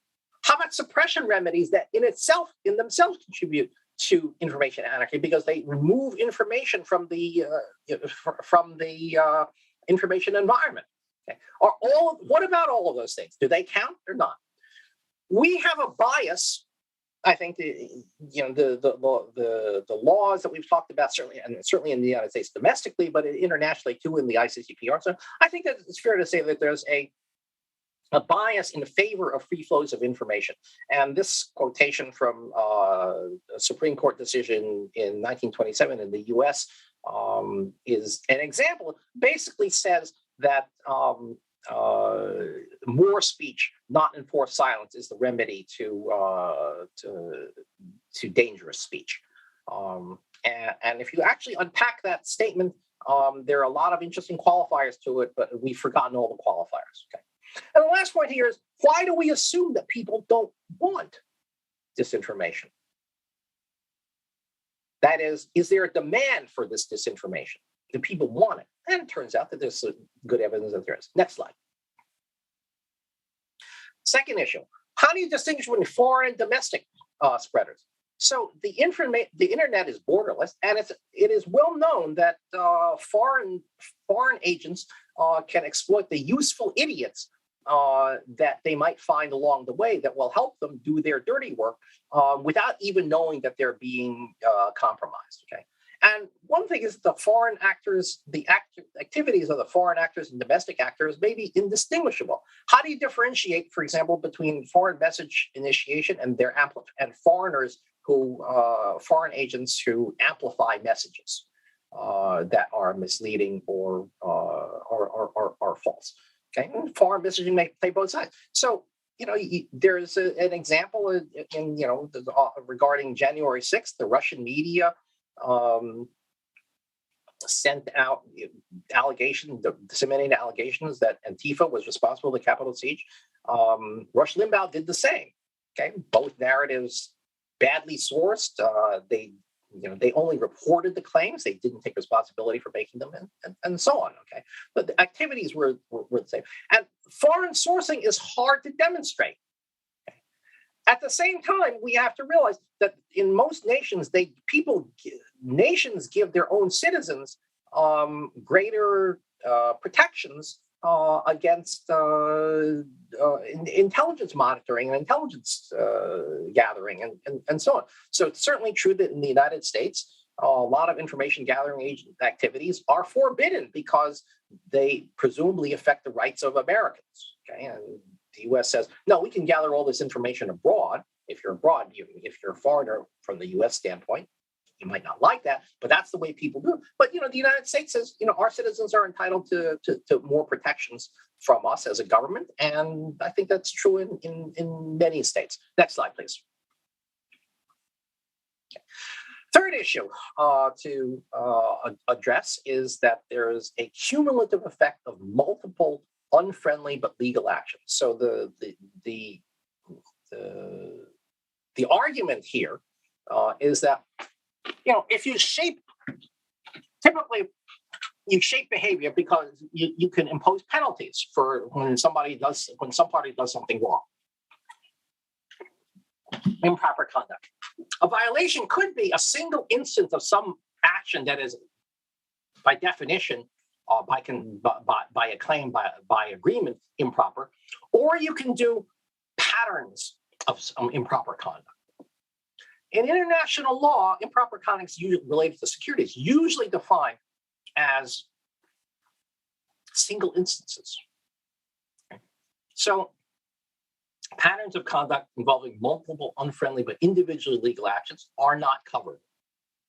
And of course, the problem with information technology is that it enables scaling. Quantity has a quality all of its own. So if you do something that is legal when you do it in one, as one, in onesies and twosies, but not, on a large scale, that's okay. But if you multiply something that you can do once, harmless, and do it 1,000,000 times, that is very different. And you can get strategic significance out of that. And that's one of the lessons that I think the United States has taken in cyberspace with its experience with espionage. That espionage used to be tolerable, and now it finds it intolerable, largely because the cyber-enabled theft of information. You can also imagine small-scale attacks that have, a small-scale attack that itself doesn't meet the threshold of strategic significance. It doesn't change an election, for example, but maybe it shakes public confidence. So does shaking public confidence count as a significant effect? Well, yeah, I would think so, but the attack itself didn't cross the threshold. You can imagine attacks that establish precedents and establish a precedent for future action that something such and such is legal, and maybe that will redound to your detriment in the future. Next slide. Okay. The last issue to raise is the applicability of international law to the platform companies. In general, international law binds nations, not private companies. International law can bind a nation and require it to pass laws, domestic laws that govern companies, but the impact of international law on private companies is indirect. Okay, I don't know of any exceptions. I don't know of any exceptions in this in the national security domain. Maybe there's something in environmental law, but I think this is generally true. Some nations don't want companies to be bound by international law because they fear that binding companies directly would undercut their sovereign rights. But you have to realize here, in some ways, in certain domains, some companies do have powers that outstrip those of many governmental bodies.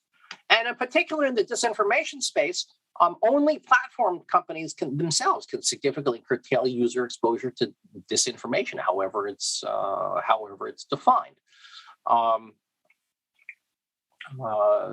Facebook decided to remove, there's a word missing there, sorry about that, remove information that directly contradicted WHO on COVID. But for the most part, business models of companies are intended to maximize revenue based on the assumption that they only engage in minimal moderation. Platforms willing to self-moderate might gain public trust and so on, but such actions would strike at the heart of their business models. Next slide, please. Okay. Facebook says, for example, that it won't make policy changes tied to revenue pressure, and it sets policies based on principles rather than on business interests. Well, that's an interesting question.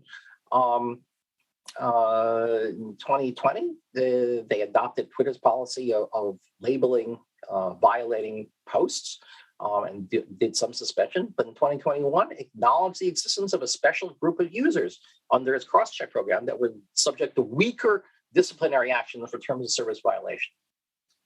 The claim is made that advertisers can push platforms to clean up their information environments.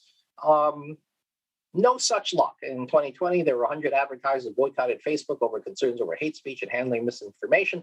Result, nothing. It might be able, maybe trade law could be used to condition market access to having adequate measures to block or suppress or curtail disinformation of particular characters, of a particular kind of particular natures, and so on. That hasn't been tried yet, and all the pressures there are to not do that. You also worry that content moderation pushes against the limits of free speech. And of course, in the US, platform companies are free to moderate in any way they want. So really here, the question is what sorts of, whether or not you can develop a business model that prioritizes reasoned political discourse and social unity, societal unity, and still make money. And how, if you had such a model, how would it become dominant? I've never been able to think of such a model, and I have no idea about its transition path. Next slide, please. Okay, so here, then close with just a couple of comments here. I mean, as far as I can tell, international law is silent on influence operations and disinformation per se. The spirit of law is biased towards free flows of information, and any attempts to restrict the flows of information have to overcome the presumptions of social benefit arising from those free flows. Okay? Norms are, of course, very different than international law. Okay, and I was charged to talk about norms. I focused on law because that provides you with some concrete examples of something that is more powerful than norms, and we can't get that to work. So it's going to be harder to do. Going to be harder to do norms. Norms are easier to establish than law, but they're voluntary and they're even more unenforceable than international law. There's an example of a norm. Business Roundtable in the U.S. in 2019 said that we commit to delivering value to all of our stakeholders for the future success of our company, our communities, and our country. Okay, meaningless rhetoric. Okay, no concrete operational outcome to that. It was hailed as a revolutionary development because they're not accountable just to the stockholders. Okay. Well, but nothing has happened. The next thing to consider is that if you're going to establish norms of behavior, they have to be reciprocal. No matter whatever the content is, all nations have to abide by it. That's what makes it a norm. And even if you have conflicting interests, you still have to abide it.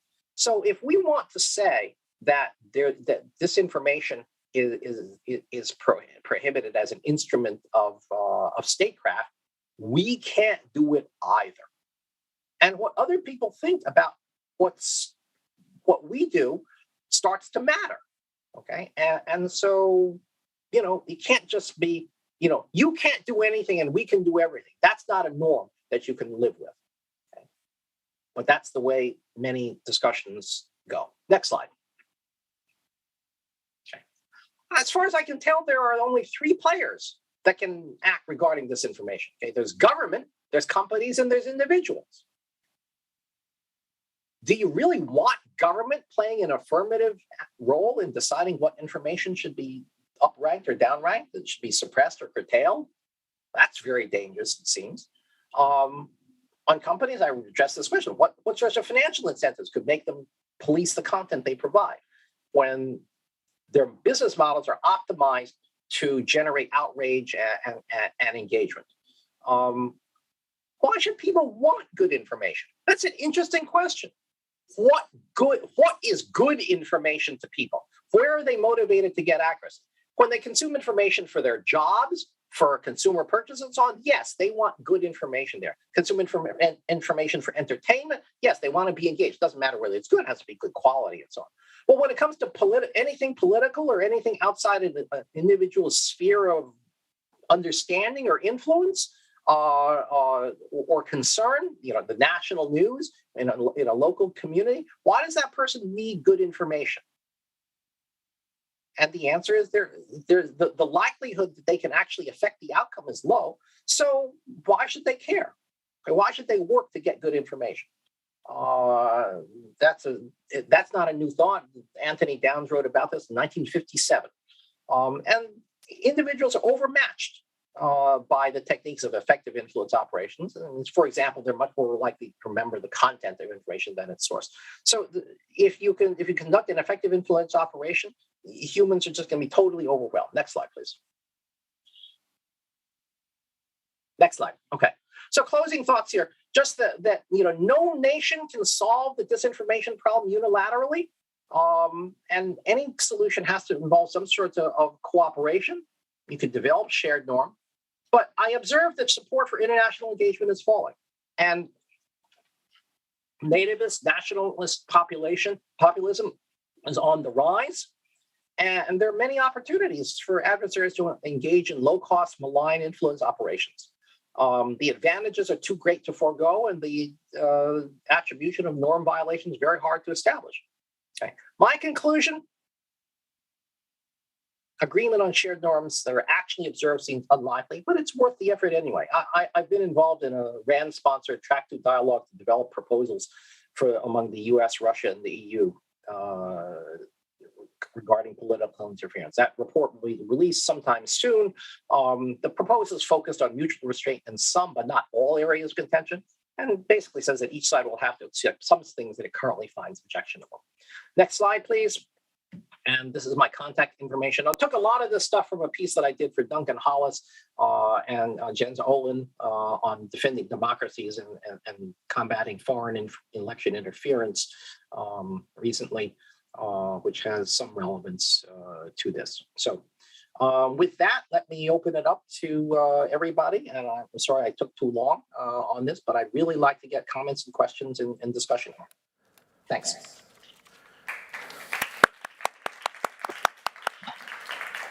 Thank you, Herb. As I said in my email to you yesterday, I was hoping for some American morning energy into our European evening, and I think we got it. I can't imagine that there are no questions here. So how would you like to play this? Shall I gather a few questions and then get back to you, or do you want to go one-on-one? Your choice. Pick the persons that you think look smartest and who will give you the best answers. So, yeah. It's okay. Who's up for the challenge? Oh dear, it really is late. Okay. Okay. François Delerue, here, at the front.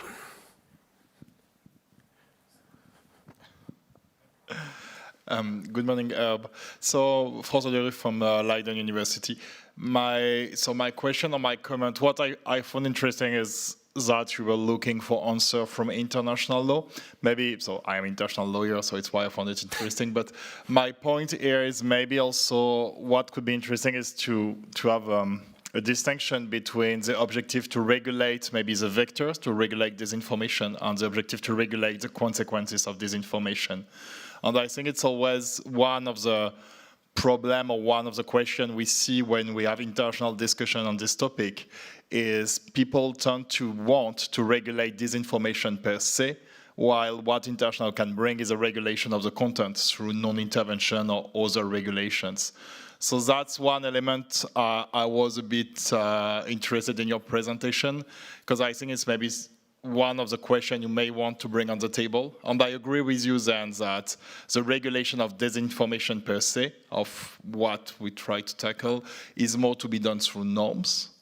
And maybe not norms between states, actually, but between other actors. So that was my point on that, because I don't see how you may be able, through international, to regulate the flow of information. So that's where I was a bit surprised. Well, I agree with you. But my problem is that I don't see how I think you can't avoid the question of what kinds of information, that is the content of information, you can't avoid the definitional issue. If we have, let's say we have a norm on not spreading disinformation, I have to know what it is I'm not agreeing to spread. And there are too many ambiguities. There's an old, in the United States, there's the question about what is pornography? And the answer ultimately is, I don't know, I can't define it, but I know it when I see it. That's hardly a useful definition. I have my own definitions of information that I would like to see suppressed. I mean, when I'm feeling very cynical, what it is, my definition is anything political that I don't like. That's clearly a ridiculous definition, but that's what I want. And I wouldn't advocate it, but that's sort of emotionally what I want. So I have to come up with something better than that. And that's why I had all of this. That's why my first slide had to do with what counts as disinformation. You can suppress fake dating profiles or misleading dating profiles on an online dating service. I mean, I'd say no, but I'm sure there's some people in the audience who would say yes. Or whether that should rise to the level of international law or norms of behavior, that's a different question. So that's interesting, because you're sort of coming, so you had three layers, right? You had states may be able to do something, companies may be able to do something, individuals may be able to do something. By the sound of it, individuals is perhaps then also not the way to go, because if pornography is what it is when I see it. But we have a question online that maybe taps into this. He says, this is from Brian Stokes at Georgia Tech. He says, given the expense of moderation, so an economic argument, what about a volunteer corps for moderating content at Facebook and elsewhere? Basically combining option 3 with option 2, which is not always a pleasant outcome. But you care to comment? Certainly, I wouldn't object if they tried, but I think it doesn't scale. I mean, any human solution doesn't scale in this. even if it's volunteers and so on. So I think that's that's very difficult. Plus, even if given that so much of what we object to online is really toxic and so on, child pornography, images of torture, and so on, those issues, I mean, people require counseling if they're going to see that stuff and make judgments about that. So that's very dangerous too. So there's an additional huge expenses there that you have to worry about the health of the people who would be doing that. So, but the fundamental problem is it doesn't scale. All right, scale. Well, I'm going to come back to scale. I'm going to harass John Lindsay about it so that he knows. But first, yes, I am. But first, Max Smith. Hey, Herb. Are norms do norms necessarily have to be reciprocal? I can think of, like they obviously forms of appropriate behavior need to be mutually recognized and accepted. But I can also think of a number of norms in various hierarchical individual relationships where someone bows to one and the other doesn't to the other. Do they have to be reciprocal in your view? Among nations, they do, by definition. I mean, that's what sovereign equality is about. And I think it would be very hard to promulgate I mean, it's been done before. I mean, the nuclear nations and the non-nuclear nations have have an in-group and an out-group, and the in-group dictate, the guys with nuclear weapons have say lots of things to the people who don't have nuclear weapons, and it doesn't go the other way. So it's not impossible, but I'd argue that it's very, very difficult to advance norms that are not symmetrical. I mean, Right. I'd say the burden of proof is in coming up with norms that are workable, that are not symmetrical. Yeah, but even if you look at sovereign equality, for example, that you give as an example, I mean, the fact that sovereign equality exists doesn't necessarily mean that states always respect each other's sovereignty. So the norm can stand while there's still violations, just like with international law. Norms can't withstand widespread, everyday, common violations. That is, if it happens a lot, then it's no longer a norm. That's true. But one violation. Yeah, but there's right. I agree that on occasion it's standard. Yes, that's true. But I'm talking with a broad sweep. I'm going to go to the question of scale, and John may chip in if he likes to. But John gave a keynote yesterday where we talked about the role of intelligence and whether we're going through a frame, so where we view conflict in cyberspace, whether it's better to view that through a frame of intelligence rather than one of warfare, which has been the traditional one so far. And it sort of hooks on a little bit to your point 3, where you talk about the cumulative effect of multiple but legal actions, right? You say, in the end, scale at some point can come to something where you say, okay, maybe in isolated instances, this is not a problem, but once you add them all up together, we are in a phase where we definitely have a problem. And you mentioned espionage. You said in one sentence, so espionage seems to be going from tolerable to intolerable, at least in American politics, which is not the same as the intel community itself. But would you care to comment on that, or maybe John, would you care to comment on that? John would disinclined to comment on that, but what up? Anyway, but for you, is this really something you see? Is this something you just see in politics? This move from the tolerable to the intolerable, or do you see it wider? Is this the direction we're going? What is your take on that? Well, in any kind of regulation, I mean, if I look at domestic law, for example, in the States, so I know more about domestic law than I do about international law. So, a little bit, I know a little bit more than nothing about this, so, but it's still almost nothing. Domestic law does seem to emphasize, certainly in criminal violations and so on, there's a specific act. And yes, I agree that there are, that there are things like, some harassment statutes and so on say that it's a pattern of behavior and so on. So you can't have a repeated pattern if something happens only once. And that's true.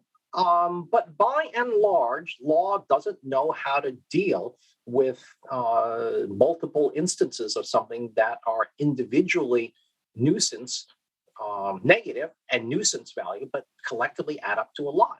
And that's just a very, very hard thing because what are you agreeing to prohibit? People have to have some idea of what it is that they are prohibited from doing. And you can't just, it's not enough to say you just have to be a good person.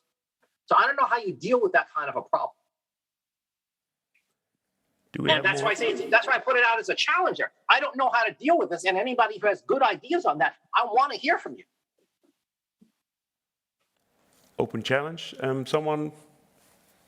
Oh, yes, in the back. Hi, Herb. I'm Louise Marie Rowell. I am from LSE.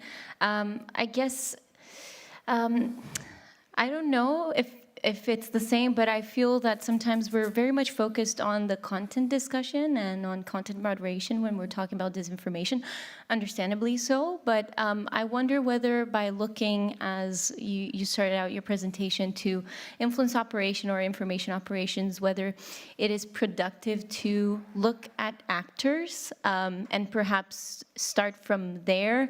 And I'm saying that from an experience, for example, over in Brazil, there was a proposal of a fake news bill, and that fake news bill actually, instead of just focusing on content, proposed that certain types of activities and actors and firms would be criminalized if they engaged in some kind of, behavior. So I'm just thinking here about dark PR firms. We had a discussion earlier in the past couple of days, and these other actors that are kind of in the gray zone, but might be easier to kind of reach to that kind of level and couple that with somehow like the content discussion. So I'm kind of always struggling between both sides because it's like, what can you regulate if you want to regulate? Which side of the coin can you start to have a more productive discussion about how to regulate disinformation, or not to conflate necessarily, disinformation with influence operations? But,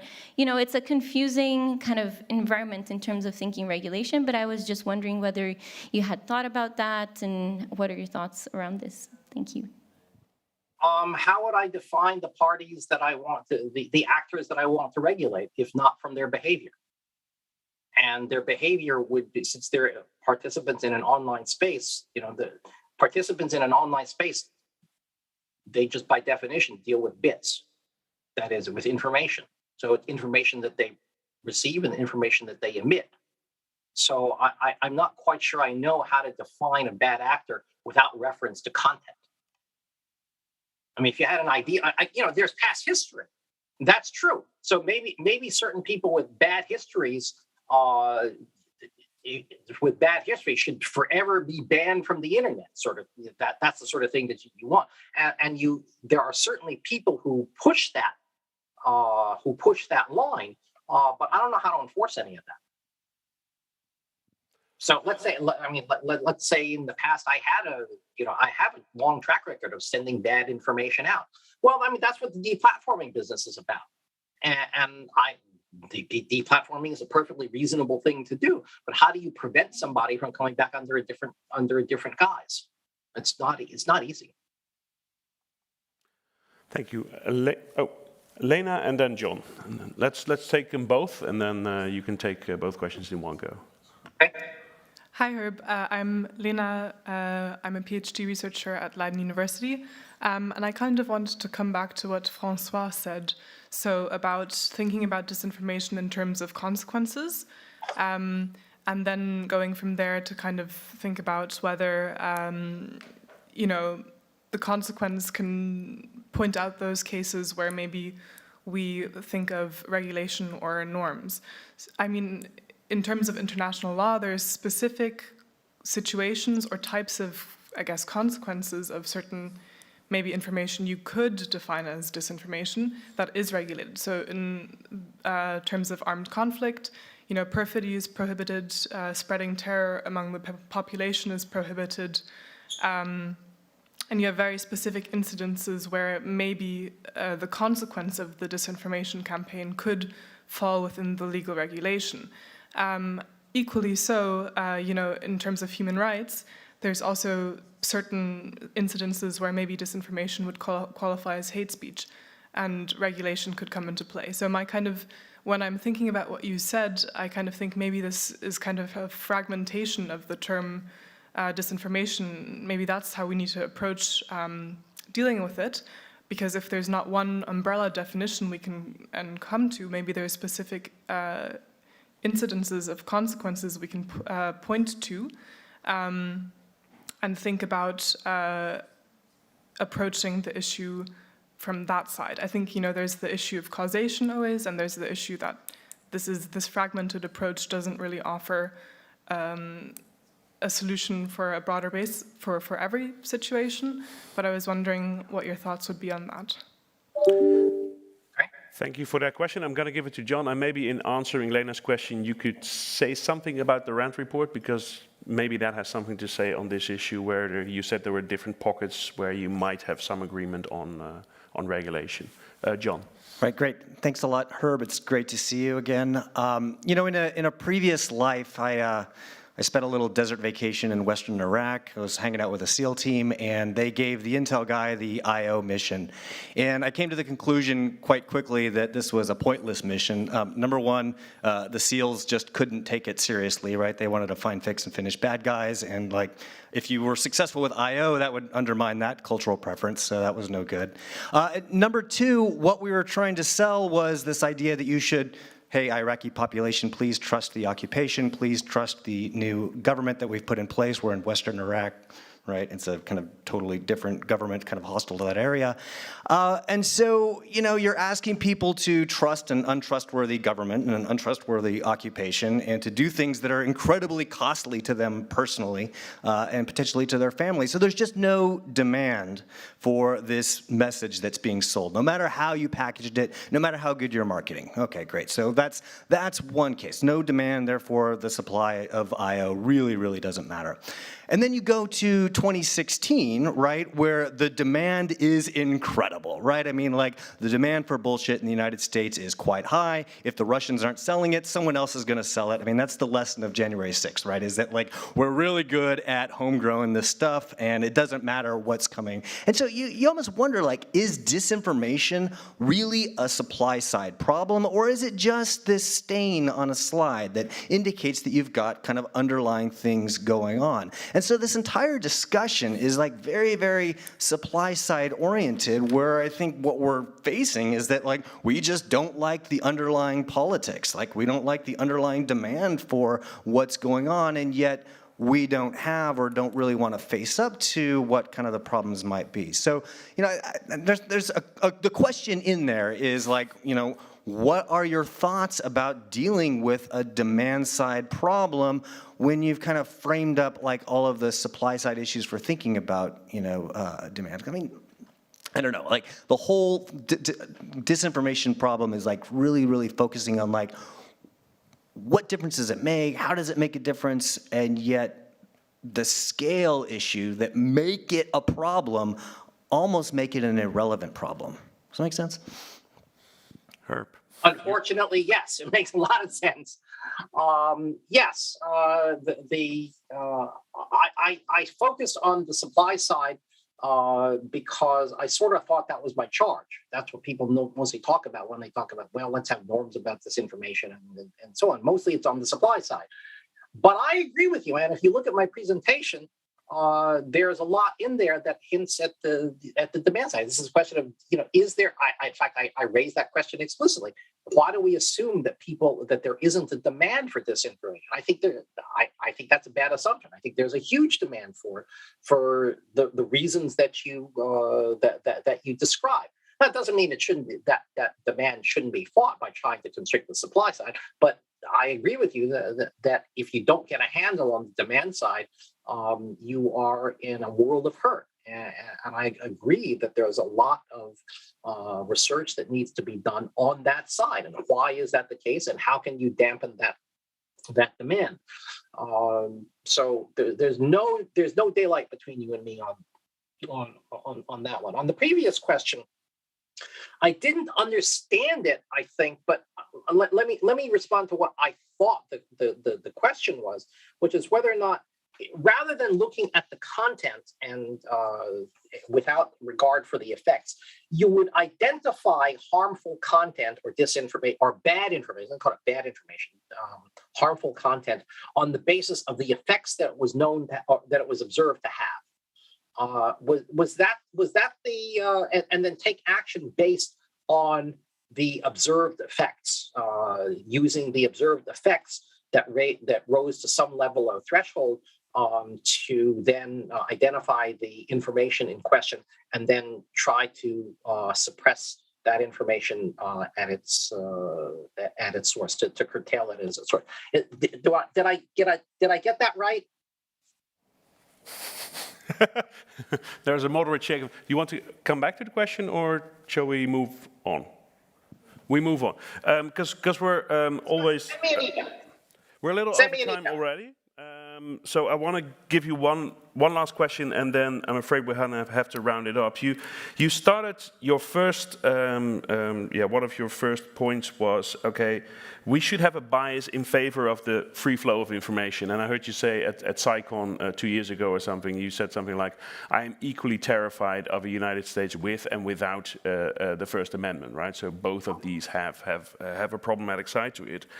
And one of the arguments is, the one that you named is, okay, you counter bad speech by injecting more speech and good speech.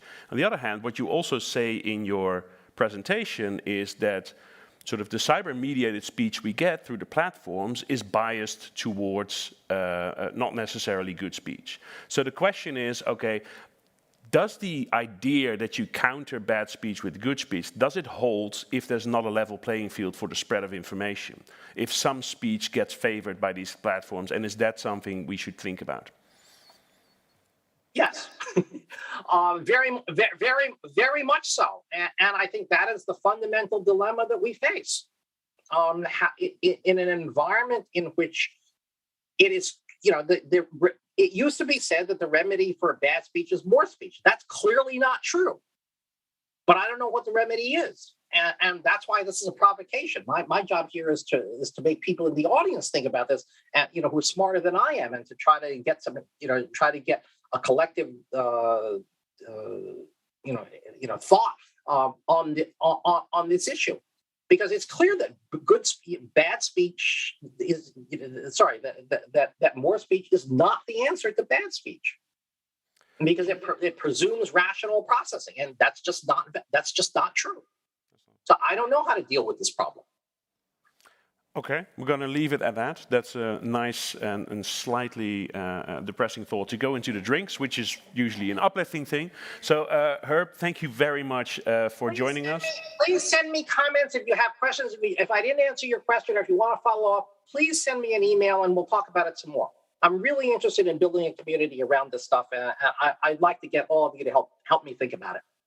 That's an open invitation. I think many here are keen to accept. So again, thank you very much for joining us. Have a wonderful day, and I will be going into the closing ceremony. And thank you again. All right.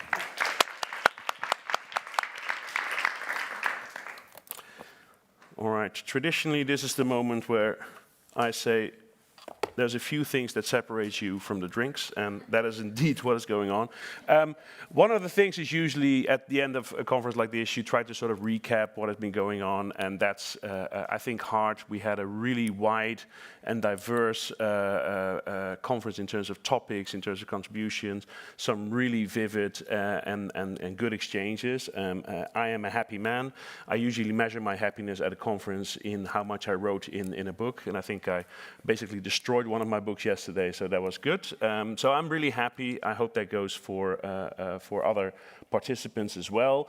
The other reason why I'm sort of not that required to do any recap is that it's all on YouTube, so anybody can sort of recap it for themselves. You can look back at everything that is there for posterity and also for other people. So one of the things I think that we can take from sort of the COVID area is that we can open up conferences like this to a wider audience, through live streaming, people joining from different places and time zones, but also by just having these things and these exchanges out there.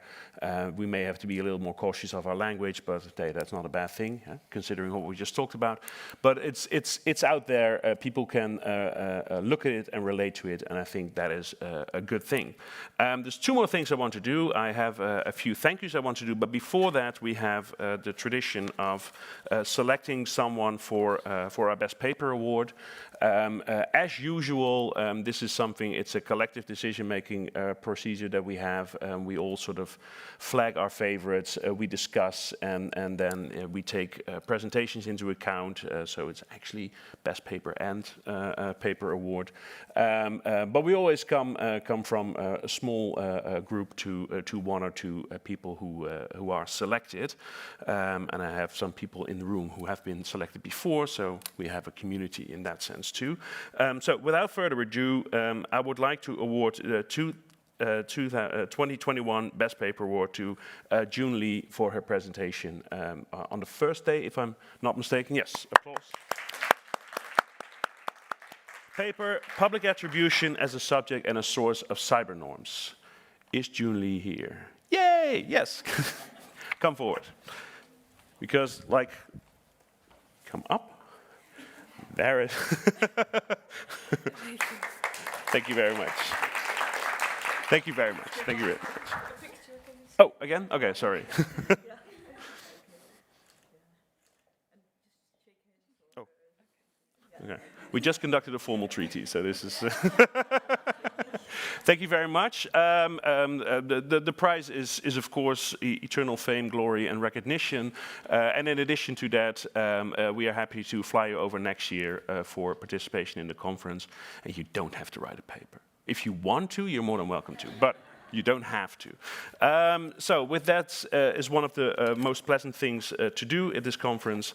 Then I go in through the thank yous, which are also usually pleasant. I will keep it as short as possible. First thank you goes out to everyone here. It goes out to the keynotes, goes out to the presenters, goes out to the people who have been discussing with us, goes out to the people online who've been with us and engaging in the conversation. Any conference is only as good as the people who wish to populate it, and I consider us to be fairly lucky in that regard. So thank you very much for being here with us and making this into a great conference again. Secondly, our conference team.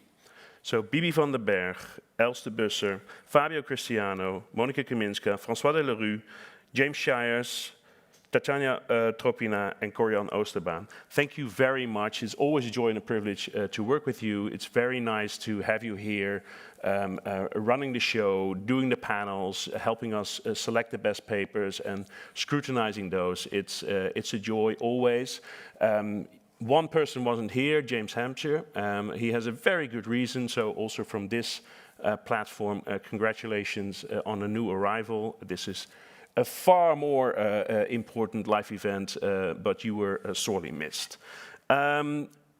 After that, I would like to thank the Ministry of Foreign Affairs. Ministry of Foreign Affairs is sponsor of this program, a generous sponsor, making all of this possible. Also the fact that we have a fairly well-organized hybrid conference that also has to do with the fact that we have a good and generous support. Nathalie Jaarsma was here, our cyber ambassador. So the support is not just financial, it's also they believe in what we do here, and we're very happy with their continued support. I would like to thank also the people from Beeld en Geluid who have been hosting us, much appreciated. And also I would like a small round of applause for the technology people in the back who have made this into a fairly smooth conference. They're the men in black, they're hiding behind a black wall, but they are there and they have made sure that this works. And lastly, before I close off, there is one thank you that is always reserved for a special person, and that is Corian Oosterbaan. I think by now, over there hiding, I think by now everybody knows who Corian is. Corian is the person who makes things happen. Corian is the person who is the backbone of the organization of what we do. And I thank you very much for all the hard work you've done here. With that, and an applause for Corian. And now Fabio is signaling things to me. Sorry? the tablet.